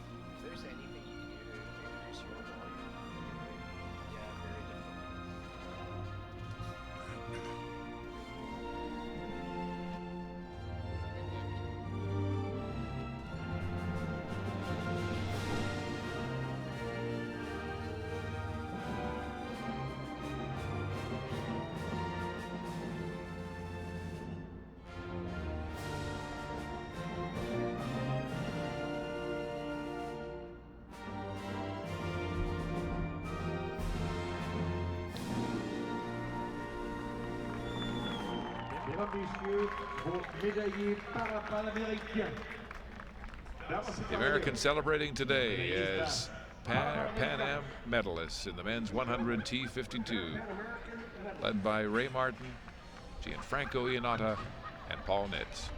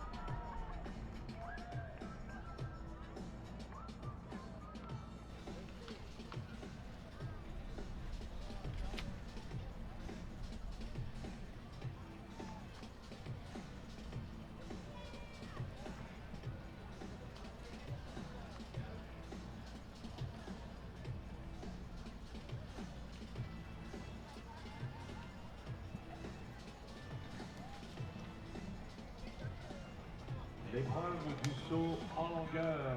Messieurs, T20 maintenant terminé. Et Ronnie Mauricio Santos Iza, à sa dernière tentative, à son 6e saut, il est allé d'un bond de 6,49, qui est un record des Amériques. Il bat celui d'José Ortiz, 6,27. Le Vénézuélien, il prend le deuxième rang de la médaille d'argent avec un bond de 6,06. Et un autre Vénézuélien, William Barreto. On this windy, gusty afternoon in Toronto, we make our way to the field and the men's long jump in the T20 classification for intellectual impairment. 4 men in this competition. As we move to the 3rd round, and this is Jose Ortiz of Venezuela, currently in 3rd place with a best of 5 meters 83. Ortiz with a best this year of 6:37, well capable of going over 6 meters. 3rd round. Oh, and he's done it, it looks like, here in a beautiful jump. Ortiz of Venezuela looks like he's past that 6-meter mark. Nice run up, good speed with that following wind. Gets right up on the board. And look at how much time he spends in the air. A very good jump. Jose Ortiz of Venezuela, 6 meters 06 for that 3rd round effort. That will move him into 2nd place in this competition. So Ortiz gets past that 6-meter mark and moves up in the standings.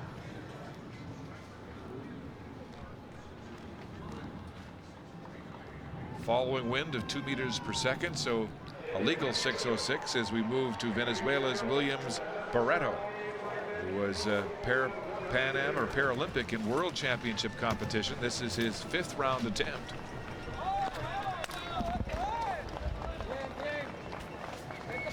Now he was down at 5:89 coming into this round. Very well positioned on the board. Didn't seem to translate though. He looked like he had a good head of steam, good speed on the run. He was sitting in 4th place entering this 5th round. Has a best this year of 6:21. The Venezuelan Barreto will get 5 meters 95. That'll move him into 3rd place by a centimeter ahead of Ecuador's Carcelen. Here is Ronnie Santos of Ecuador. His final jump is a massive one. The best we've seen here today, in fact, and he's been over 6 meters 3 times, Jeff, at 6:15 in his opener, then 6:35 and 6:25 in rounds 3 and 4, and he times it perfectly. Yeah, he couldn't have landed that. Couldn't have launched any better. Bit of an unorthodox landing. but it's hard to argue a success. Ronnie Mauricio Santos Iza of Ecuador with a brilliant 6-meter-49, a new Parapan Am record to put a stranglehold on the gold medal here today. Jorge Ortiz of Venezuela in second, and Williams Barreto of Venezuela in third.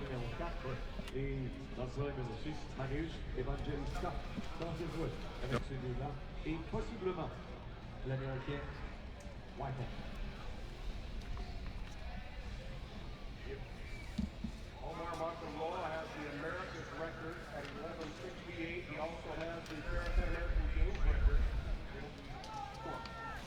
Athletes on the track now as we get set for the men's 100 final in the T37 classification. Akil Whitehead of the United States, one of the fastest men in the field, running in lane number 3 with a 12:11 clocking this year. Lucas Ferreira next to him in 4 from Brazil. Silver medalist in this event 4 years ago in Guadalajara. Has run a 12:05 personal best, 12:19 this season. Evangelista Cardosa of Brazil running in lane number 6. The best of 11:65.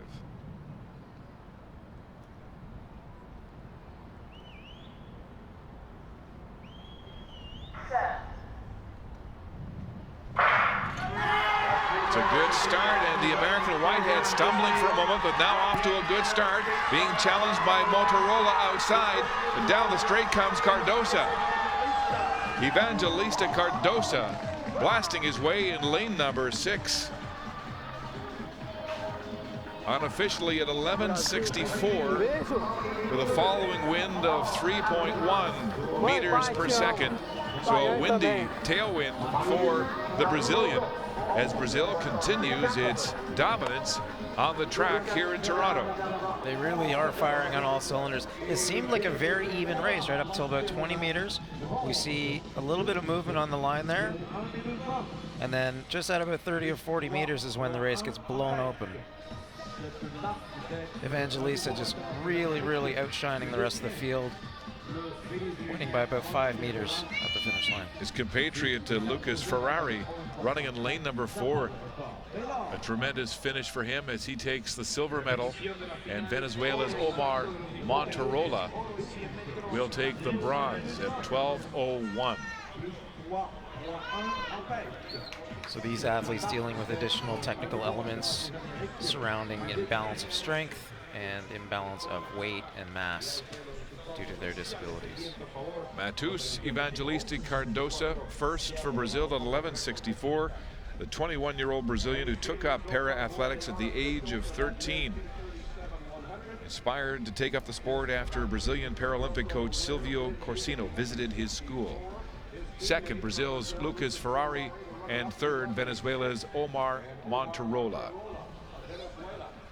Ferrari, one of the favorites here today, will take the silver medal behind his compatriot Evangelista Cardosa.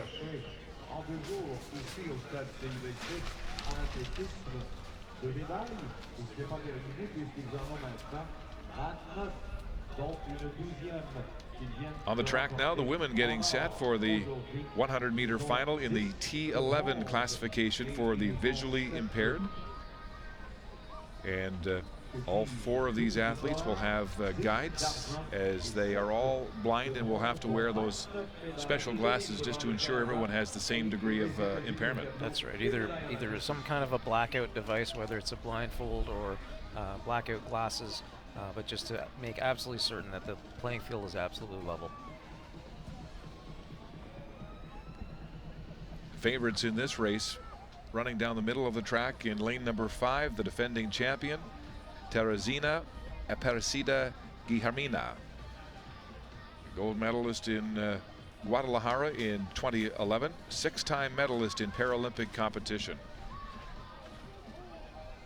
Guilhermina running in lane number 5 for Brazil. Outside her on the left, compatriot Julia dos Santos of Brazil with a best of 12:47 this year. Dos Santos losing her vision due to meningitis at the age of 6. She's been a bronze medalist in Parapan competition 4 years ago in Guadalajara, and a bronze medalist in this event in London in 2012 at the Paralympics.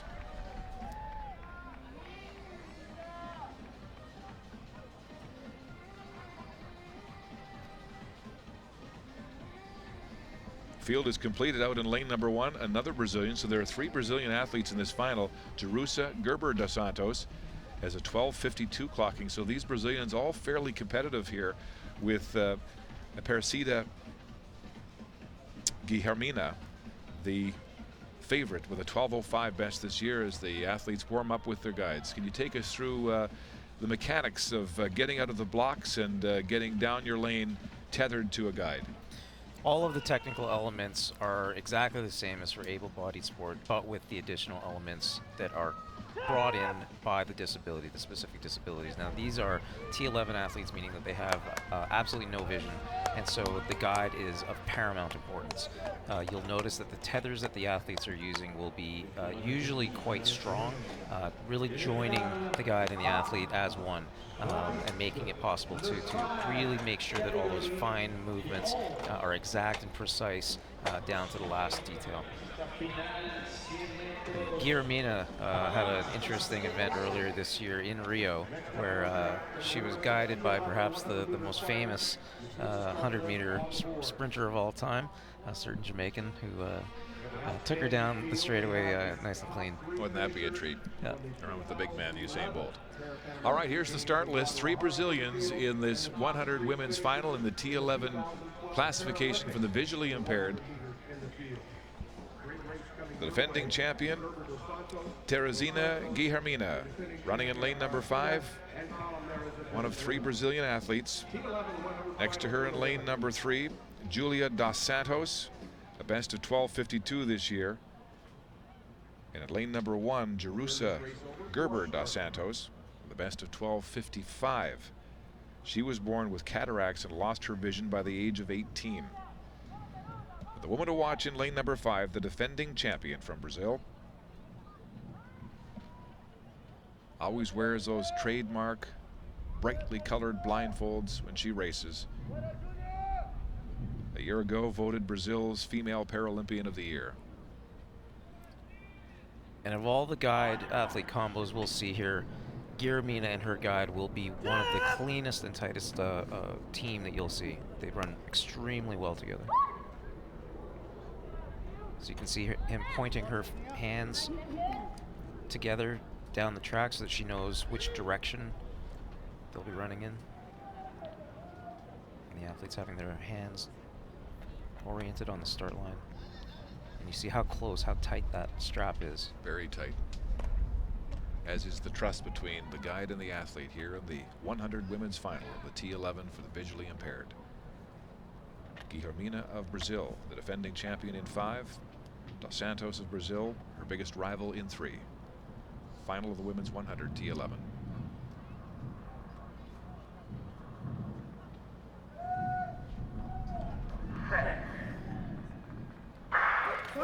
And they're away cleanly, and Guilhermina has a step on Dos Santos, but it's very close as the Brazilians are side by side. Guilhermina now breezing away to victory, striding smoothly to the line, dipping at 12:03 with a following wind, a very breezy wind of 3.1 meters per second. So a wind-aided victory for the defending champion.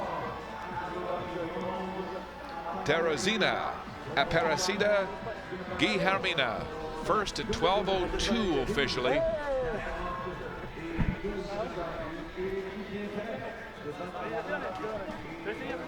Julia dos Santos, second at 12:40, and Jerusa Gerber dos Santos, third, 12:51 in this Brazilian sweep.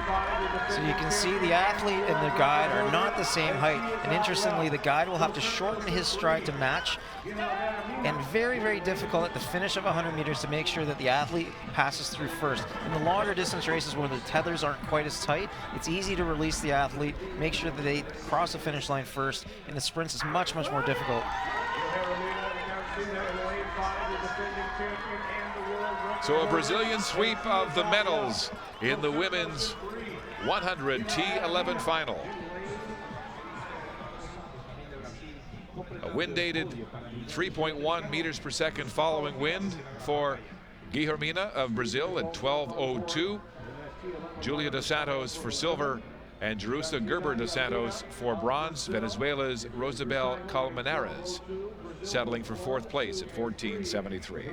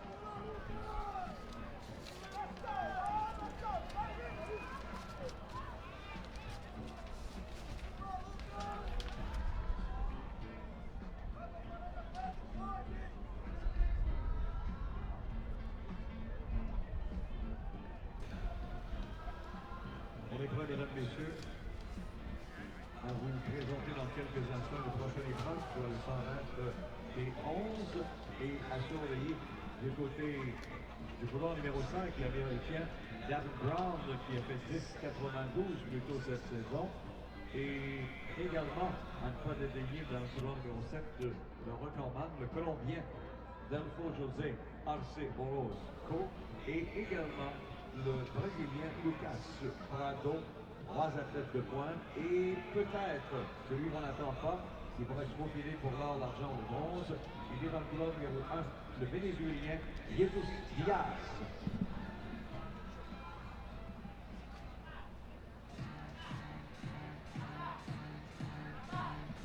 Et voici donc, mesdames, messieurs, cette finale attendue, messieurs, sur la piste de 100 mètres et 11. Próximo evento en la pista final, 100 metros hombres, clase de 11. Next up on the track, the men's T11 100-meter final. See the start list on the board.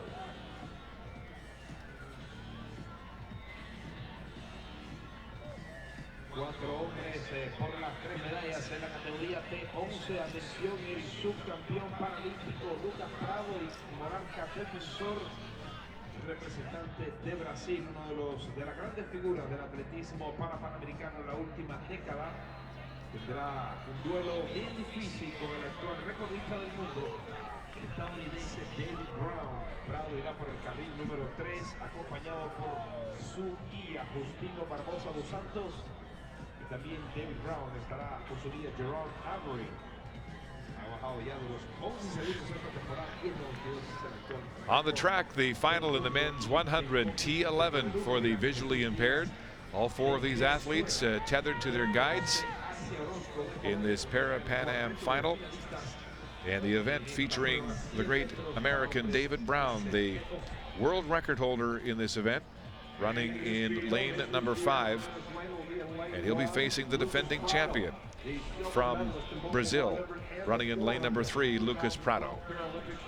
But David Brown of the United States, who has a congenital visual impairment, the first blind athlete ever to run sub 11 seconds. World record holder at 10:92, has clocked a 10:99 this year and looked terrific in the semifinals yesterday. Looked very relaxed. His guide is Jerome Avery. They call themselves Team Bravery. There's the defending champion, Lucas Prado of Brazil, next to the American in lane number 3. Prado, a 3-time gold medalist in Paralympic competition and winner of gold in Guadalajara, Mexico 4 years ago in 2011. Lost sight in one eye in a work accident, then contracted chorioretinitis in the other eye, losing his vision completely in 2006. Brown of the U.S. in 5, Prado of Brazil, the defending champ in lane 3. Diaz of Venezuela in 1, Orozco of Colombia outside in 7.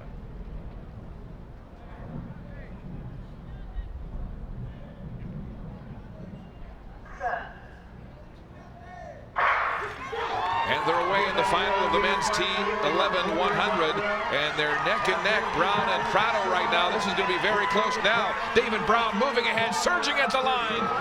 10:95 unofficially to first place for David Brown of the United States.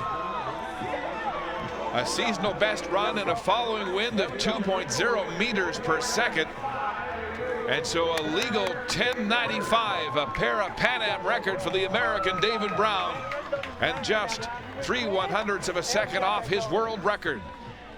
And as we've been mentioning throughout this broadcast, these athletes have to learn all of the technical elements of this particular event, but then we'll have additional ones. So when, based on the disability, and when this race is as close as it is, the guys don't have time to relay information, but the athletes also don't have peripheral vision. And so they don't know how close they are to their competitors.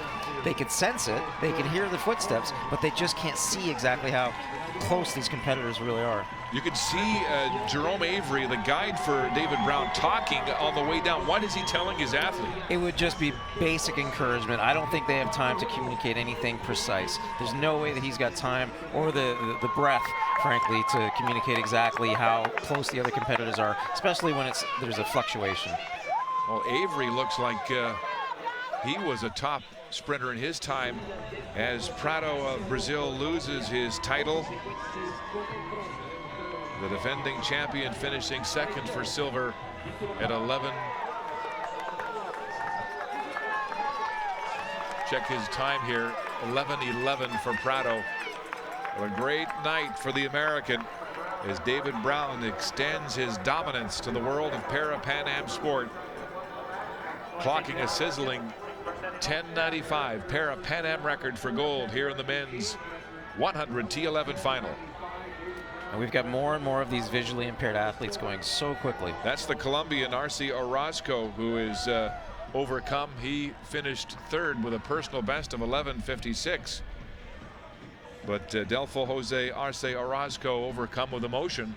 He will be on the podium with a personal best performance today. And as these athletes search for their guides, they don't have to just find a guide who can run quickly. They have to find a guide they can work with. Their stride lengths are similar. They run in a similar way. These are the unofficial results. The Parapan Am record for David Brown of the USA for gold. Nearly 2/10 of a second ahead of the defending champion who loses his title here today, Lucas Prado of Brazil, with a seasonal best 11:11. And then Delfo Jose Arce Orozco of Colombia with the personal best to win the bronze medal at 11:56, ahead of Venezuela's Jesus Diaz.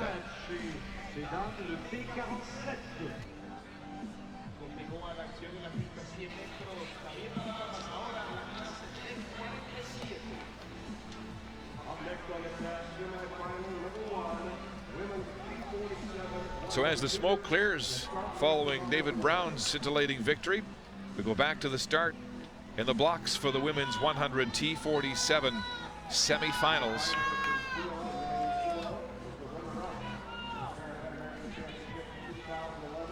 Six women in the first semifinal. The first three in each heat will qualify directly to the final. The next two fastest will qualify. The next two fastest overall in the also ran category. Semifinal number 1 includes Sheila Finder of Brazil, silver medalist in the T46 100 at the 2011 Guadalajara Parapan Am Games. Finder with a best this year of 13:01, a new personal best, running outside in lane number 8 from Brazil. De Jesus Corora de Santos has a best this year of 12:99. She was a bronze medalist in the 200 T46 at the World Championships in 2013.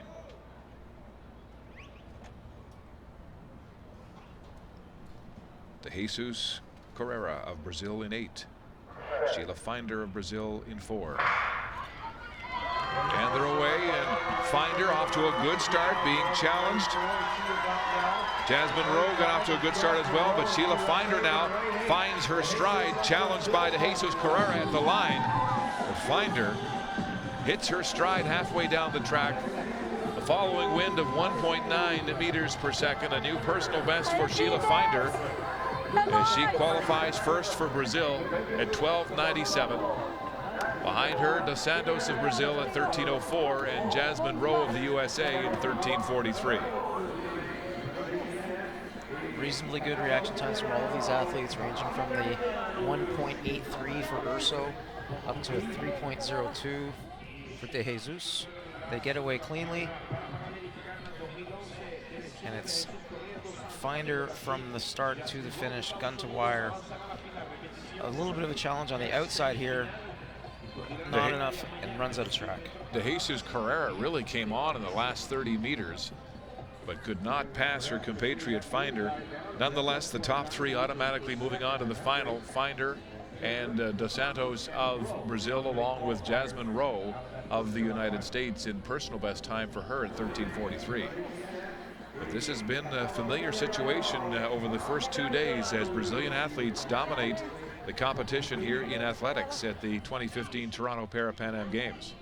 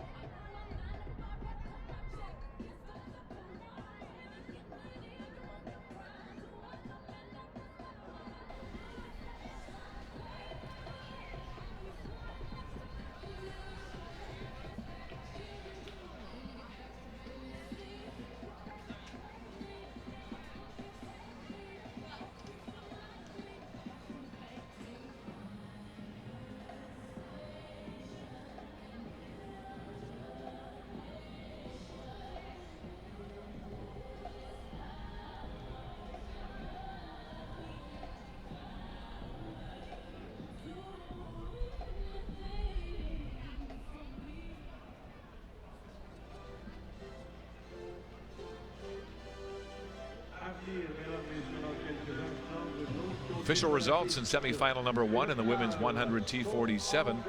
Sheila Finder of Brazil first with a personal best of 12:97, along with Brazilian compatriot Teresina Carrera dos Santos and American Jasmine Rowe with a personal best 13:43. They will all automatically qualify for the final in this women's 100 T47. Warming up on the backstretch. We'll be beginning that competition here momentarily. The final, men's T47 long jump. Indian Calderon of Cuba, the defending champion. Athletes warming up for semifinal number 2 in the women's 100 T47.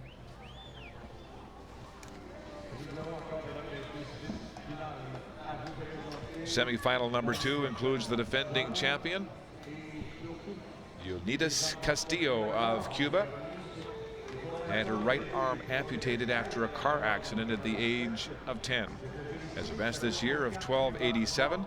Cuba's 5-time Paralympic champion and the defending Parapan Am champion, Leonidas Castillo of Cuba. Gave birth to a baby boy earlier this year and returned to racing in June. So we'll see what kind of form she is in here in the semifinals in Toronto. There is the field. 5 women, including 2 Americans, Amy Watt and Megan Abston, contesting this semifinal number 2 against the defending champ from Cuba, Castillo.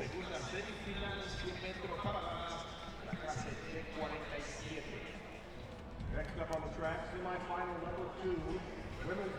The 2 Americans in the field include the 17-year-old Amy Watt, running in lane number 4, born without a lower left arm.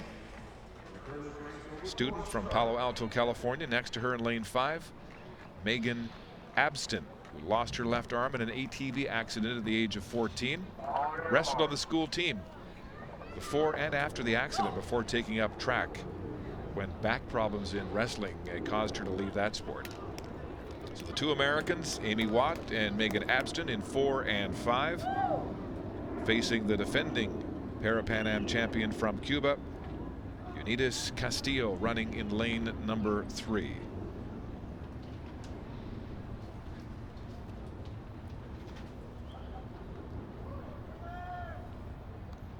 We can see Watt using a block to even out her stance.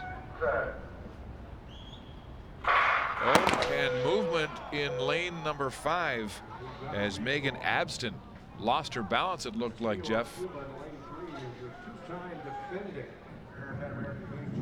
I think she's got some real concern about being disqualified.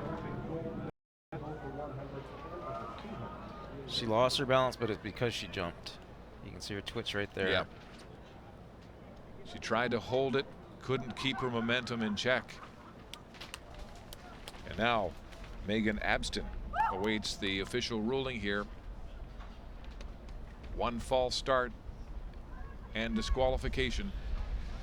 Under this controversial rule, which was adopted by the IAAF back in 2010, we saw Usain Bolt disqualified in the final of the 2011 Daegu World Championships, and many people objected to taking the biggest centerpiece in the sport out of the final because of 1 false start. But of course, officials trying to reduce the amount of gamesmanship that goes on in international competition. It had become such an epidemic. The athletes with the not such good starts would automatically false start just to put the rest of the field off their game.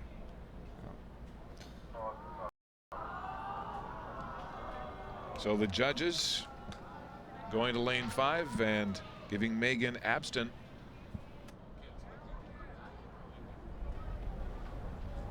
looks like she's getting the red card, Jeff.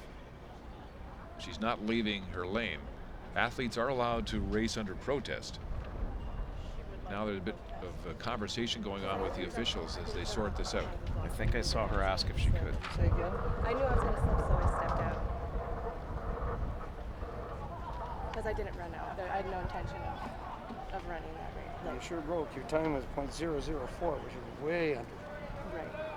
But I had no intention of, and I felt it, and I stepped out before the gun went off. So Megan Abston trying to explain to one of the starting officials that she had no intention of false starting. He said her reading was .004. That's 4/1000th of a second. Yes, because I felt my arm and my hand and my leg. Unfortunately, I think this is probably a catch-all argument that she thinks may work, but it certainly didn't seem like that to me. The rule is these blocks are all wired, and so the starter could hear pressure put on the blocks within 1/10 of a second of the gun going off. That's considered a false start. She's way under that. But making a case here that she was not intending to false start. I just don't know if intention comes into play here. I would really appreciate it. Now she's pleading with the officials to allow her to continue to race. But I don't want that to be disqualified because I wasn't trying, like it wasn't a false start. Like I stepped.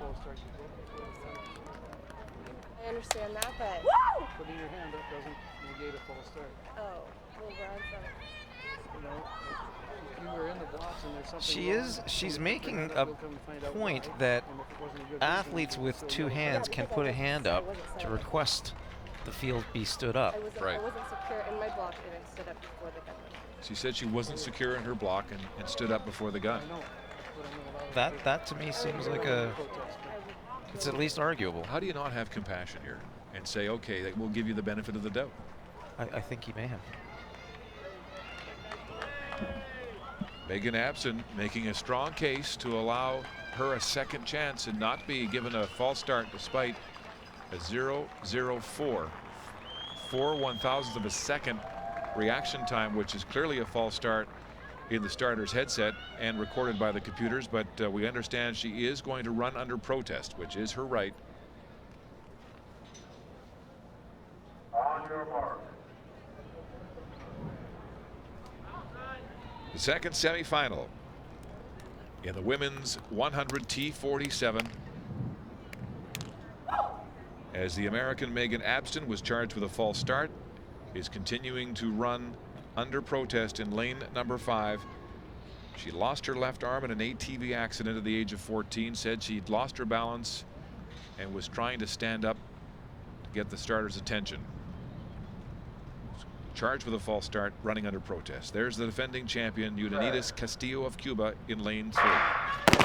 And they get away again, and they call this race back. Another false start, as the starter fired his pistol 2 or 3 times to try to get the attention of these athletes. And so for a second time, the race is called back.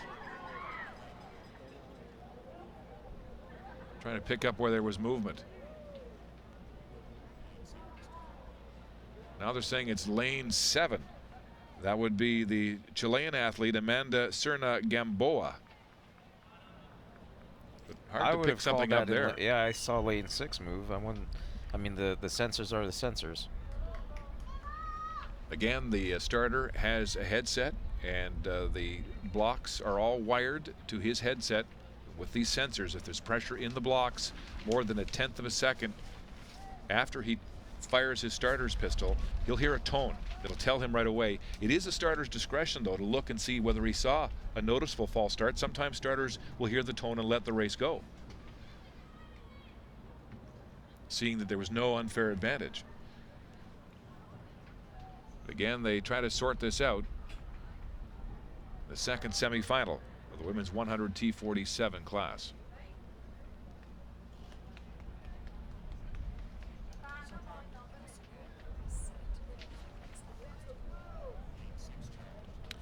It is lane 6, Argentina's Aldana Ibanez, who is being charged. She wasn't even in the blocks. She was standing up. She did rock. She was rocking on the command. So that would have been a visual assessment by the starter. Now she's protesting. This is heartbreaking, actually, these athletes pleading for a chance to race. No, no se puede. Puede correr. No, pero ¿por qué no? ¿Y cómo a la otra le perdonaron? ¿Por qué a mí no? No la perdonaron. No la perdonaron.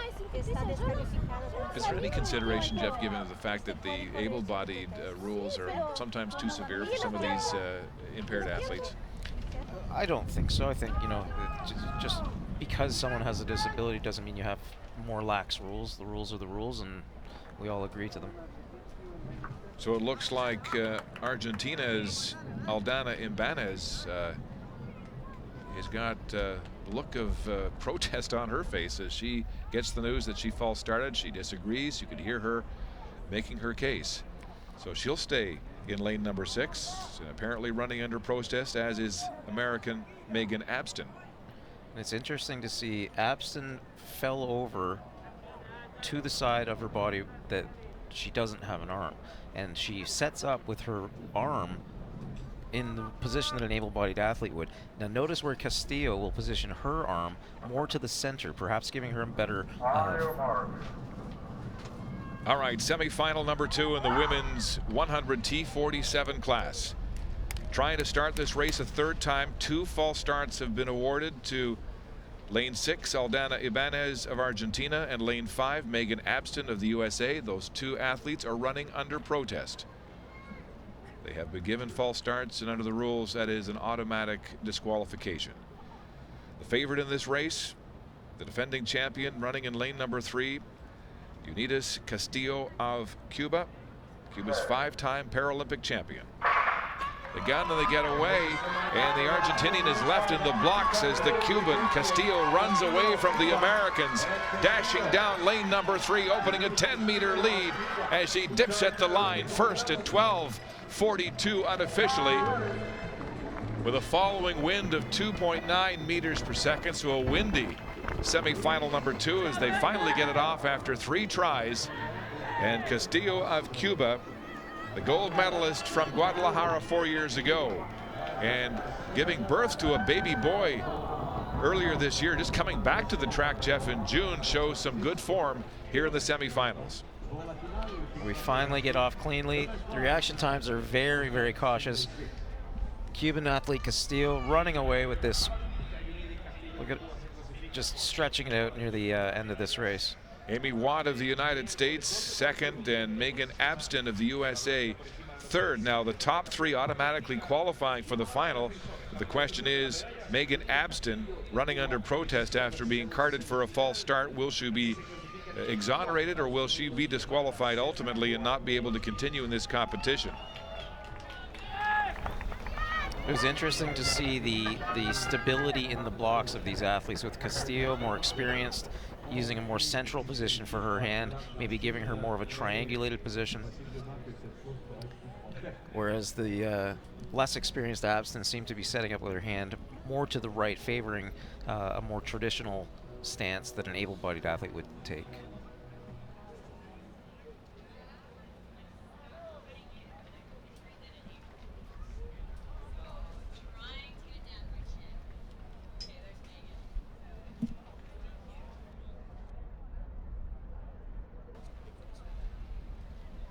These are the unofficial results of semifinal number 2 in the T47 100.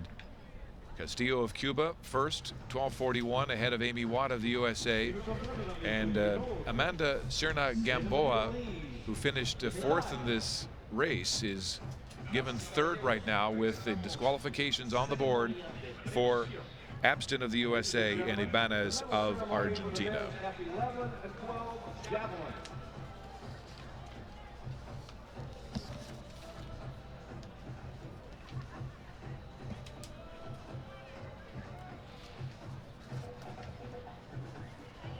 Medal ceremony now for the men's javelin final in the F11, F12 classification for visually impaired athletes.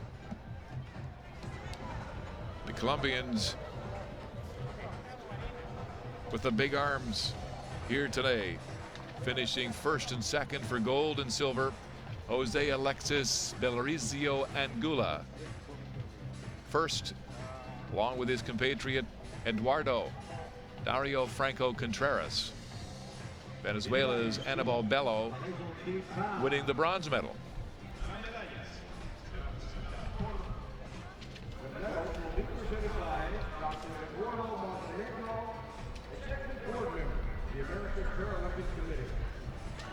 The medals being presented by Dr. Eduardo Montenegro of the Paralympic Committee of the Americas, and assisted by Ms. Pam McConnell, the Deputy Mayor of Toronto.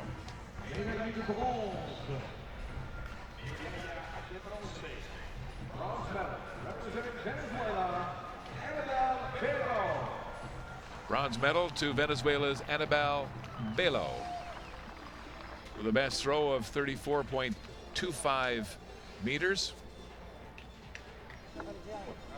Nailing that one in his second round.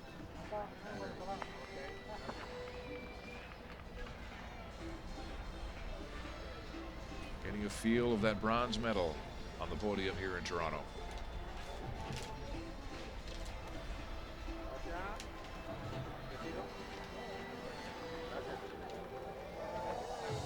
Anibal Bello of Venezuela, the bronze medalist in the javelin men's F11-12. Now it's time to decorate the Colombians.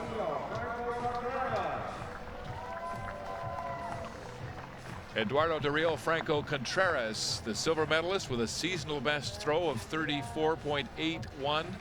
It came in the 5th round of the competition as he finally solved the 30-meter barrier and stepping up onto the silver medal platform here today.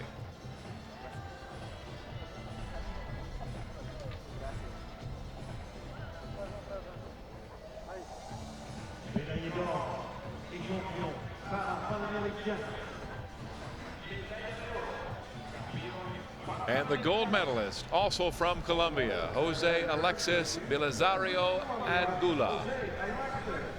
A best of 36.04, 36 meters 04 in his third round attempt. Terrific series. He was 35.93 in his first round, 35.36 in the fourth, but then that whopper 36.04 in the third round for gold.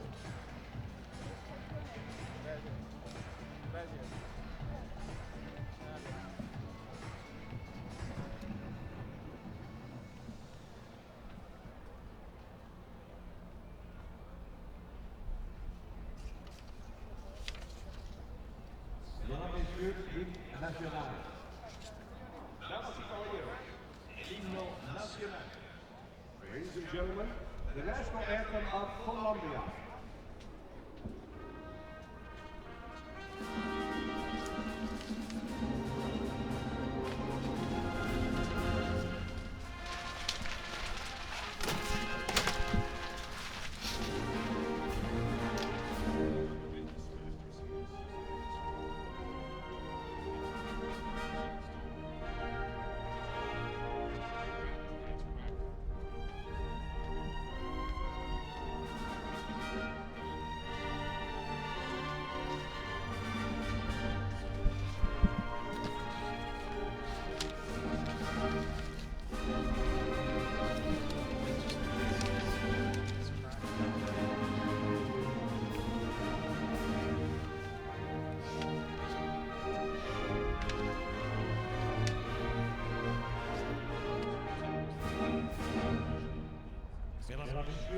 Au médaillé, Parapan American. Damas y caballeros, los medallistas Parapan Americanos. Ladies and gentlemen, the Parapan American medalists.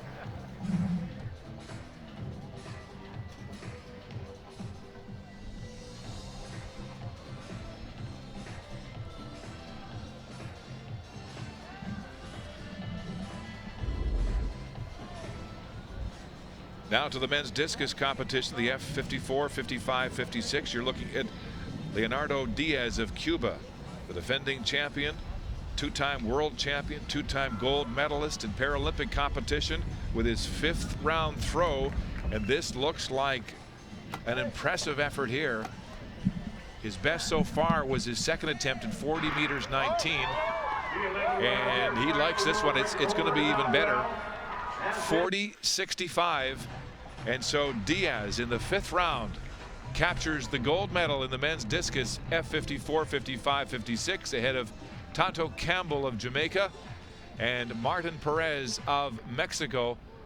But 6 men in the top 8 with personal bests or seasonal bests, another 3 in the bottom 8 who didn't make the cut to the final 8 of competition, in a tremendous showing here in a strong field of men's discus here in Toronto.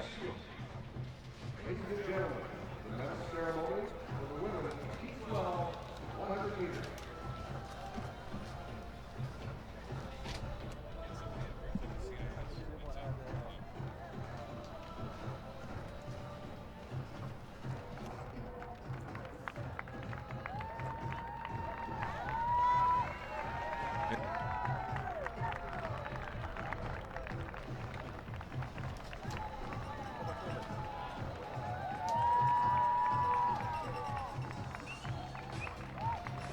Medal ceremony now for the women's 100-meter final in the T12 classification for the visually impaired.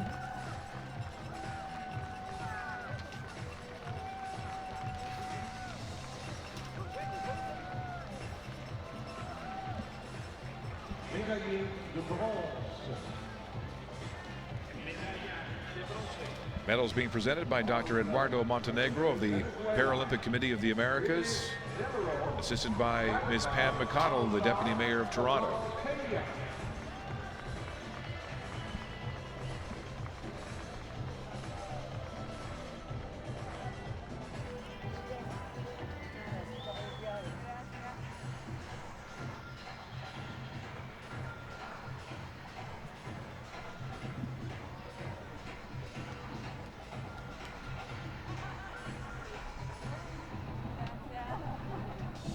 Bronze medalist Graylitz Villarreal of Venezuela, the time of 12.79 seconds.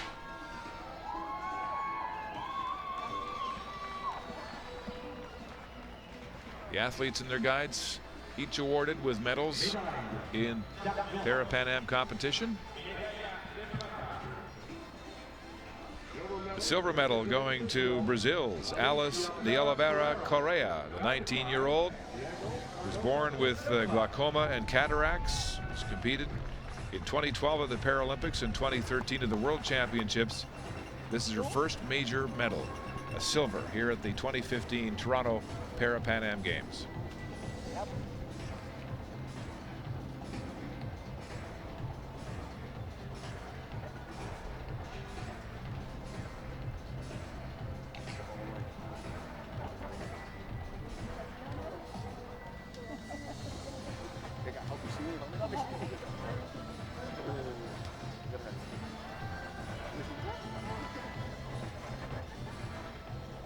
Alice de Oliveira Correa, the silver medalist for Brazil in the women's T12 100.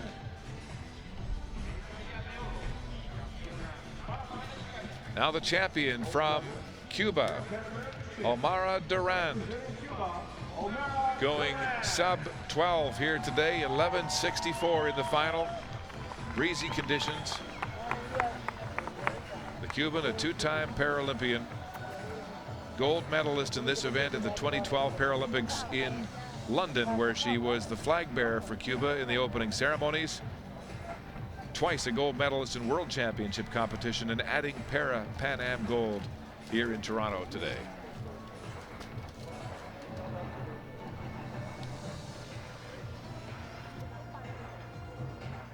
Mesdames, Messieurs, l'hymne national. Damas y caballeros, el himno nacional. Ladies and gentlemen, the national anthem of Cuba.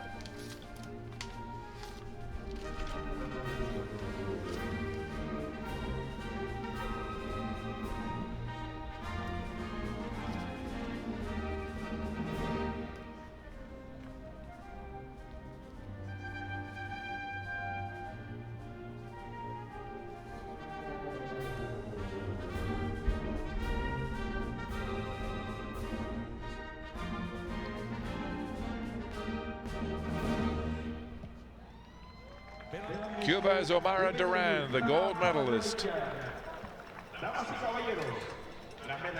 flanked by Brazil's de Oliveira Correa and Villarreal of Venezuela.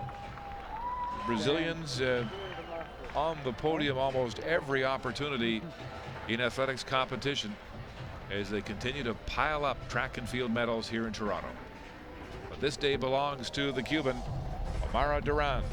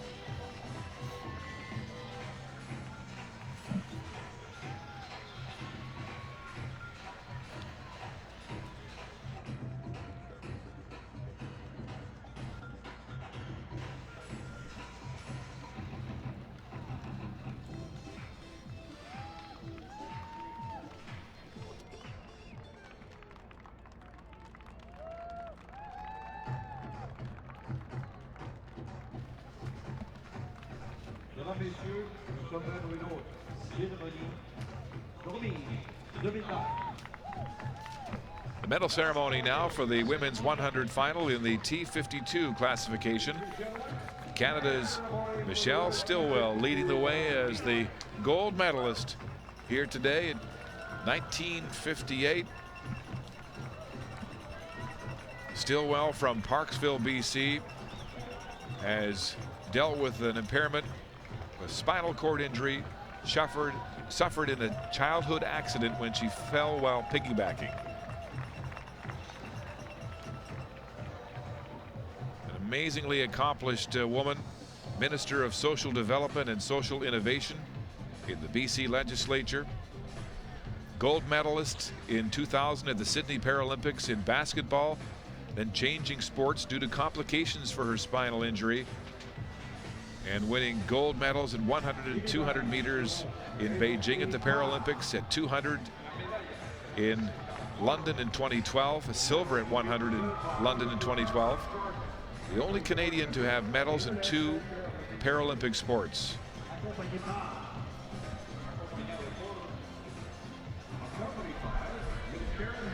Medals being presented by Mr. Patrick Jarvis of the Paralympic Committee, and joined by Ms. Karen Hacker, the Advocate General. 2015 Pan Am Parapan Games. Médaillé de bronze.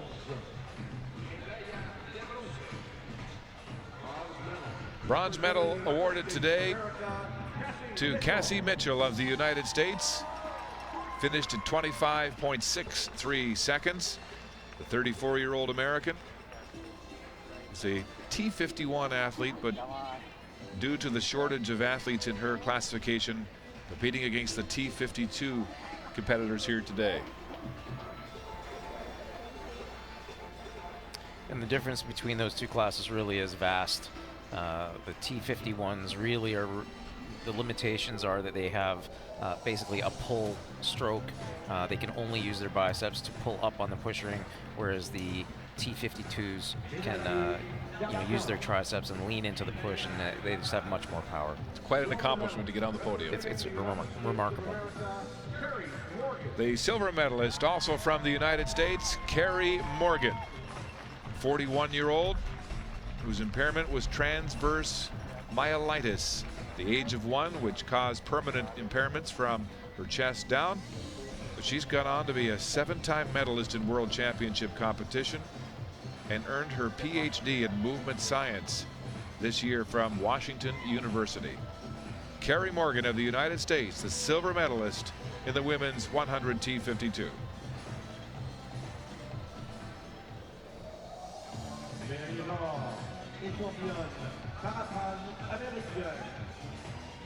Now the champion, the gold medalist from Canada, Michelle Stilwell, the world record holder, gold medalist in Paralympic competition, former basketball Paralympic champion, and now Parapan Am gold medalist in the 100 T52. The Minister of Social Development and Social Innovation, the BC Legislature, may have earned herself a re-election with all the publicity she's getting here today. Great effort.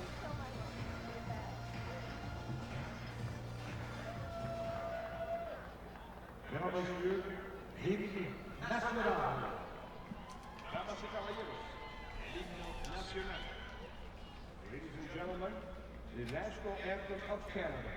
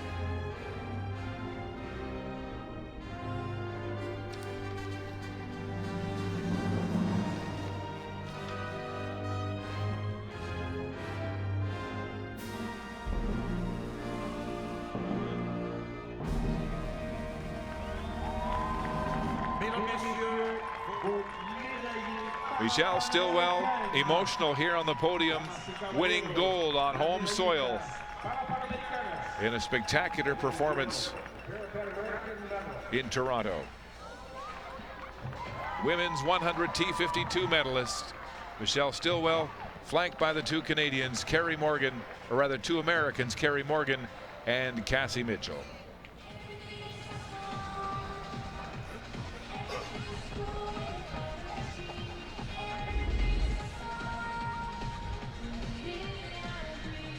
We have official results now in semifinal number 2 of the women's 100 T47. Castillo, the defending champ, away to victory at 12:41. Amy Watt for the United States second, and Serna Gamboa of Chile third. So these are the women that will move on. Castillo leading the way along with the two powerful Brazilians, Sheila Finder and Teresina dos Santos, along with Amy Watt of the United States. And those two disqualifications for the false starts in semi number 2 holding up.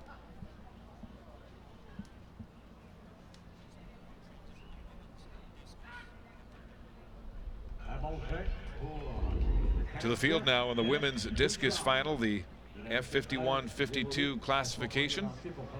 4 women in this final, including Becky Richter of Canada, the 33-year-old from Saskatoon.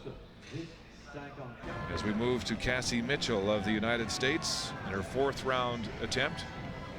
She has a PhD in biomedical engineering and works as a researcher on diseases such as ALS. Was 4th in the discus event at the Paralympics in London in 2012. 4th round attempt.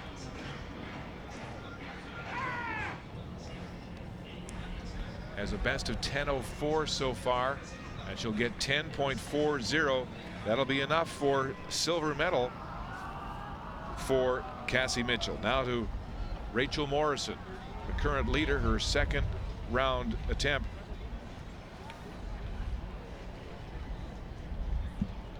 You'll notice these athletes who have their upper extremities affected using things like gloves to anchor onto those pull points. And for Morrison, who only took up this sport a year ago, 11.19 meters. That will be good enough for bronze. And now on to the Canadian Becky Richter, her 1st round throw, and this was a beauty. Becky Richter of Canada with a throw of 6 meters 26, and that's all she needed to win the gold medal. A young woman who suffered a spinal cord injury in a car accident in 2003.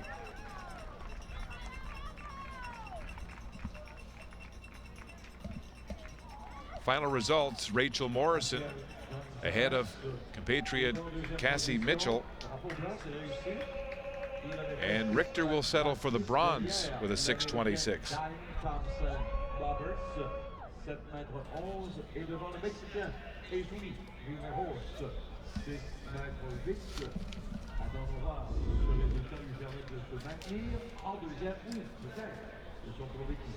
On the track now, the final of the men's 100 T42.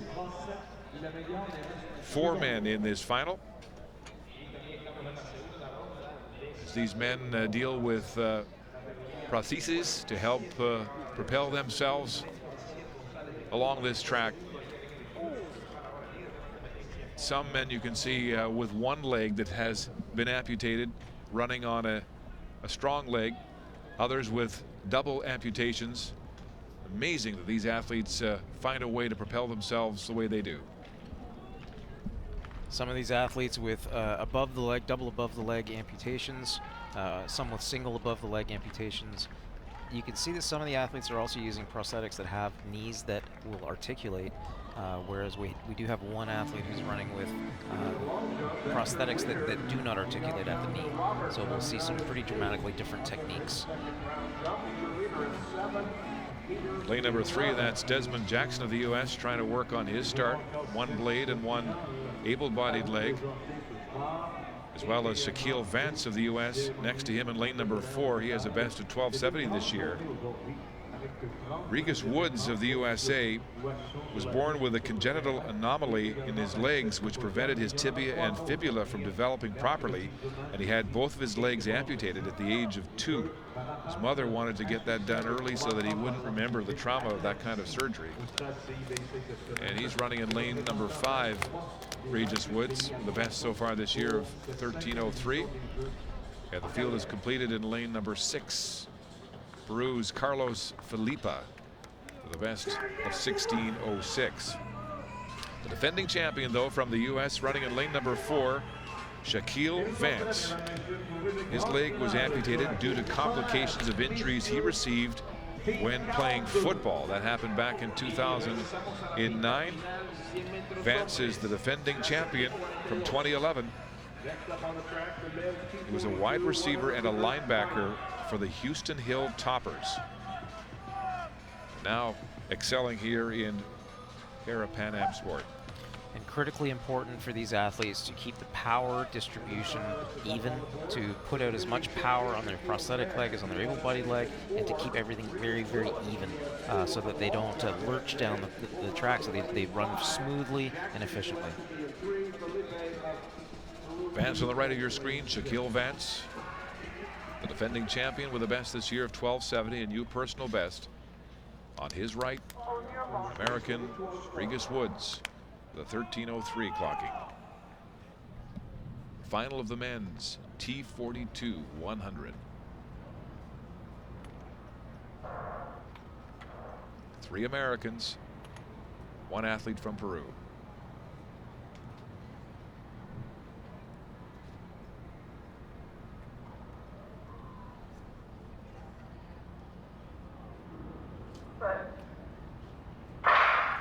And they're away cleanly, and down goes Shaquille. He fell at the start.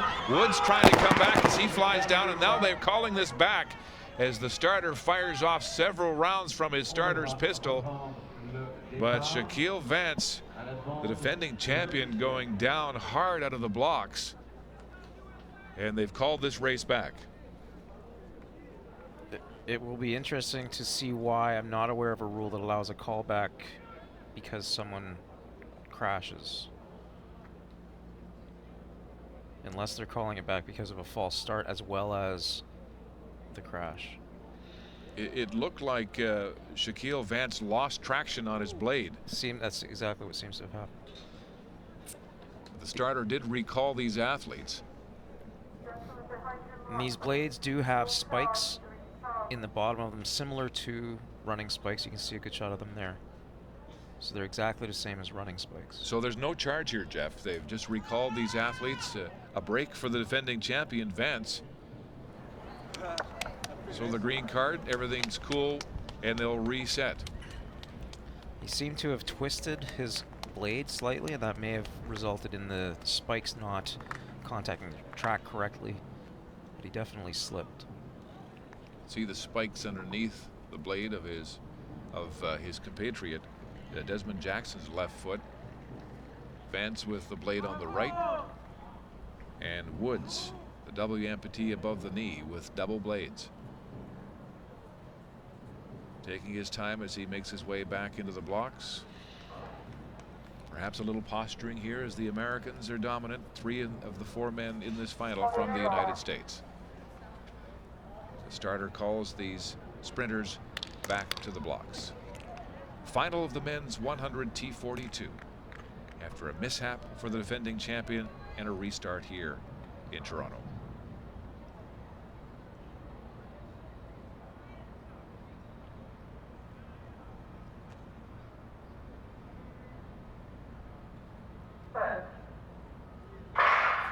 This time they're away fairly, and Shaquille Vance gets a tremendous start, leaving Woods in the blocks. Vance running away now in the lead, but here comes Woods. Woods with a great finishing kick, but it will be Shaquille Vance defending his title, 12:69, with a following wind of 1.5 meters per second. So Shaquille Vance in the repechage here of the men's 100 T42, getting a second chance after slipping and falling on the first start in a Parapan Am record time.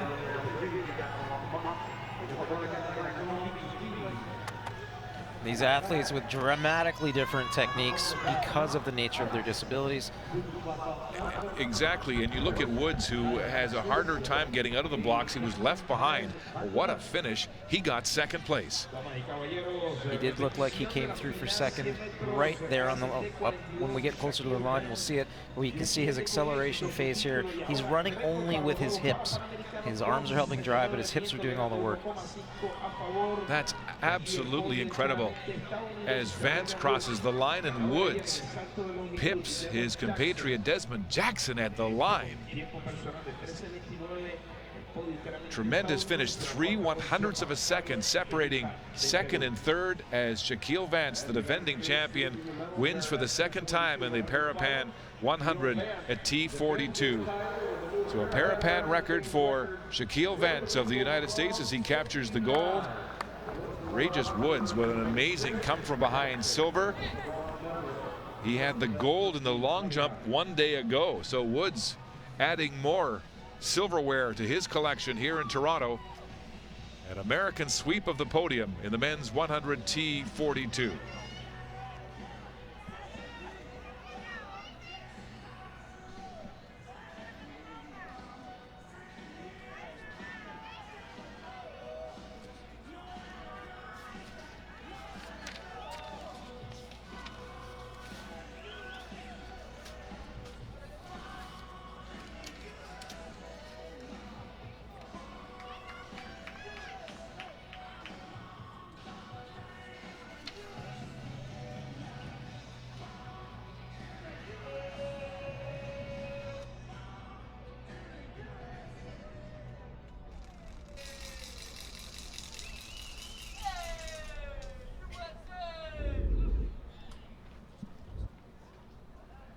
Back to the field now in the men's shot put in the F46 classification.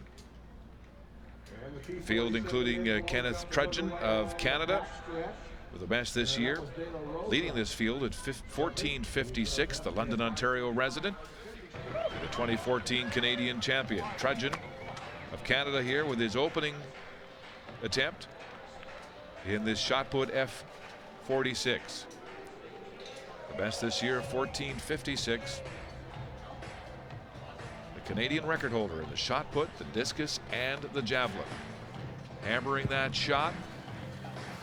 Looks like he's beyond the 13-meter mark as they mark it and make the measurement. 13.08 meters for the Canadian Kenneth Trudgeon. Using a slide technique, you can see the additional element of technicality being the block, where the artificial limb needs to be brought back into the body, making it a little bit more difficult to block and spin round to generate that velocity that he needs. So Kenneth Trudgeon of London, Ontario takes the early lead in the opening round of the men's shot put F46. As we move down to Venezuela's Abraham Ortega, who's a best of 13:55 this year, the current leader, and his third round attempt. Ortega with a 13:43 in the second round to move into first place. Oh, this is even better. Just shy of that 14-meter mark for Ortega of Venezuela. Again with the slide technique, and he screams it out there into the vector.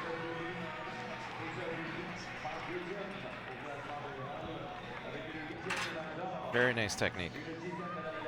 So the competition through 3 rounds of play in the men's shot put F46 has this man, Abraham Ortega, in the lead with that tremendous throw in the third round of 13.75 meters. That is an America's record. He's just ahead of Kenneth Trudgeon at 13:08 for Canada, and Lazaro Zamora of Cuba in third place.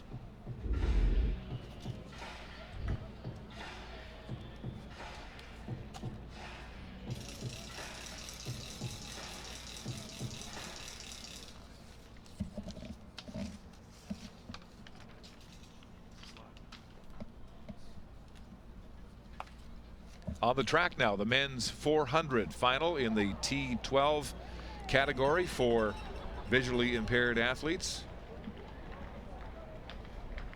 These athletes have the option of using a sighted guide, and it appears on the start list that none of these men will require that.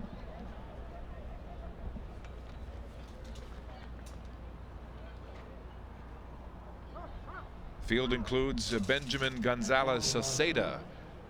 Gonzalez running for Mexico in lane number 3. Cuba's Valeris Larondo in lane number 1 has a best of 50.95. Manuel Martinez, also of Mexico, running in lane number 5. And Cuba's Luis Galano in 7.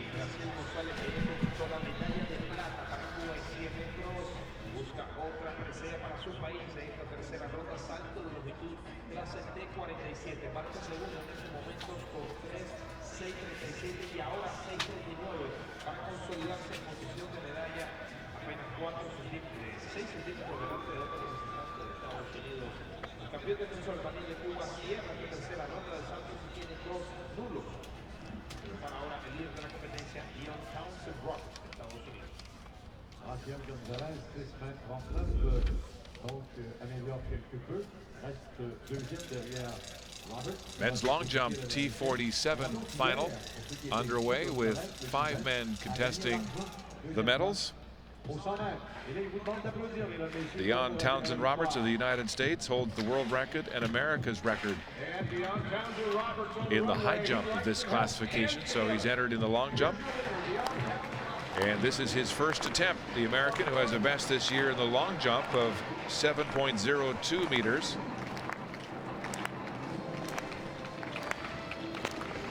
Deon Townsend Roberts of the United States to open the long jump competition. And that's a beauty. Oh my goodness. That looks like a personal best this year for sure, as he's well past the 7-meter mark. Townsend with 6 inches to spare on that takeoff board. And over 7 meters, no question about that, as we await his official result. 7 meters 11. So a tremendous start for Townsend of the United States. It was an accomplished high jumper in his own right. And so the standings look like this. It was Townsend prevailing on that first jump of 7.11, ahead of Gonzalez of Cuba and the American Fawahimidi at 6.33. So a great start there for the American. Townsend, as we go back to the track and get set for the men's 400 in the T12 classification for visual impairment. These athletes, Jeff Adams, have some sight. These athletes would have a no better than 5-degree field of vision and would recognize objects that people with 20/20 vision would recognize at 2 meters. So at 2 meters, they see what people with 20/20 vision would see. I'm sorry, rather at 60 meters. So their focus is right down in front of them on the track, I would think, to hold their lane and keep without going outside that lane. Absolutely, and each of the athletes gets both lanes to run in. They don't want to run in the outside lane, but just to give them the extra room to run, to give them the ability to really try and nail that line. Jorge Benjamin Gonzalez Saceda in lane number 3 is the America's record holder, clocking at 49.21. but he is absent, so he is looks like a late scratch. In lane 3, we have just 3 men in this final. Lorondo of Cuba in 1, Martinez of Mexico in 5, and Galano of Cuba in 7.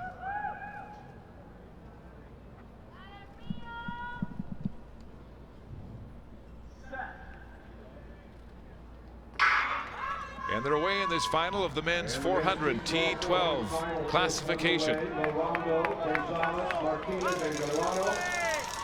Through the bend, Martinez of Mexico beginning to make up the stagger, and Galano, the tall, rangy Cuban who looks very fresh going through that opening 200 meters into that stiff headwind. But Martinez of Mexico really moving on the curve and on the shoulder of the Cuban Galano. Lorondo of Cuba in lane 1 has lost contact with these leaders as they come through the bend. Martinez of Mexico has run right past the taller Galano of Cuba, and down the straight they come. Can Martinez hold his form? Oh, he looks powerful, striding strongly and smoothly to the line. First in 49.94 unofficially, Manuel Martinez. 49.94 ahead of Luis Galano of Cuba at 50.86 seconds. As Martinez was aggressive in this race, running hard in the opening 200 meters, attacking the Cuban ahead of him in the stagger. And again, the stagger is doubled because of the empty lanes for these athletes. They did get lucky. The winds seemed to drop quite a bit from earlier today for this heat. And look at the difference in the height of the two men.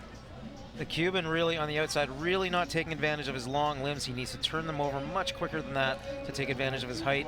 And Martinez using that quick turnover and powerful stride to run away from the Cuban today. Galano looked like he ran a conservative first 200 meters while he was attacked by Martinez, who just poured it on and had great form, did not tie up in the least down the straight. And almost, his compatriot almost came through for the silver medal, just not quite enough on the inside lane there. Yes, Valeris Lorondo of Cuba, who was left in the wake of these two athletes, Martinez of Mexico and Galano of Cuba, had something left down the straight and gets on the podium third. So the Cubans with 2 medals here in the men's 400 T12, led by this man, Manuel Martinez of Mexico.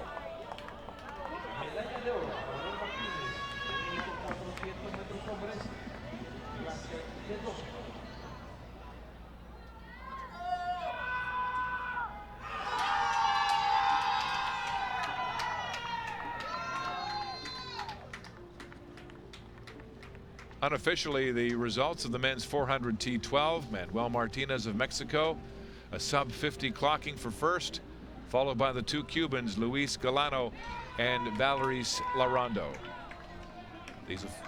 These results are now official, and so the medalists from Mexico and Cuba in the men's 400 T12.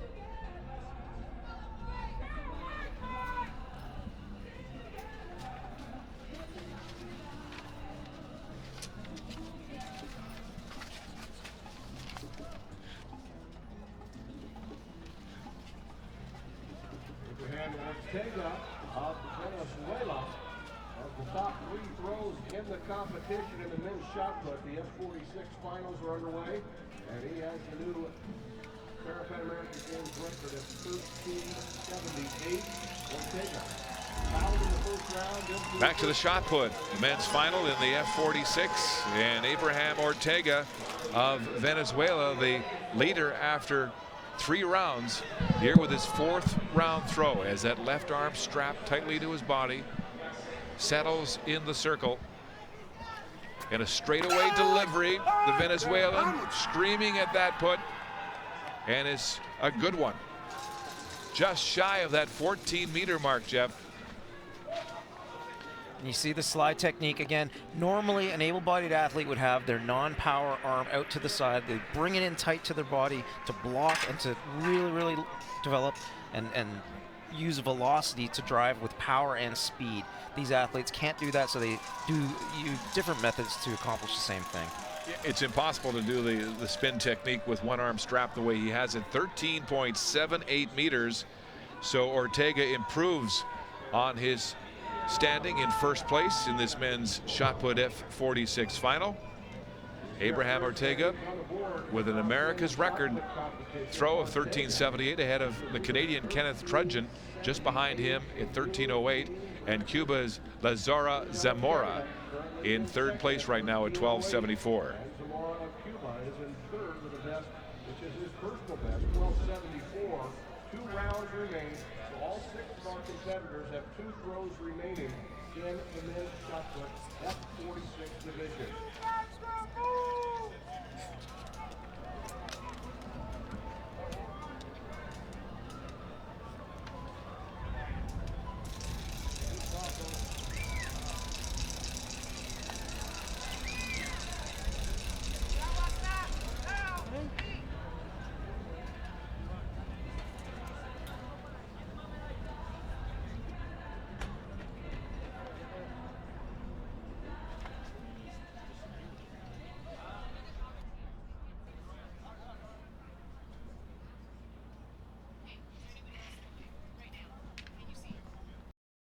Jump is in round number 4. That was Wimerson de la Rosa.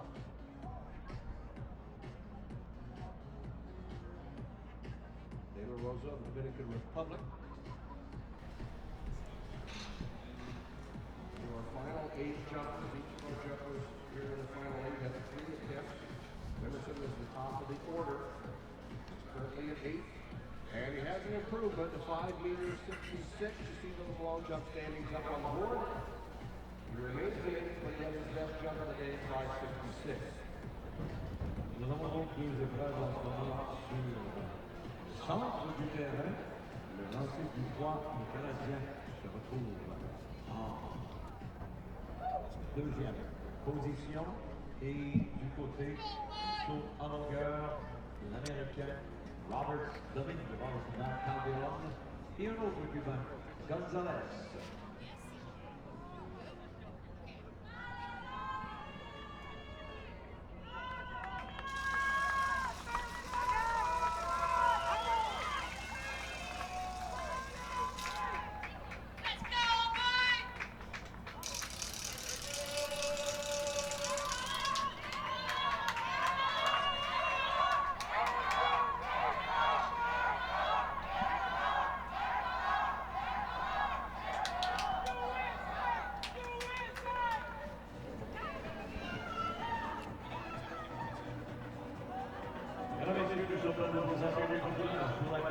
Chez les messieurs, cette fois, le 420 T20.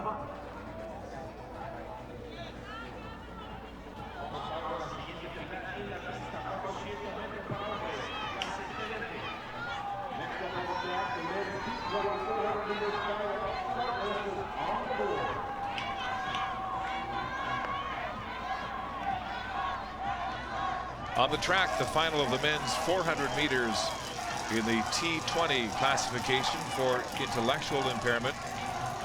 And a full field of 8 athletes, including the Canadian Holden Gill running out in lane number 1 from Nanaimo, BC. A member of the Dover Bay High School cross country and track team. Also enjoys easy runs and hill sprints in Hemer Park out west in BC on the island. Lane number 8, Mexico's Christian Arredondo. The men to watch are down the middle of the track in lane number 4. Luis Arturo Pava of Venezuela. World Championship 6th place finisher in the 1500 in 2013. The starter testing the loudspeakers here as she asks the athletes to stand up.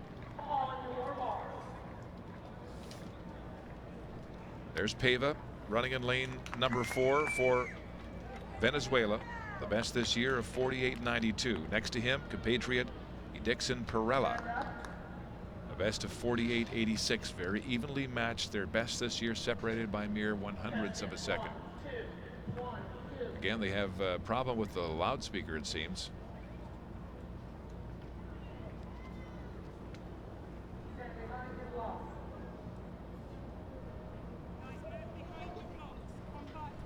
And Mark, this is the kind of thing that these athletes could be affected by. Anxiety, stress, making decisions, things not going to plan. These athletes, you know, because of their disability, these are all additional elements that can affect their performance. Making sure the link start system is all set to go. It looks like the speakers are working properly as the men get called to the blocks in the final of the 400 for T20 intellectual impairment. The men to watch, Dixon Perella of Venezuela in lane number 5 with the fastest time in the field of 48.86. Next to him, compatriot Luis Arturo Paiva in lane number 4. Paiva winning a silver medal in the 1500 yesterday. Lane number 2, Williams Barreto of Venezuela won a bronze in the long jump earlier today. Canada's Holden Gill running in lane number 1. Final of the men's 400 T20.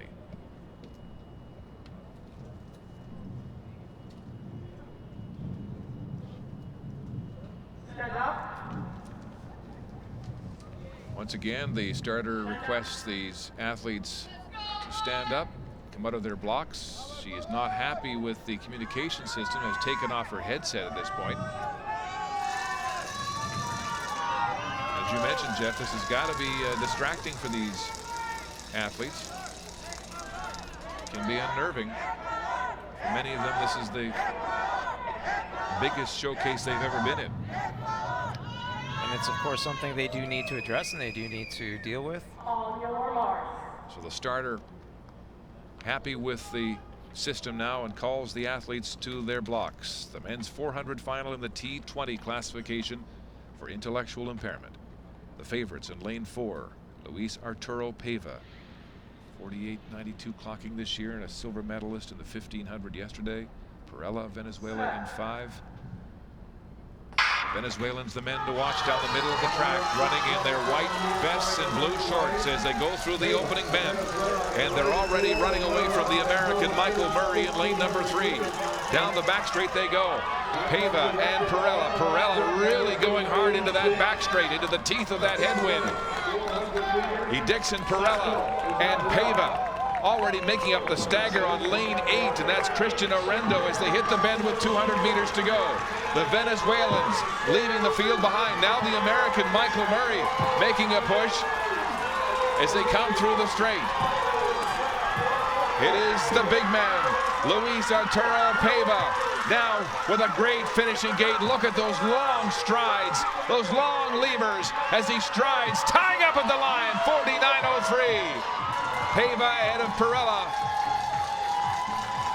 And collapsing in lane number 7 looks like the Ecuadorian athlete. Yes, it's Damian Carcellin who goes down just past the finish line as the Venezuelans celebrate the victory. Paiva adding the gold medal here today to that silver he won in the 1500 yesterday. And the Ecuadorian athlete is still down and getting some attention along with his compatriot Santos Isa. So Carcellin and Santos Isa exhausted and down past the finish line as these young men congratulate each other. The Ecuadorians just look like they're absolutely gutted as the champion helps them to their feet. How about that for sportsmanship? Classy. We see them running into the headwind here.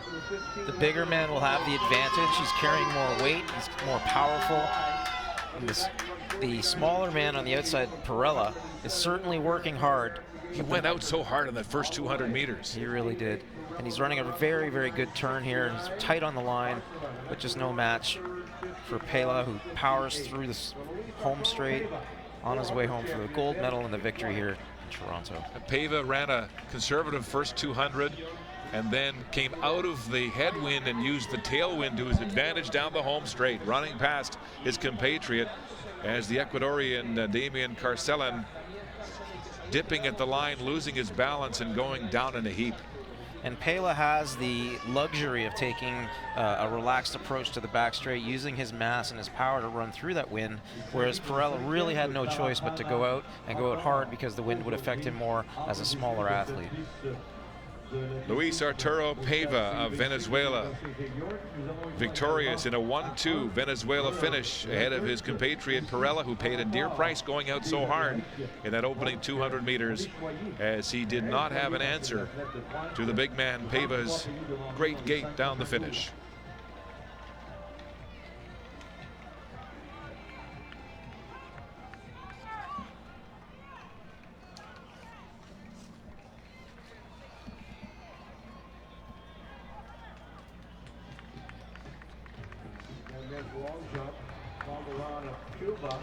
Unofficially, the final results in the men's 400 meter for T20 classification. Luis Arturo Paiva first at 49.03, followed by Venezuela's Edixon Parella at 49.69, and Ecuador's Damian Carcellin third for bronze at 51.58. Very close finish, just ahead of Michael Murray of the United States. The Venezuelan Barato, who won that long jump medal earlier in the day, finishing up the track in 5th place.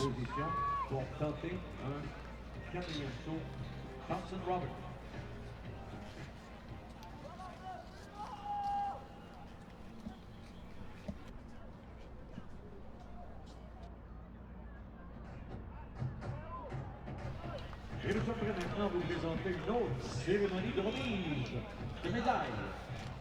Damas y caballeros, la ceremonia de premiación. Ladies and gentlemen, the medal ceremony for the men's T37 100 Medal ceremony now for the men's T37 100 meter final. And again, Brazil dominant. The two men on the podium for gold and silver, Venezuela for bronze. Matus Evangelista Cardosa leading the way for gold, Lucas Ferrari for silver, and Omar Monterola of Venezuela for bronze. Evangelista Cardosa, who took up para-athletics at the age of 13, inspired by a Paralympic coach who made a visit to his school. The young man is only 21 and has acquitted himself and raised a few eyebrows here in Toronto. His teammate, Lucas Ferrari, suffers from paraplegia, resulting in a fall from a high chair at the age of 7 months. Unfortunate accident that fractured his skull.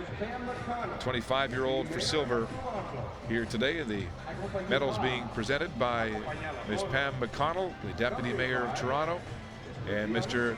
Dionisio Zeladon, the Paralympic Committee of Americans. Médaillé de bronze. Medalla de bronce. Bronze medal being awarded to Venezuela's Omar Monterola. He was the gold medalist in this event 4 years ago in Guadalajara, Mexico.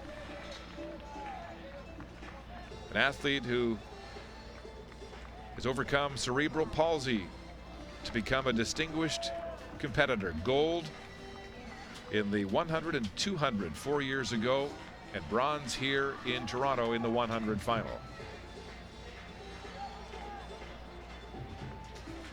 Many of these athletes will list a motto in a lot of their bios, and for this man, Monterola of Venezuela, he says, "There are no barriers and no limits to chase your dreams. With effort and perseverance, everything is possible." And that kind of positive attitude you hear over and over again from these athletes. Says the silver medalist, Lucas Ferrari, steps up onto the podium.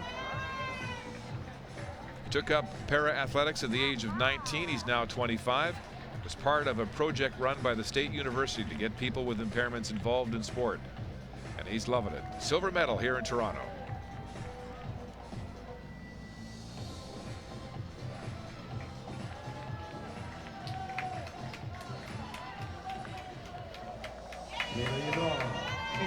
Lucas Ferrari of Brazil for silver. And now the gold medal champion, also from Brazil, Mateus Evangelista Cardosa, the 21-year-old and best in the Parapan 100 T37. A small but appreciative Brazilian crowd enjoying this day as Brazil continues to rout the medals in athletics. Thank you.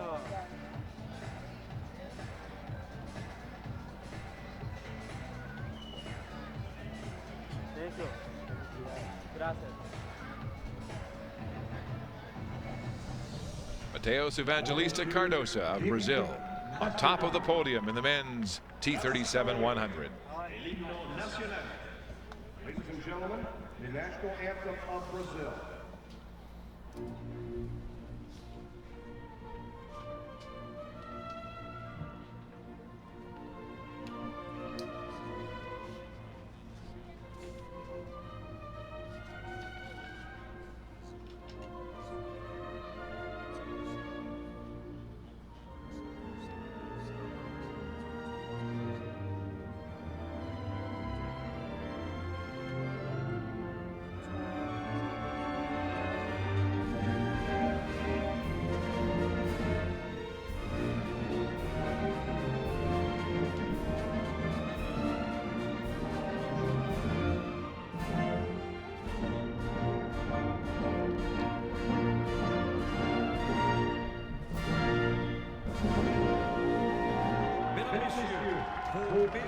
Parapan American Games. Damas y caballeros, los medallistas Parapan Americanos. Ladies and gentlemen, the Parapan American medalists.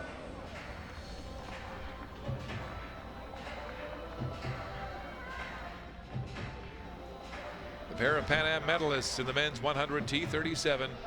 The Brazilians good for gold and silver ahead of Venezuela's Omar Monterola.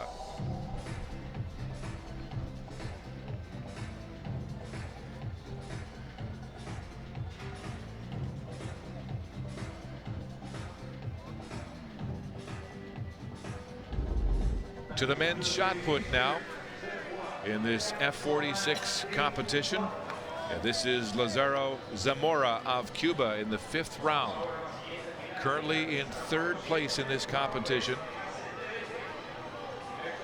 with a best so far of 12.74. That was his first round attempt. Oh, this is a big improvement. Well past the 13-meter mark, it looks there, as Zamora struts out of the circle, awaiting this score.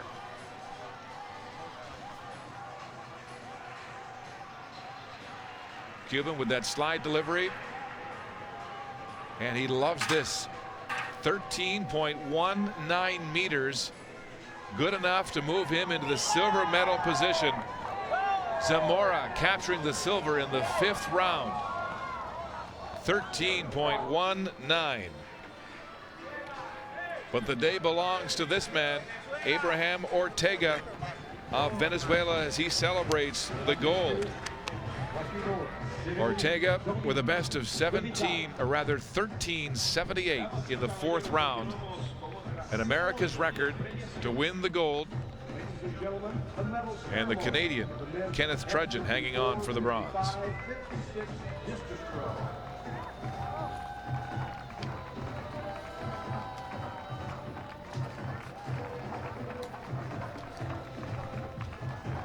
Medals now in the men's discus final. The F54, 55, and 56 classification. Cuba's Leonardo Diaz was in a class by himself in this event. His best throw coming in the 5th round, 40.65 meters. No other competitor could solve that 40-meter barrier today.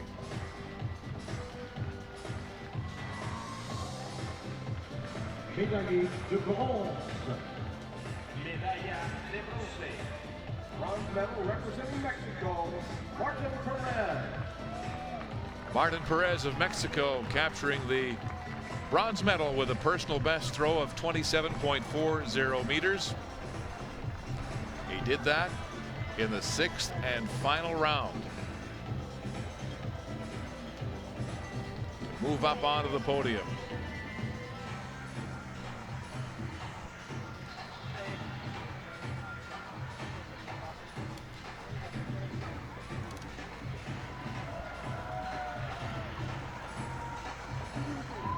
Oh, is he excited. Perez of Mexico, the bronze medalist in Toronto. He left it to the 6th and final round and managed to get on the podium with that 27.40 meter throw. Now the silver medalist representing Jamaica, Tanto Campbell. A best of 37.62. Managed that in the 3rd round. And that was as close as he would come to challenging for the gold medal, as the Cuban was dominant.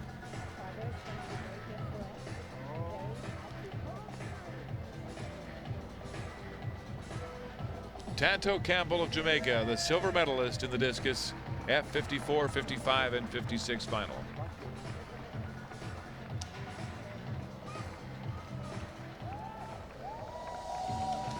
Médaille d'or et champion Parapan American.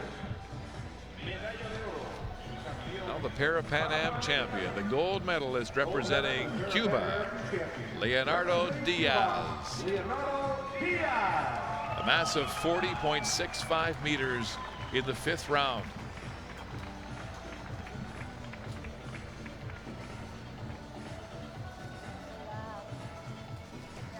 And with that throw, he captured the gold medal, and he really needed that. His best before that was 36, then a 38.84, feeling a challenge from Campbell, who went 37.62 in that 3rd round, very close, within a meter. But then Diaz launched the monster 40.65 in the 5th round to capture the gold medal. Damas y caballeros, el himno nacional. Ladies and gentlemen, the national anthem of Cuba.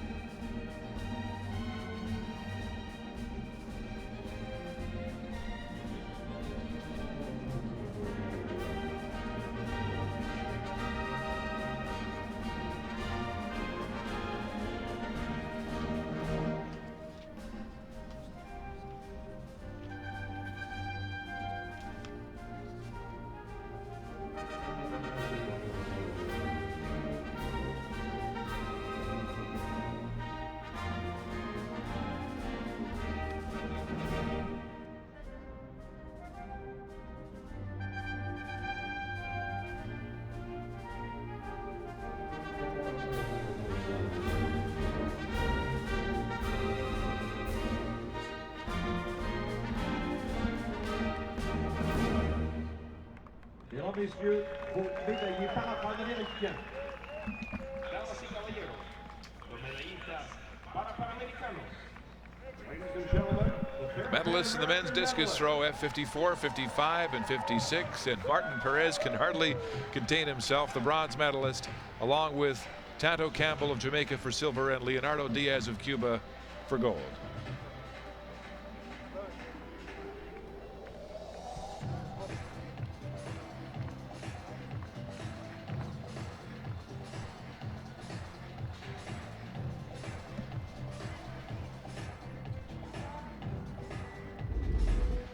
Back to the men's 400 final in the T20, and there has been a change in this race, a disqualification to the Ecuadorian athlete Damian Carcelan, running in lane number 7. He's been charged with a lane infraction. You can see he's all over the white stripe and then right into his compatriot Santos Isa's lane. So Carcelan of Ecuador is disqualified, and that moves Barreto up into 4th place. So the medalists look like this: Paiva and Perella of Venezuela for gold and silver, Michael Murray of the USA for bronze.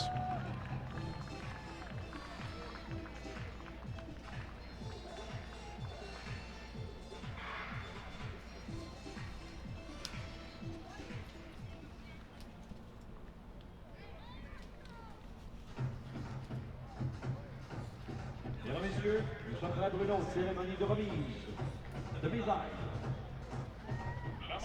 Medal ceremony now for the men's 100 in the T13 classification, visually impaired. 100 meters.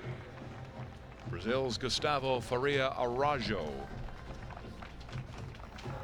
on top of the podium, as this Brazilian team has been a powerhouse in the opening 2 days of athletics competition in Toronto.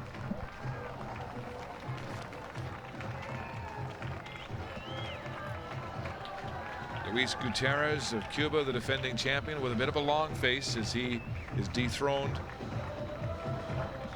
this year by the Brazilian. Mexico's Daniel Marique winning the bronze medal.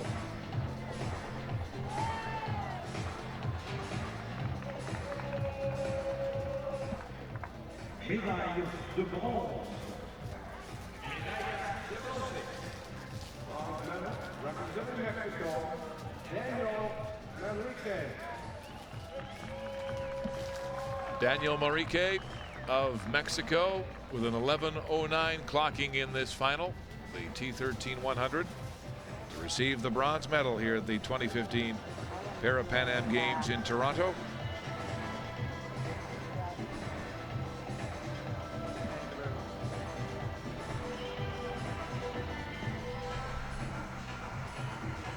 The 20-year-old Mexican basking in the spotlight here today. The biggest performances of his young career. Bronze medal for Daniel Manrique of Mexico.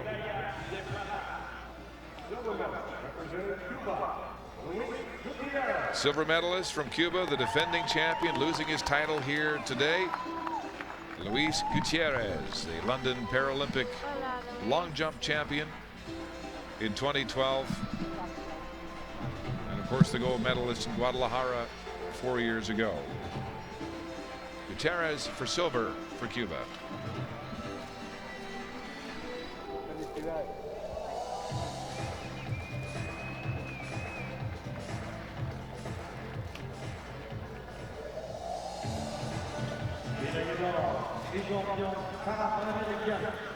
Now it's time to decorate the Parapan Am champion in the men's 100 T13. Representing Brazil, Gustavo Faria Araújo, 22-year-old with a 10:67 clocking with a powerful 4.3 meters per second tailwind. So a windy result, but the fastest this young man has ever run in this event. Came in with a best of 11:05. And lots more where that came from, I'm sure. 1 year from now, we'll be seeing Faria Araújo of Brazil on his home turf in Rio.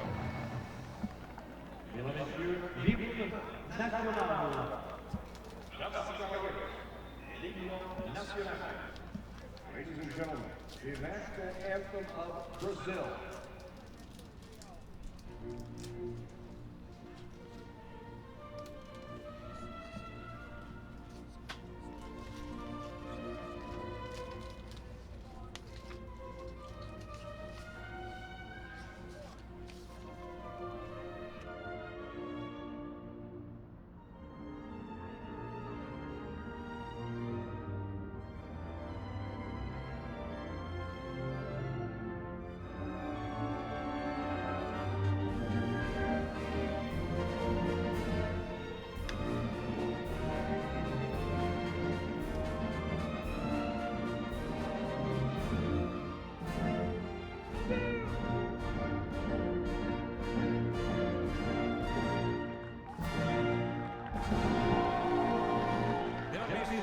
Gustavo Faria Araújo of Brazil, the champion and gold medalist in the men's 100 T13, along with Cuba's Luis Gutierrez and Mexico's Daniel Manrique.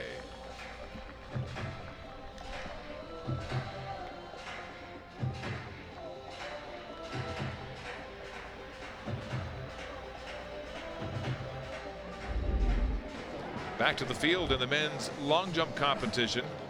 This is the American Toby Fawumini, his 5th round attempt. Has a best so far of 6:33 and 3 fouls The American is up. Oh, he's nailed this one.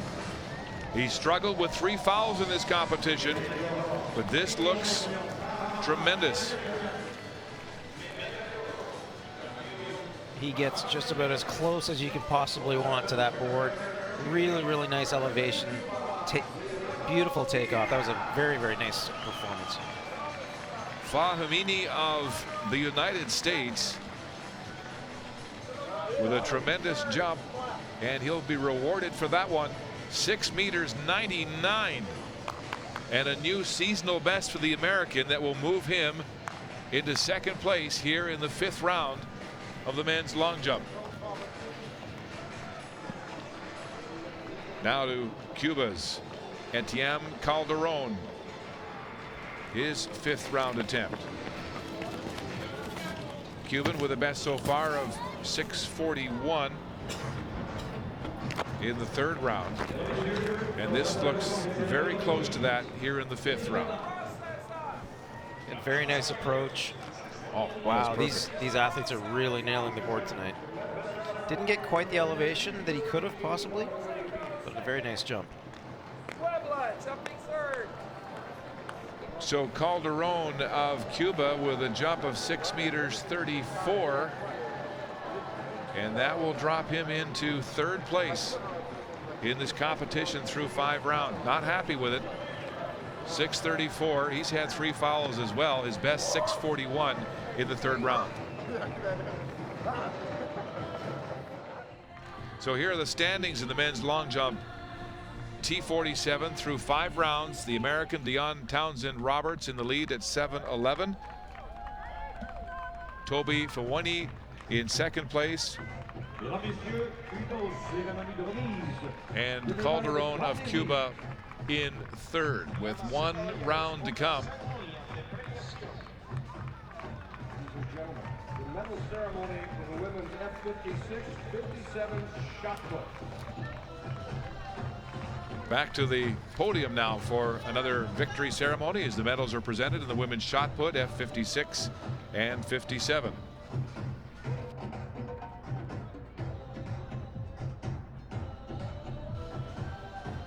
Mexico's Angeles Ortiz leading the way ahead of American Angela Madston and Brazil's Rosanne Ferreira dos Santos.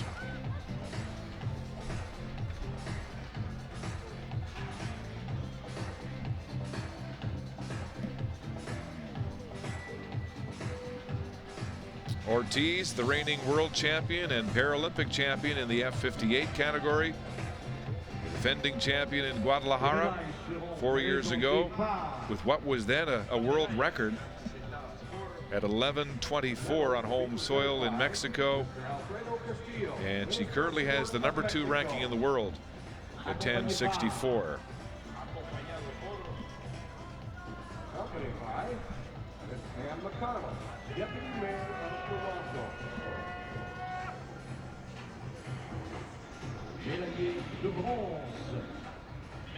Bronze medal being presented to Rosiane Ferreira dos Santos of Brazil, who won a bronze medal in the shot put 4 years ago at the Parapan Games in Guadalajara. 3-time Paralympian, accepting the bronze medal in Toronto in the 2015 Parapan Am Games. Rosiane dos Santos of Brazil for bronze.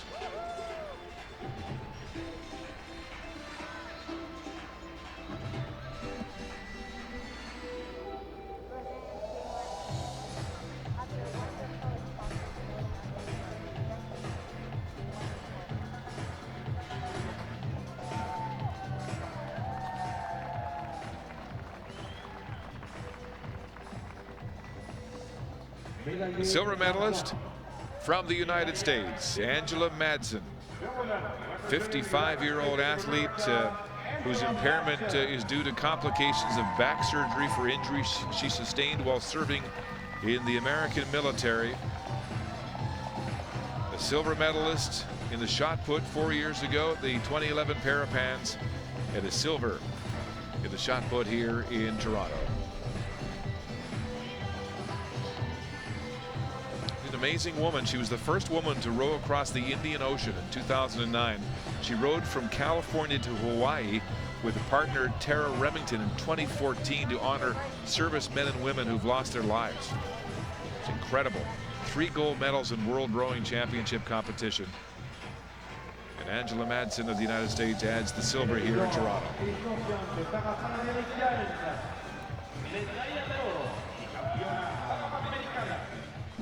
And now the Parapan Am champion, the gold medalist from Mexico, Angeles Ortiz, the reigning world champ and Paralympic champion. Defending champion of the Parapan Am Games, wins the title for the 2nd time. Currently ranked number 2 in the world. Well placed. Ortiz of Mexico, 1 year to the Paralympics in Rio.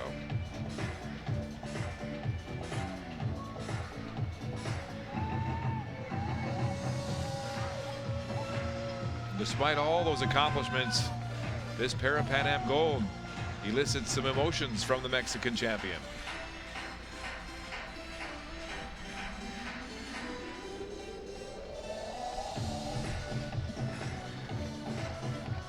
Angeles Ortiz of Mexico, the gold medalist in the women's shot put F56-57. Damas y caballeros, el himno nacional. Ladies and gentlemen, the national anthem of Mexico.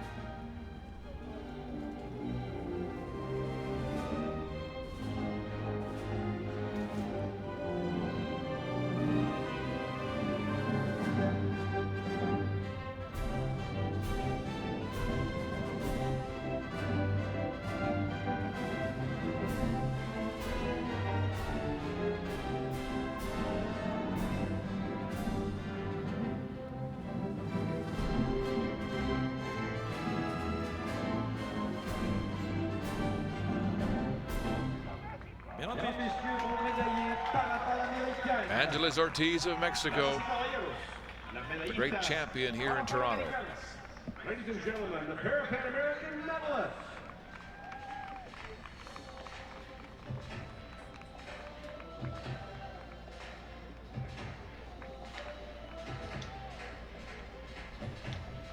Amazing women with some great accomplishments, overcoming some huge obstacles. Angeles Ortiz of Mexico, Angela Madsen of the USA, and Rosanne dos Santos of Brazil, the medalists in the women's shot put F56-57. On the long jump runway, he would like your help. This is the final jump of the competition. He will be your gold medalist, and he'd like some help on his final attempt. Dion Townsend Roberts of the United States in the long jump.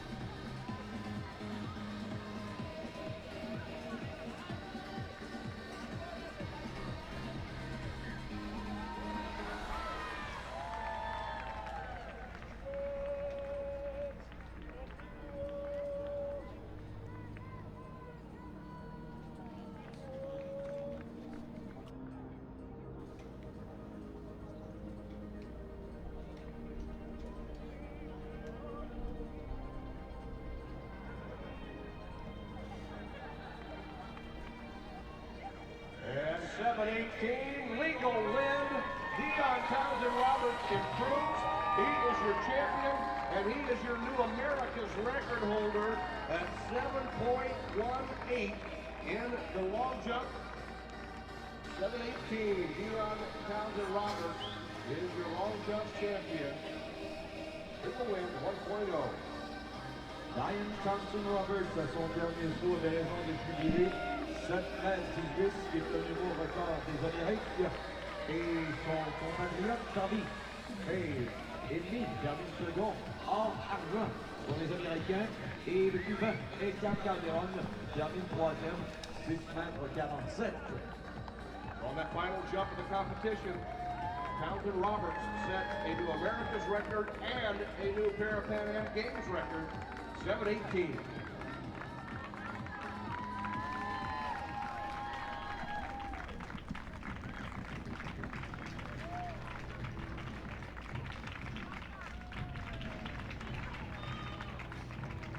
Alors les filles, nous sommes prêts à vous présenter maintenant cette finale 400 mètres pour messieurs, catégorie T11. On the track, the final of the men's 400 T11 for the visually impaired. All of these athletes are blind, running with their guide runners. 4 men contesting for the medals, including Canada's Dustin Walsh running out in lane number 7 with a best this year of 53.82. 2 more powerful Brazilians, though, locking horns down the middle of the track in lane 3. It's Daniel Mendes da Silva, lane number 3. Da Silva, tremendous athlete, whose visual impairment the result of an accident while working in a sawmill in 2002. All these men with the high block glasses on. Da Silva, silver medalist in this event 4 years ago at the Parapan Am Games in Guadalajara, has plans to become a lawyer when he retires from sport. So Daniel Mendes da Silva running in lane number 3 for Brazil.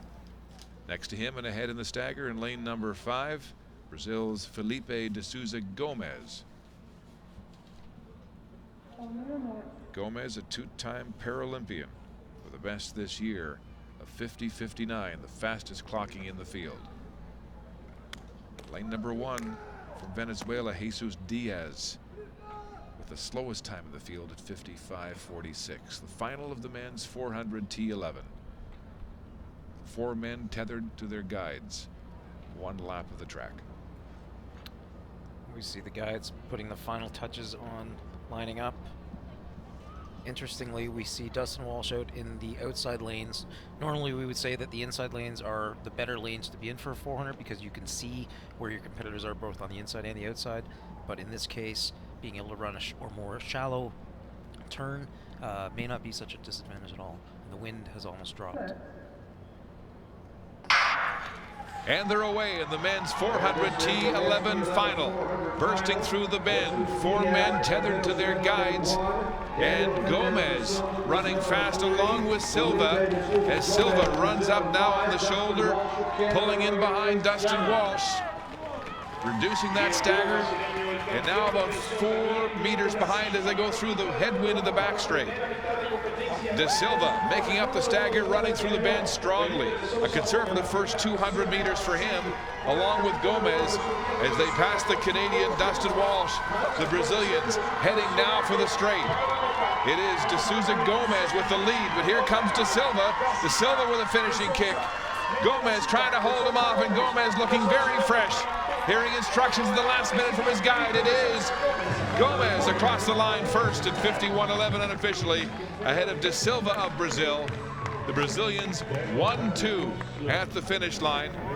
And Dustin Walsh of Canada, 3rd for bronze at 54.72. And all of these men choosing to run on the outside of their guides, so running a little bit further distance than the guides that are guiding them around the track. We'll take a look at when we see the replays, but none of them ran the curves very well. They all tended to fade a bit wide on the curves. So we see Dustin actually running almost into lane 8 there, and the athletes on the inside making up the stagger on him. Jesus Diaz seems to have had an injury just here. So he pulled his hamstring there as he pulled up and left the race, leaving these three athletes to contest the podium, and the Brazilians shoulder to shoulder with Gomez holding off De Silva down the straight.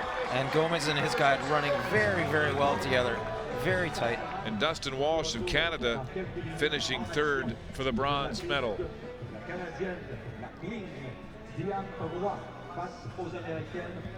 Walsh, the Canadian record holder in the 400, the native of New Westminster, BC. In behind these two dominant Brazilians, and Gomez, the champion, still recovering after one of the most punishing sprints in this sport, the 400 final. Dustin Walsh, three-time Paralympian, was blind by the age of 5, suffered glaucoma at the age of 2. You know, his father used to be his guide until the age of 15. And running here today with Dillian Williamson to bronze behind the two powerful Brazilians. So these are the unofficial results in the men's T11 400. Gomez ahead of De Silva for gold and silver, and Dustin Walsh of New Westminster, BC, the Canadian third for bronze. Jesus Diaz of Venezuela pulling up what appeared to be a hamstring injury, and the young man hobbled here as he tries to make his way along the straight in front of the grandstand back to the finish area.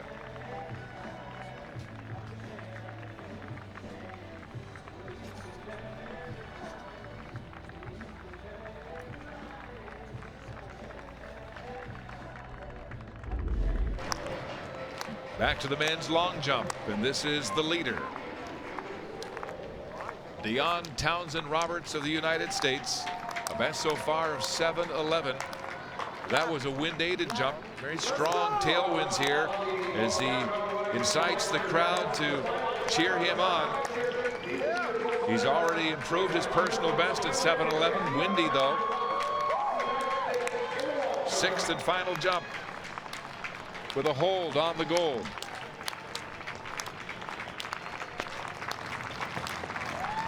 Townsend barreling down the runway up. Oh, and he's in the air for an eternity, it seemed.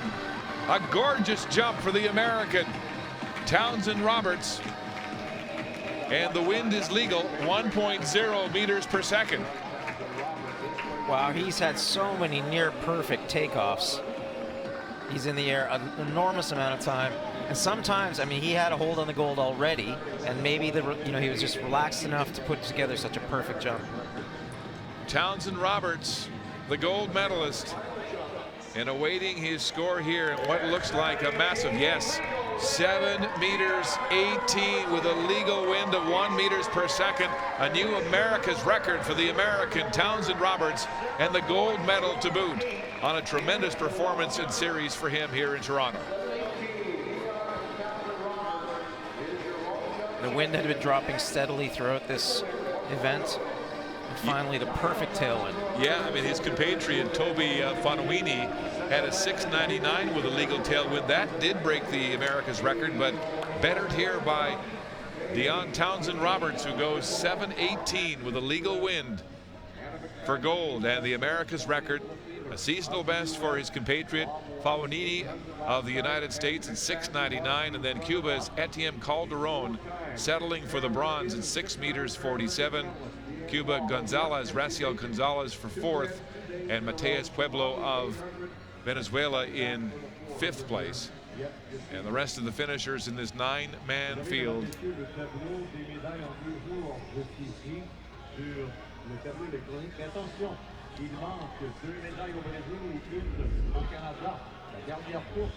Moments ago in the men's 400 T11, the Venezuelan Jesus Diaz deciding to finish not receiving or asking for any support from the medical officials here after what looked like a hamstring pull in the bend with about 200 meters to go. He's in some difficulty and obvious pain, but was determined to finish the race with his guide, Masqueras Medina. So the Venezuelan is escorted in a wheelchair in difficulty here, injuring himself in the final of the men's T11 400, but a gallant effort to finish the race.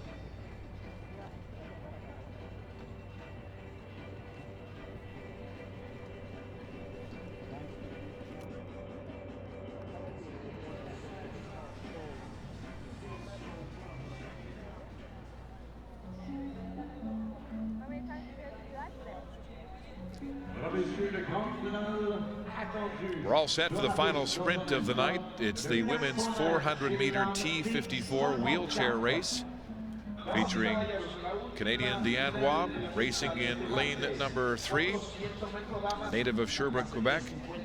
And then 3 very powerful Americans, Sherry Madsen, Hannah McFadden, and Kelsey Lefevre, in a 4-woman race for the medals in the women's 400 T54. Deanne Waugh, the native of Sherbrooke, Quebec, 5-time Paralympian, a 6-time world champion. Her grips ready to go, running in lane number 3. Next to her in lane number 4, Sherry Madsen of the United States. Madsen with the best this year of 58.61. Returning to competition in 2013 after taking a 13-year break. McFadden in 5 for the USA with the fastest time at 57.16. And Lefevre of the United States, the 102.58 clocking this year. Women's final 400 T54.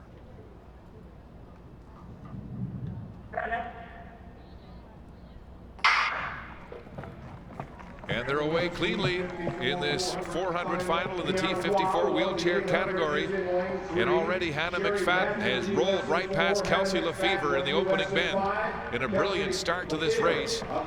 Deanne Waugh lagging back in 4th place as Hannah McFadden storms down the straight ahead of Sherry Madsen, the other American, one of 3 Americans in the final. Now Waugh moving into 3rd spot, and outside Lefevre has been left up the track as they make the turn through 200 meters and around the final bend. Hannah McFadden with the fastest time in this field this year, 57.16, building a healthy lead now ahead of Madsen of the United States. But here comes Deanne Waugh with a push in 3rd place. Nobody's going to catch Hannah McFadden of the United States as she pumps and thrusts her way to victory. 1 minute, 0.30 seconds ahead of Madsen of the United States and Waugh of Canada in that order. And Kelsey Lefevre a distant 4th for the USA. A bit of retribution from last night when Hannah McFadden tried to run away from Deanne Waugh and was caught, ultimately having to settle for silver. Rewarded with a gold tonight, showing some really good pure sprinting form. They all get off very cleanly. Deanne Waugh actually gets off to a very good start. Hannah McFadden running a little bit wide in her lane. And right here you see Deanne may be getting into some trouble. She looks like she may have been touching that inside line with her inside wheel. We'll see if the judges catch it or not. This is the back straight where the wind has dropped significantly since the early morning and afternoon. Hannah McFadden really powering through this though, looking really good heading across the finish line. So Hannah McFadden, the powerful American, only 19 years of age, has competed nationally for the U.S. in para swimming competition. Her older sister, Tatiana McFadden, is a multiple winner of Boston Marathon wheelchair division races and also holder of the world record in this event at 51.90. So McFadden of the USA prevailing ahead of Madsen of the USA and Diane Waugh, who won the 800 gold last night, turning the tables on the Americans, taking the silver, or rather the bronze medal here today. And both McFadden sisters adopted into an American family. Yes, adopted from their home country of Albania. Hannah, the 2014 Female Para-Track High School Athlete of the Year, enjoying the Parade of Champions as she takes her lap of honor here at the CIBC Parapan Am Stadium, along with the other medalists, Sherry Madsen of the United States. Amazing she returned after a 13-year break. She's 39 now, 20 years older than McFadden. Madsen of the United States taking the silver medal ahead of Diane Waugh of Canada for bronze. These are the unofficial results, and Diane Waugh with a seasonal best for that bronze medal at 1:02. McFadden at 1 minute .15, and Sherry Madsen at 1:01.51 for silver.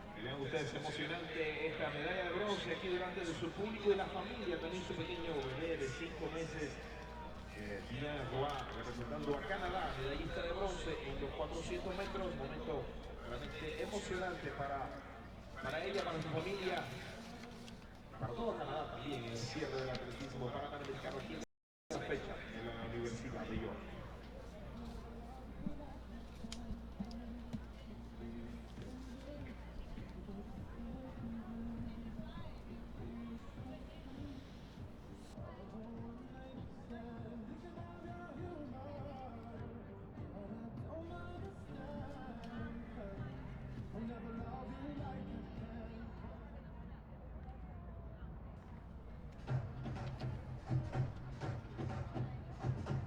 Messieurs, nous sommes prêts pour une autre belle remise de médailles ce soir. Damas y caballeros, la ceremonia de premiación. Ladies and gentlemen, the medal ceremony for the men's T20 long jump. The medal ceremony for the men's long jump T20 final. Ecuador and Venezuela well accounted for here as the Venezuelans take silver and bronze, and Ecuador's Rade Mauricio Santos Iza captures the gold medal, the Parapan Am record of 6:49.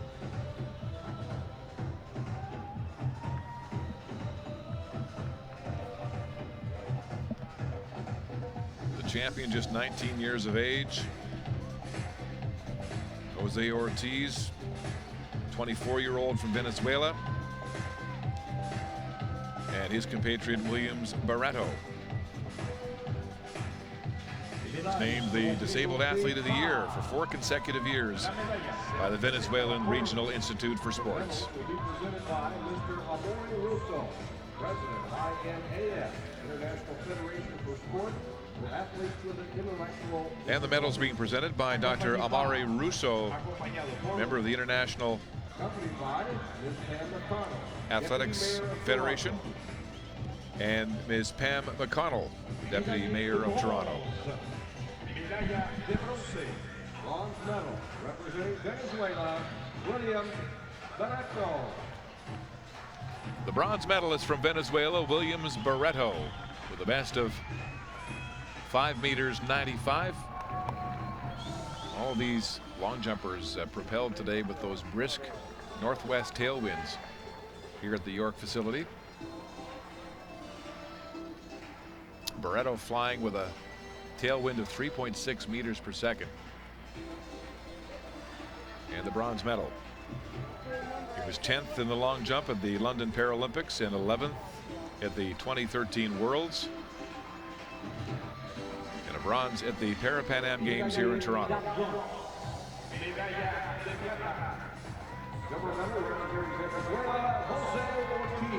Jose Ortiz, also representing Venezuela, capturing the silver medal.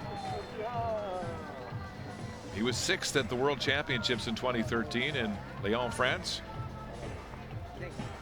The a best of 6:06 with a legal 2.0 following win for silver here in Toronto. Let's remember your great day and your great victory. Thank you. Jose Ortiz, one of two Venezuelans on the podium here in the men's long jump T20 final. Now the Parapan Am champion. He's only 19 years of age. Ronnie Mauricio Santos Iza. The 6:49, a new Parapan Am record. Improving on his best this year of 6:44. He does it at just the right time to capture the gold medal at the 2015 Parapan Am Games in Toronto.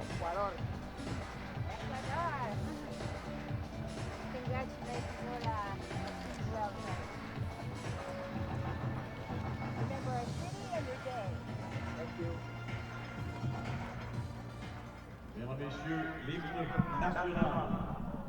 Damas y caballeros, l'hymne national. Ladies and gentlemen, the national anthem of Ecuador.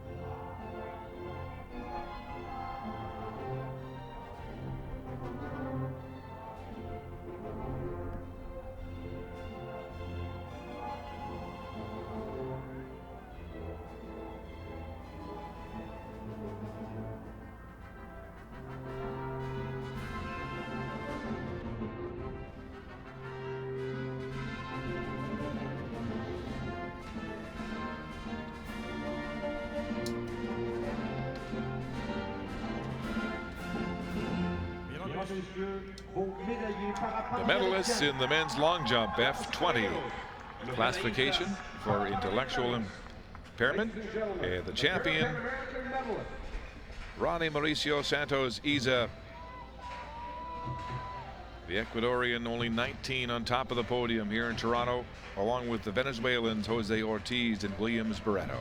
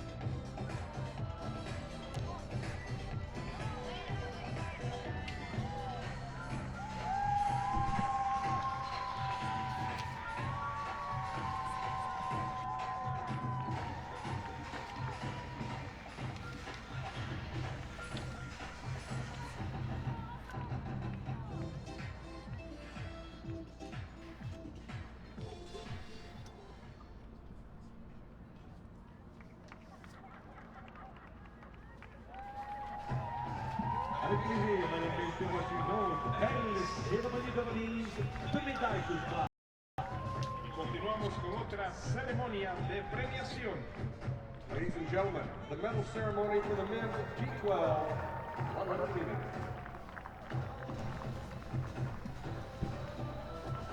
Medal ceremony now for the men's 100 T12 final for visually impaired athletes. Cuba's Lenier Sevon blasting to victory, a sub-11 clocking at 10:61 for gold, ahead of Josiah Jameson. At 11:15, the American, and Mexico's Manuel Martinez, 3/100ths of a second behind him for third and the bronze medal.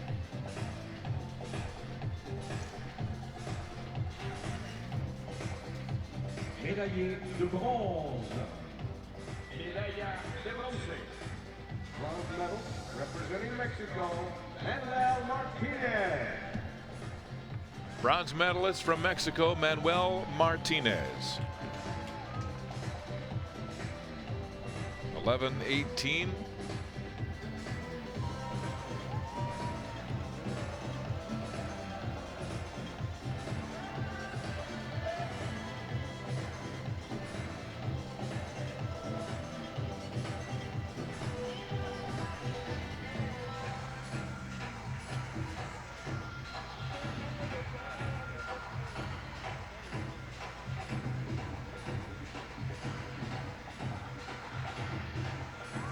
Médaillé d'argent.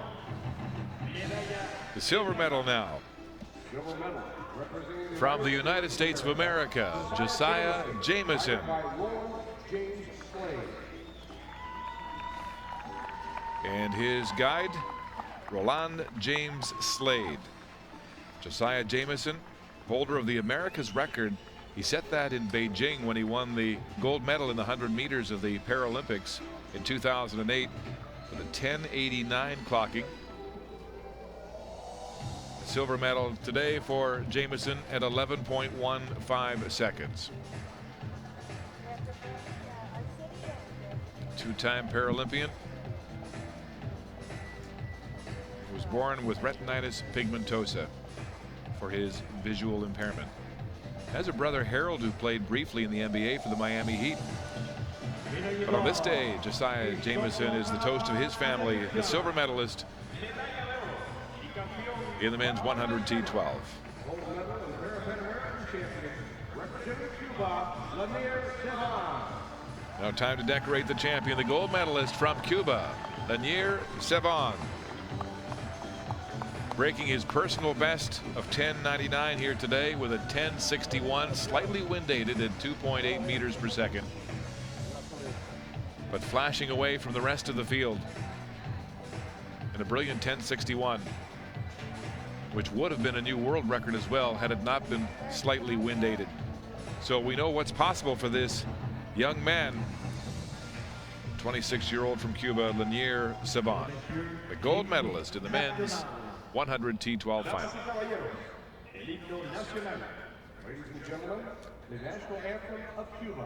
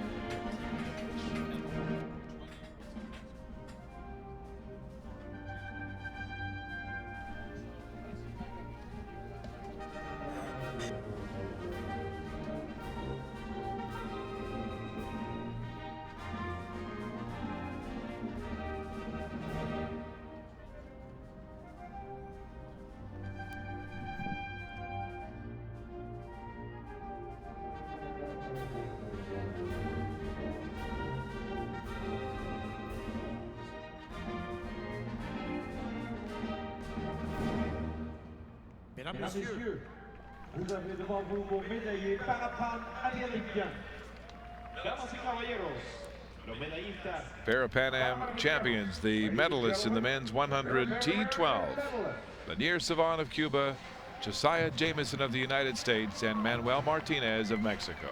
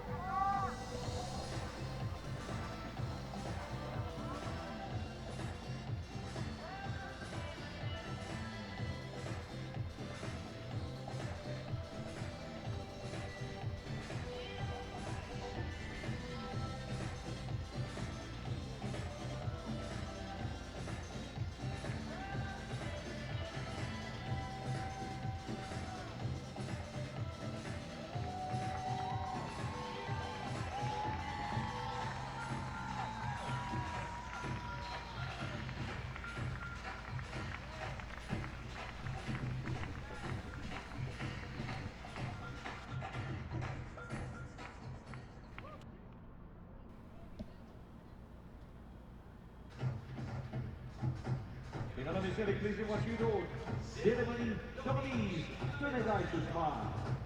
Damas y caballeros, continuamos con otra ceremonia de premiación. Ladies and gentlemen, the medal ceremony for the men's T20 400 meters. The medal ceremony now for the men's T20 final in the 400 meters. As Venezuela dominated this event, there's Luis Arturo Paiva strutting in front of this small but appreciative crowd in Toronto, along with Edixon Perella and American Michael Murray. Murray promoted to the podium in third place for the bronze after the disqualification of Ecuador's Damian Carcellin, who was charged with a lane infringement and was disqualified. So some controversies, some emotional feelings at the end of this race, but it was Paiva who paved the way with a great finish. Went out easy in the first 200. Perella stormed through the first 200 and then right into the teeth of that headwind down the back straight. It paid a dear price as he was passed by his compatriot Paiva, left him in his wake down the straight. There's the bronze medalist, Michael Murray of the United States. Bronze medalist today after the disqualification of the Ecuadorian athlete Damian Carcellin. 24-year-old Murray, who deals with autism, was 11th in the 1500 at the Paralympics in London in 2012. Competitor in 2011 and 2013 at the World Championships.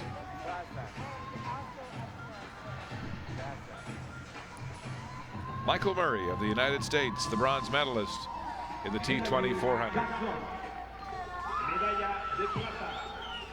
Silver medal representing Venezuela, Edixon Perella. Edixon Perella, the silver medalist, has to be shooed onto the podium by his teammate Paiva as he's enjoying the limelight here.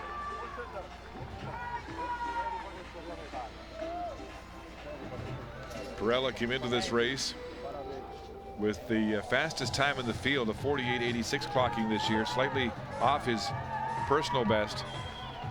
But again, his exuberance in that opening 200 meters cost him in the back half of the 400, as it so often happens in the one-lap event.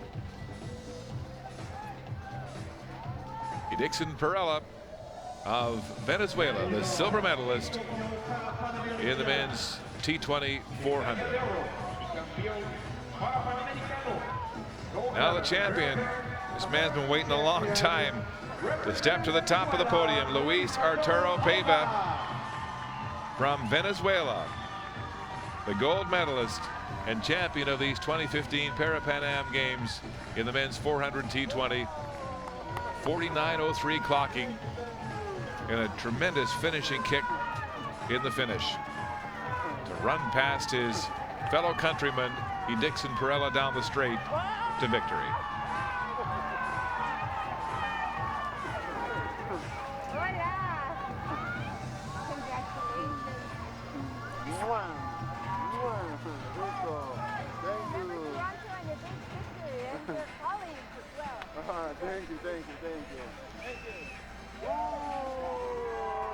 Monsieur l'hymne national.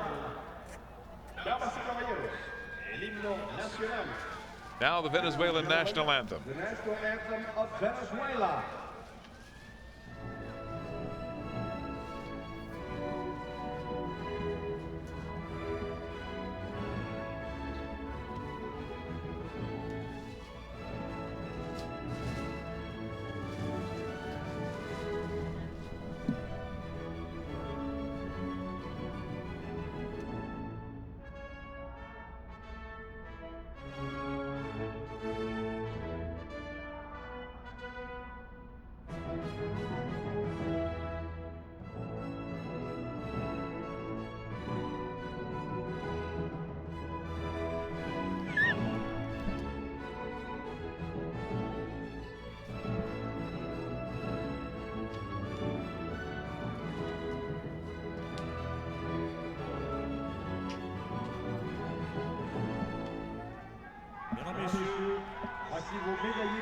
Parapanamanian champions from Venezuela, Paiva for gold, Perella for silver, and the American Murray for bronze. But just loving this moment on top of the podium, savoring every second. And again, the fraternity and fair play that we've witnessed so many times in the first 2 days of athletics competition, as these athletes share the moment on the podium in the men's 400 T20.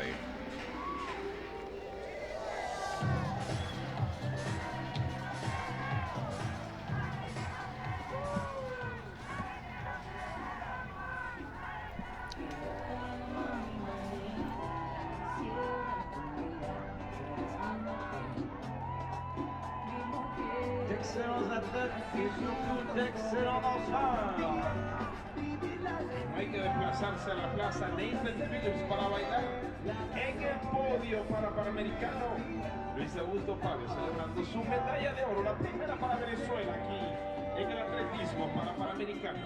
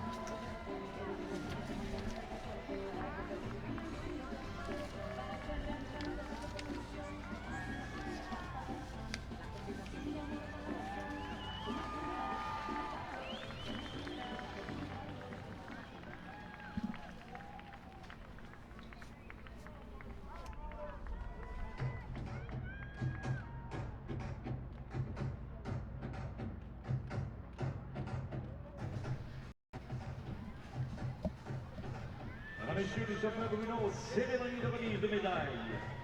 Damas y caballeros, continuamos con otra ceremonia de premiación. Medal presentation now for the women's discus throw F51-52 final. Canada's Becky Richter leading the procession as the bronze medalist, along with the two Americans, Rachel Morrison and Cassie Mitchell, the gold and silver medalists respectively.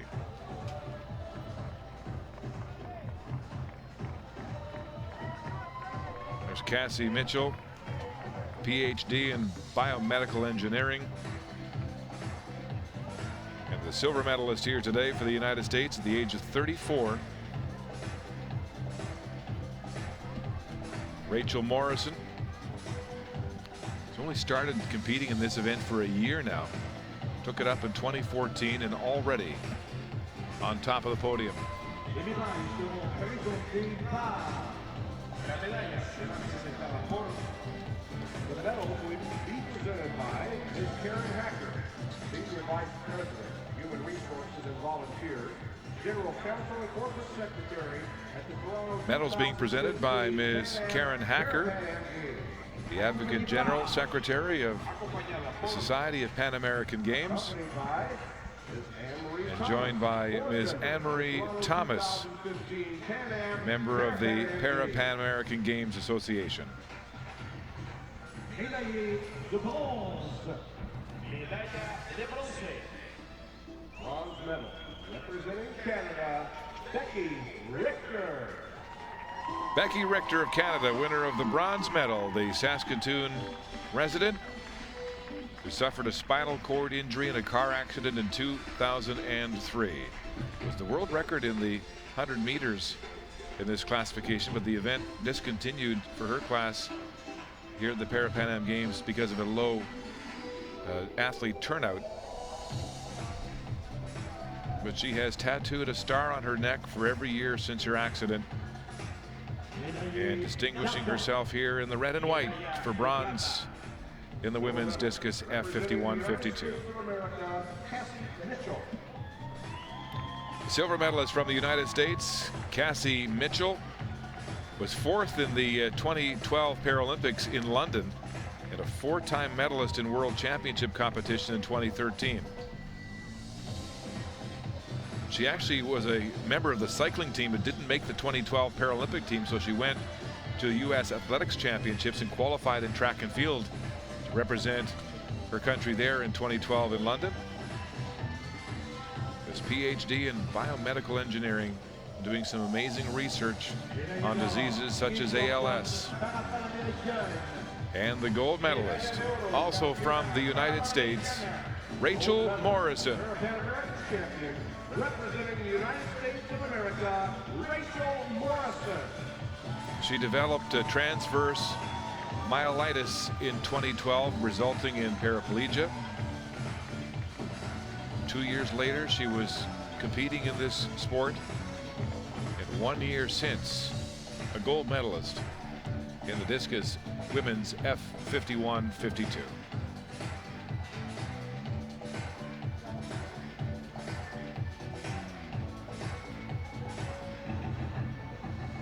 Lists her idols as U.S. soccer star Mia Hamm and physicist Stephen Hawking. Now the U.S. national anthem. The national anthem of the United States of America.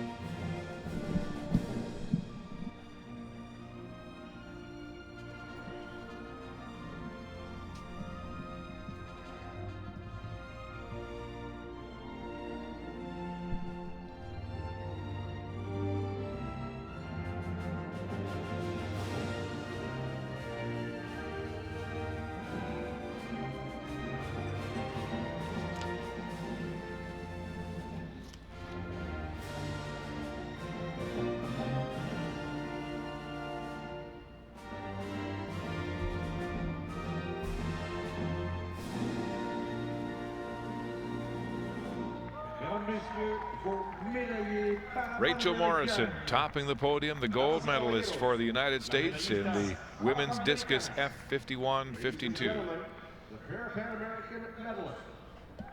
Along with Cassie Mitchell, the silver medalist, and Becky Richter of Canada for bronze. The medalists in the women's discus throw F51-52.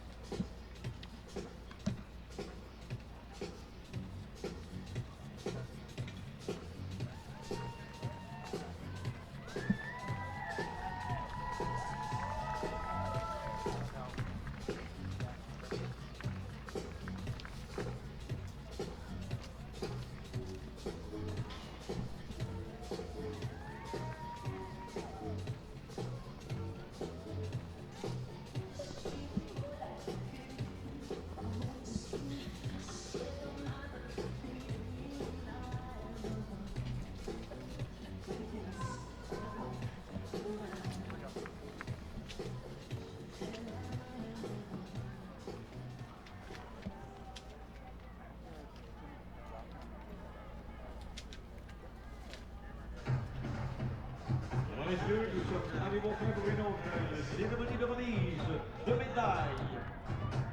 Damas y caballeros, la ceremonia de premiación. Ladies and gentlemen, the medal ceremony for the men's T11 100 meters. Medals being presented now for the men's T11 100 final.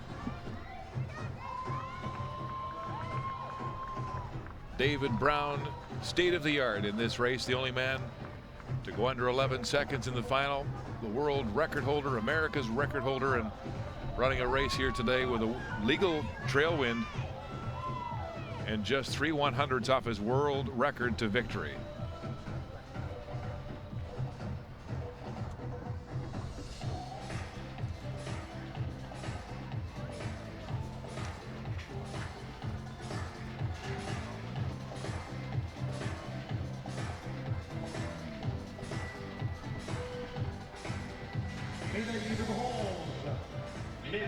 de bronce. Bronze medal representing Colombia. Jose Arce Orozco, guided by Arle Barrios. The bronze medalist from Colombia, Delfo Jose Arce Orozco. The time of 11.56 seconds, a new personal best for the bronze medal. The 34-year-old from Colombia in his third appearance at Parapan Am competition.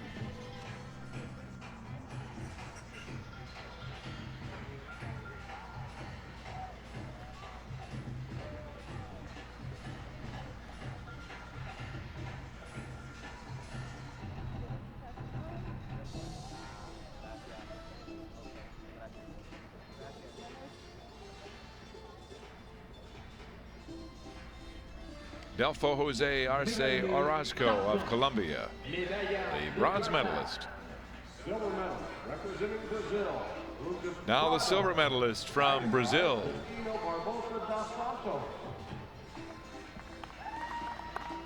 Lucas Prado of Brazil, the defending champion, losing his title this year in Toronto and settling for the silver medal. A three-time gold medalist in Paralympic competition. The champion 4 years ago in 2011.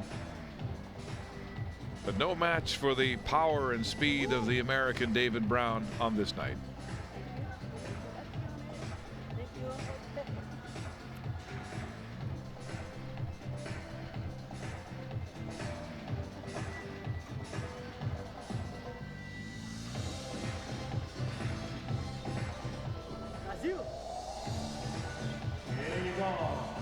Champion Parapan American, medalla de oro y campeón Parapan Americano. Gold medal, Parapan American champion. Representing Now the gold medal presented to the Parapan American champion, David Brown of the United States. Those fancy star-spangled glasses, the 22-year-old American flashing to victory at 10.95 seconds. A legal following wind of 2 meters per second, just 3 100ths off his world record. He is the first blind athlete to run under 11 seconds, and he did it again here with his guide Jerome Avery for the gold medal, the men's T11 100.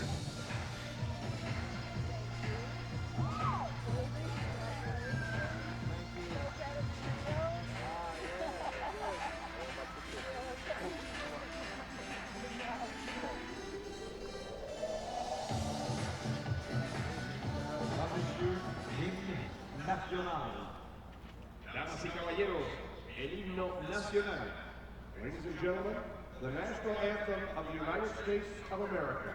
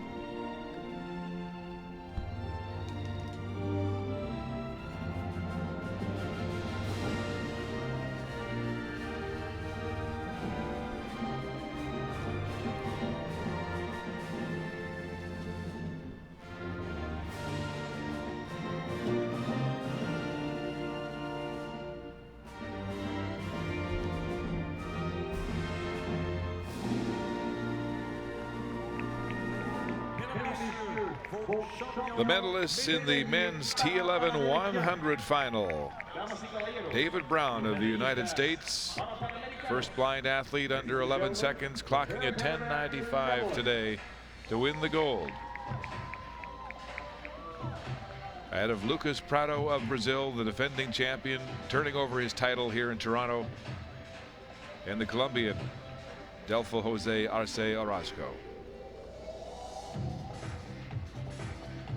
The athletes and their guides exchanging pleasantries after receiving their medals at the 2015 Parapan Am Games.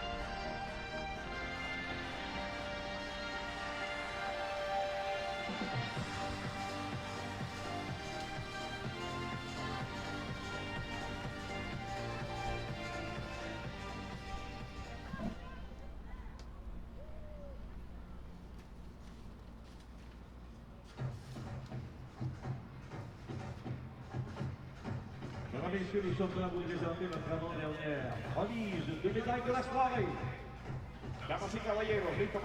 Medal ceremony for the women's T11 100 final. These athletes with visual impairment joined by their guides in a command performance by Brazil as they swept the podium. And the bronze medalist loses, or either the silver medalist losing her shoe on the way out. Oh.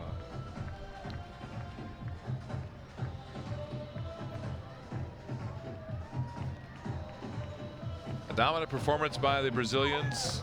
Teresina Guilhermina for gold, Julia dos Santos for silver, and Jerusa Gerber dos Santos, the bronze medalists. They form the conga line and head to the medal podium.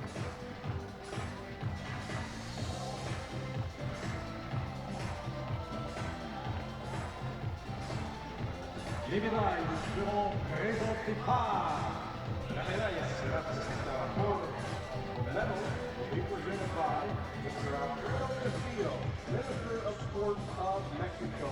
Accompagné par Medals being presented by Mr. Alfredo Castillo, the Minister of Sport for Mexico, and Ms. Pam McConnell, the Deputy Mayor of Toronto. médaille de bronze, médaille de bronze.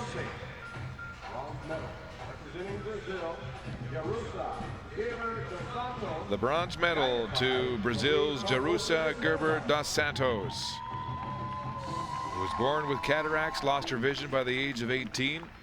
4 years ago in Guadalajara, she won the silver medal in this event. Back to claim bronze in this Brazilian command performance.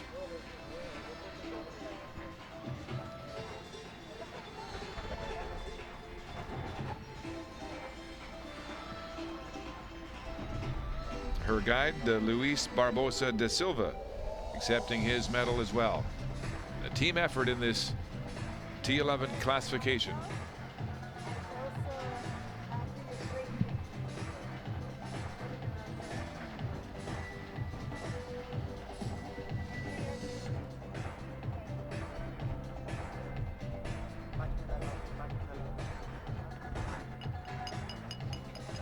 Médaille d'argent, médaille de plata, silver medal representing Brazil, Julia dos Santos.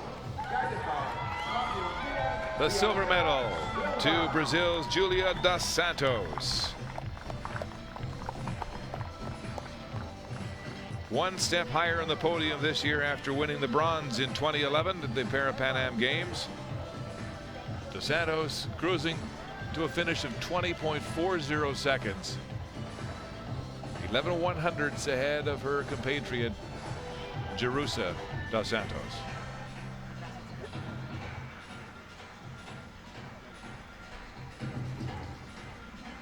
Her guide Fabio Diaz de Oliveira joining the celebrations, the silver medal presentation.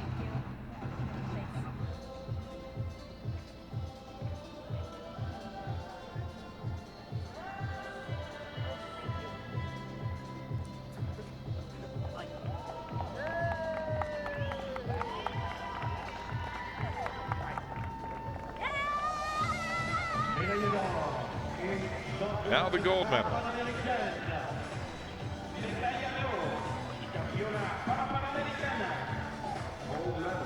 Parapan American champion, representing Brazil,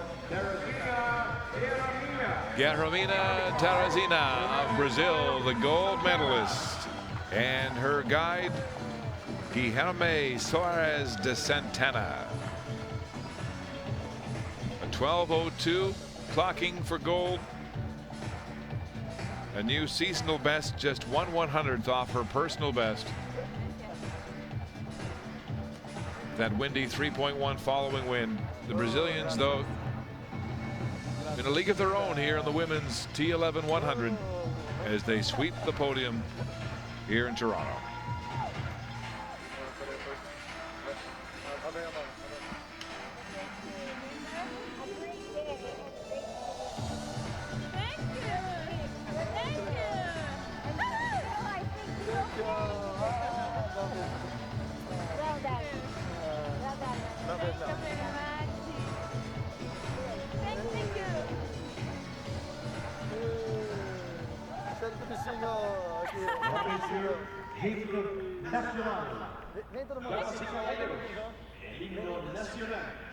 Ladies and gentlemen, the national anthem of Brazil.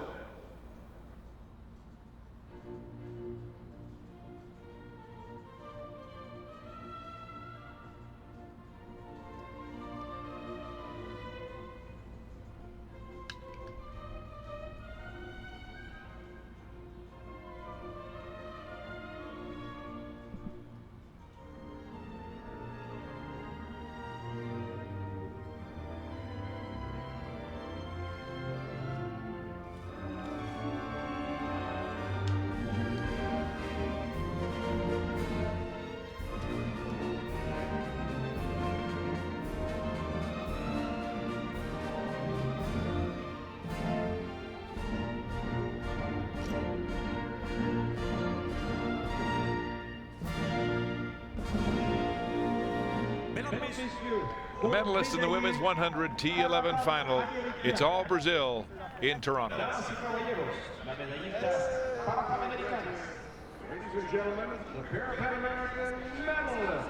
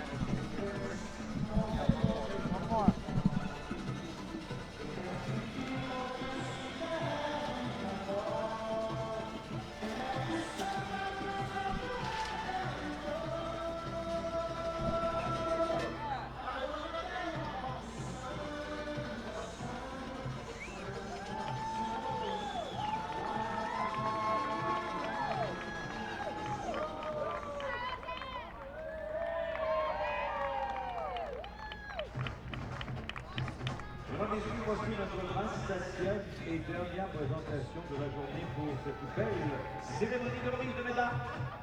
Damas y caballeros, nuestra última ceremonia de premiación.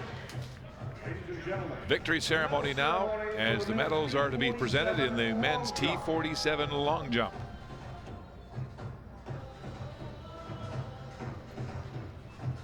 Impressive Americans, both breaking the America's record in succession here today, with Dion Townsend Roberts prevailing on his sixth and final jump.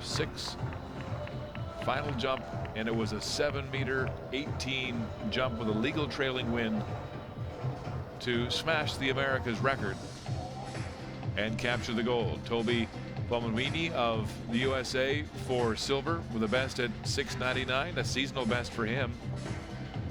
That was the new America's record until that sixth and final round jump by Townsend Roberts. And Cuba's Etienne Calderon capturing the bronze medal here today with a best of 6:47. Very close to his personal best here. Was a great competition between the Cubans and the Americans.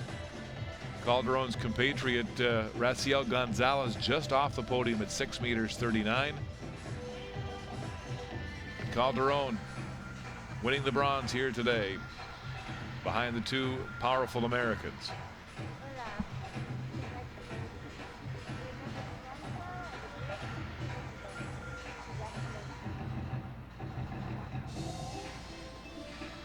Médaille d'argent. Medalla de plata. Silver medal representing the United States of America, Toby Fahumuini. Toby Fahumuini of the United States winning the silver medal with a jump of 6:99. A new seasonal best for him. Silver medalist in the long jump at the 2013 World Championships and a silver medalist in Toronto at the Parapan American Games.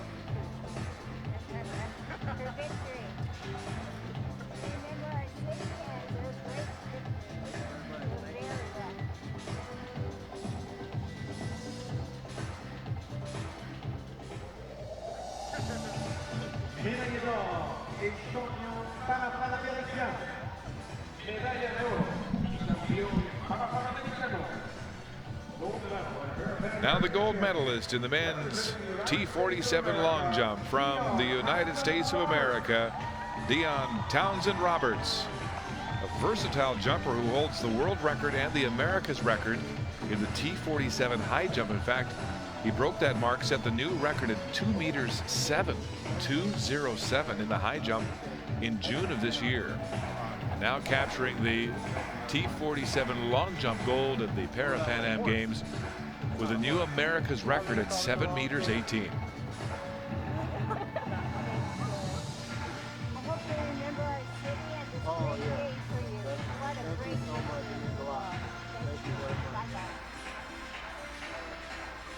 Dion Townsend Roberts of the U.S., the gold medalist in the long jump T47 for men. Ladies and gentlemen, the national anthem of the United States of America.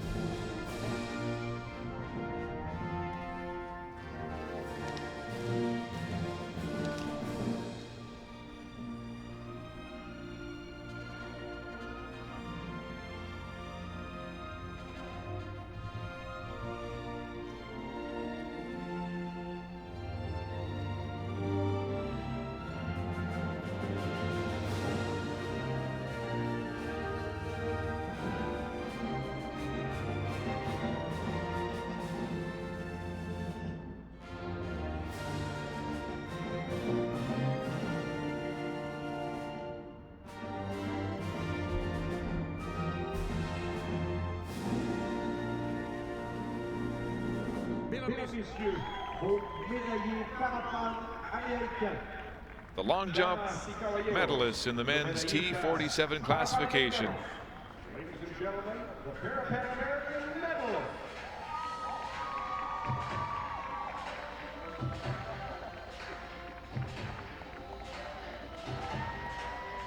Dion Townsend Roberts of the U.S. for gold, Toby Famonini of the U.S. for silver, and Etienne Calderon of Cuba winning the bronze.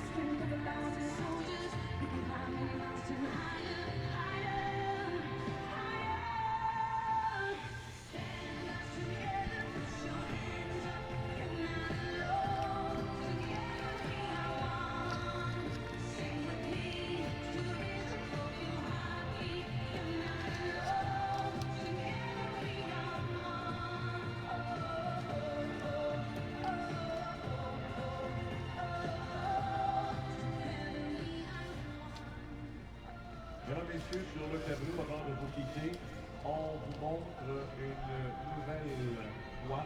Cette épreuve du 400 mètres, messieurs, présentés plutôt au T11, mais vous verrez la disqualification de Daniel Mendes da Silva, qui donne la médaille d'or à Felipe de Souza Gomez, au Canadien Austin Wall, qui avance la médaille d'argent, et le bronze va à celui qui est en troisième position, le Vénézuélien Jesus Diaz, le vainqueur prématuré, donc est disqualifié.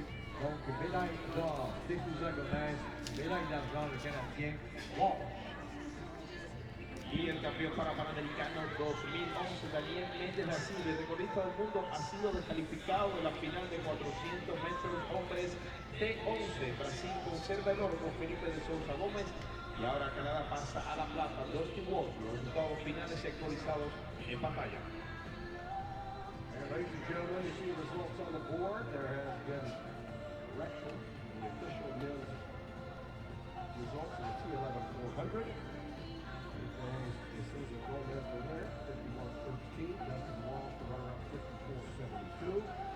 Diaz is DNF, and De Silva ladies qualification.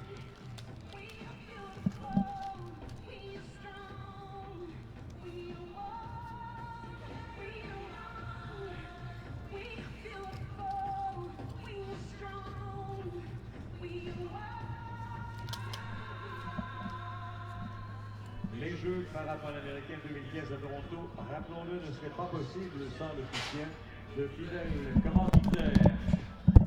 Los Juegos Panamericanos Toronto 2015 no se podría llevar a cabo sin el apoyo de nuestros dedicados patrocinadores. The Toronto 2015 Parapan Am Games would not be possible without the support of dedicated sponsors. Nous tenons à remercier d'abord le partenaire principal. Deseamos reconocer el apoyo del socio principal. We would like to acknowledge the support of lead partner CIBC. Également nos collaborateurs majeurs. Los socios Premier. Premier partners, Tito's, Chevrolet, Cisco, Live Nation, la Société des loteries et des Jeux de l'Ontario, Ontario Lottery and Gaming Corporation, le choix du président, President's Choice, et le cirque du soleil, ainsi que tous nos diffuseurs télé officiels, CBC, et nos fournisseurs officiels. Así como nuestra emisora oficial CBC y todos nuestros proveedores oficiales.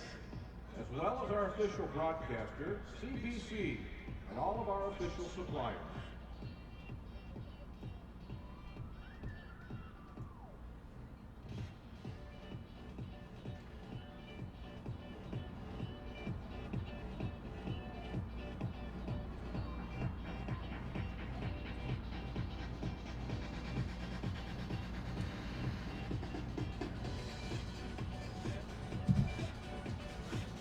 profitons également pour remercier nos gouvernements, celui du Canada et celui de l'Ontario, qui se sont engagés envers ces Jeux, et surtout un merci spécial à la ville de Toronto qui nous a accueillis aussi aujourd'hui au stade CIBC. Gracias a nuestros socios financieros, el gobierno de Canadá y el gobierno de Ontario por su compromiso con los Juegos, y un especial agradecimiento a la ciudad de Toronto por acogernos aquí hoy. Thank you to our funding partners, the Government of Canada and the Government of Ontario for their commitment to these games, and a special thanks to the City of Toronto for hosting us here today.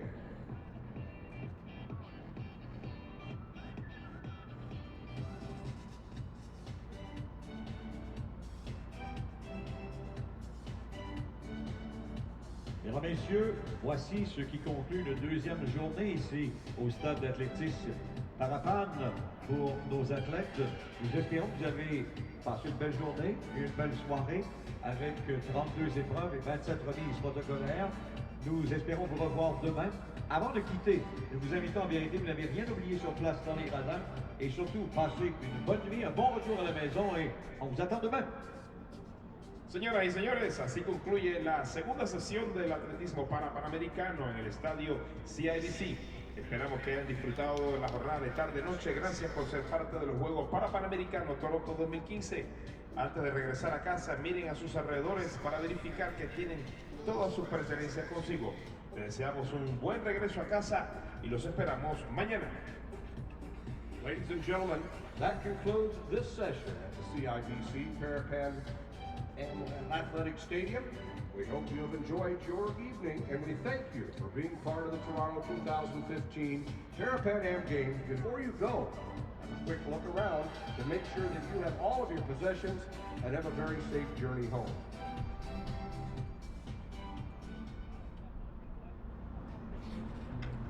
A check.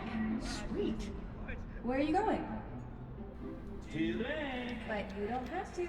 Kinda do. Hand it over. What?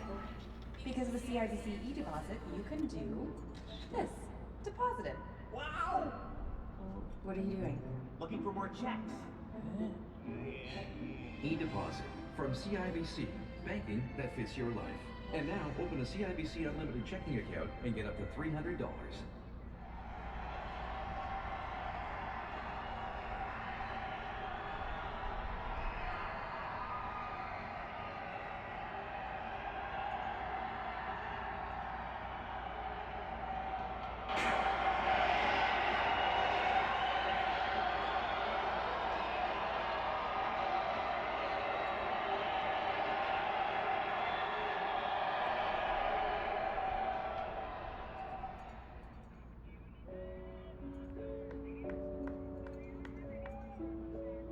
Catégorie F11 et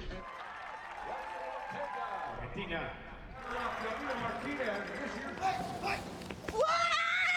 Prochain étape, le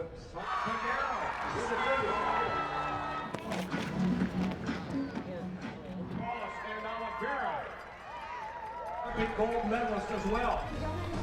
He's going to win here in the final. In lane 3. In lane 5.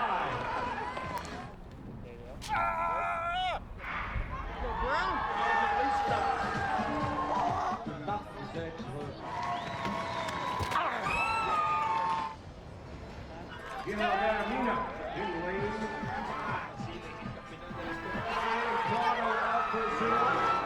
There we go. There we go.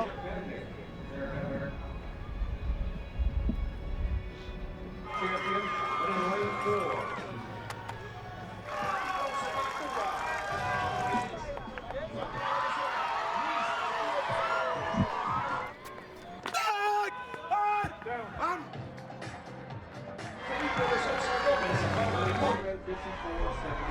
Le dragon qui termine troisième et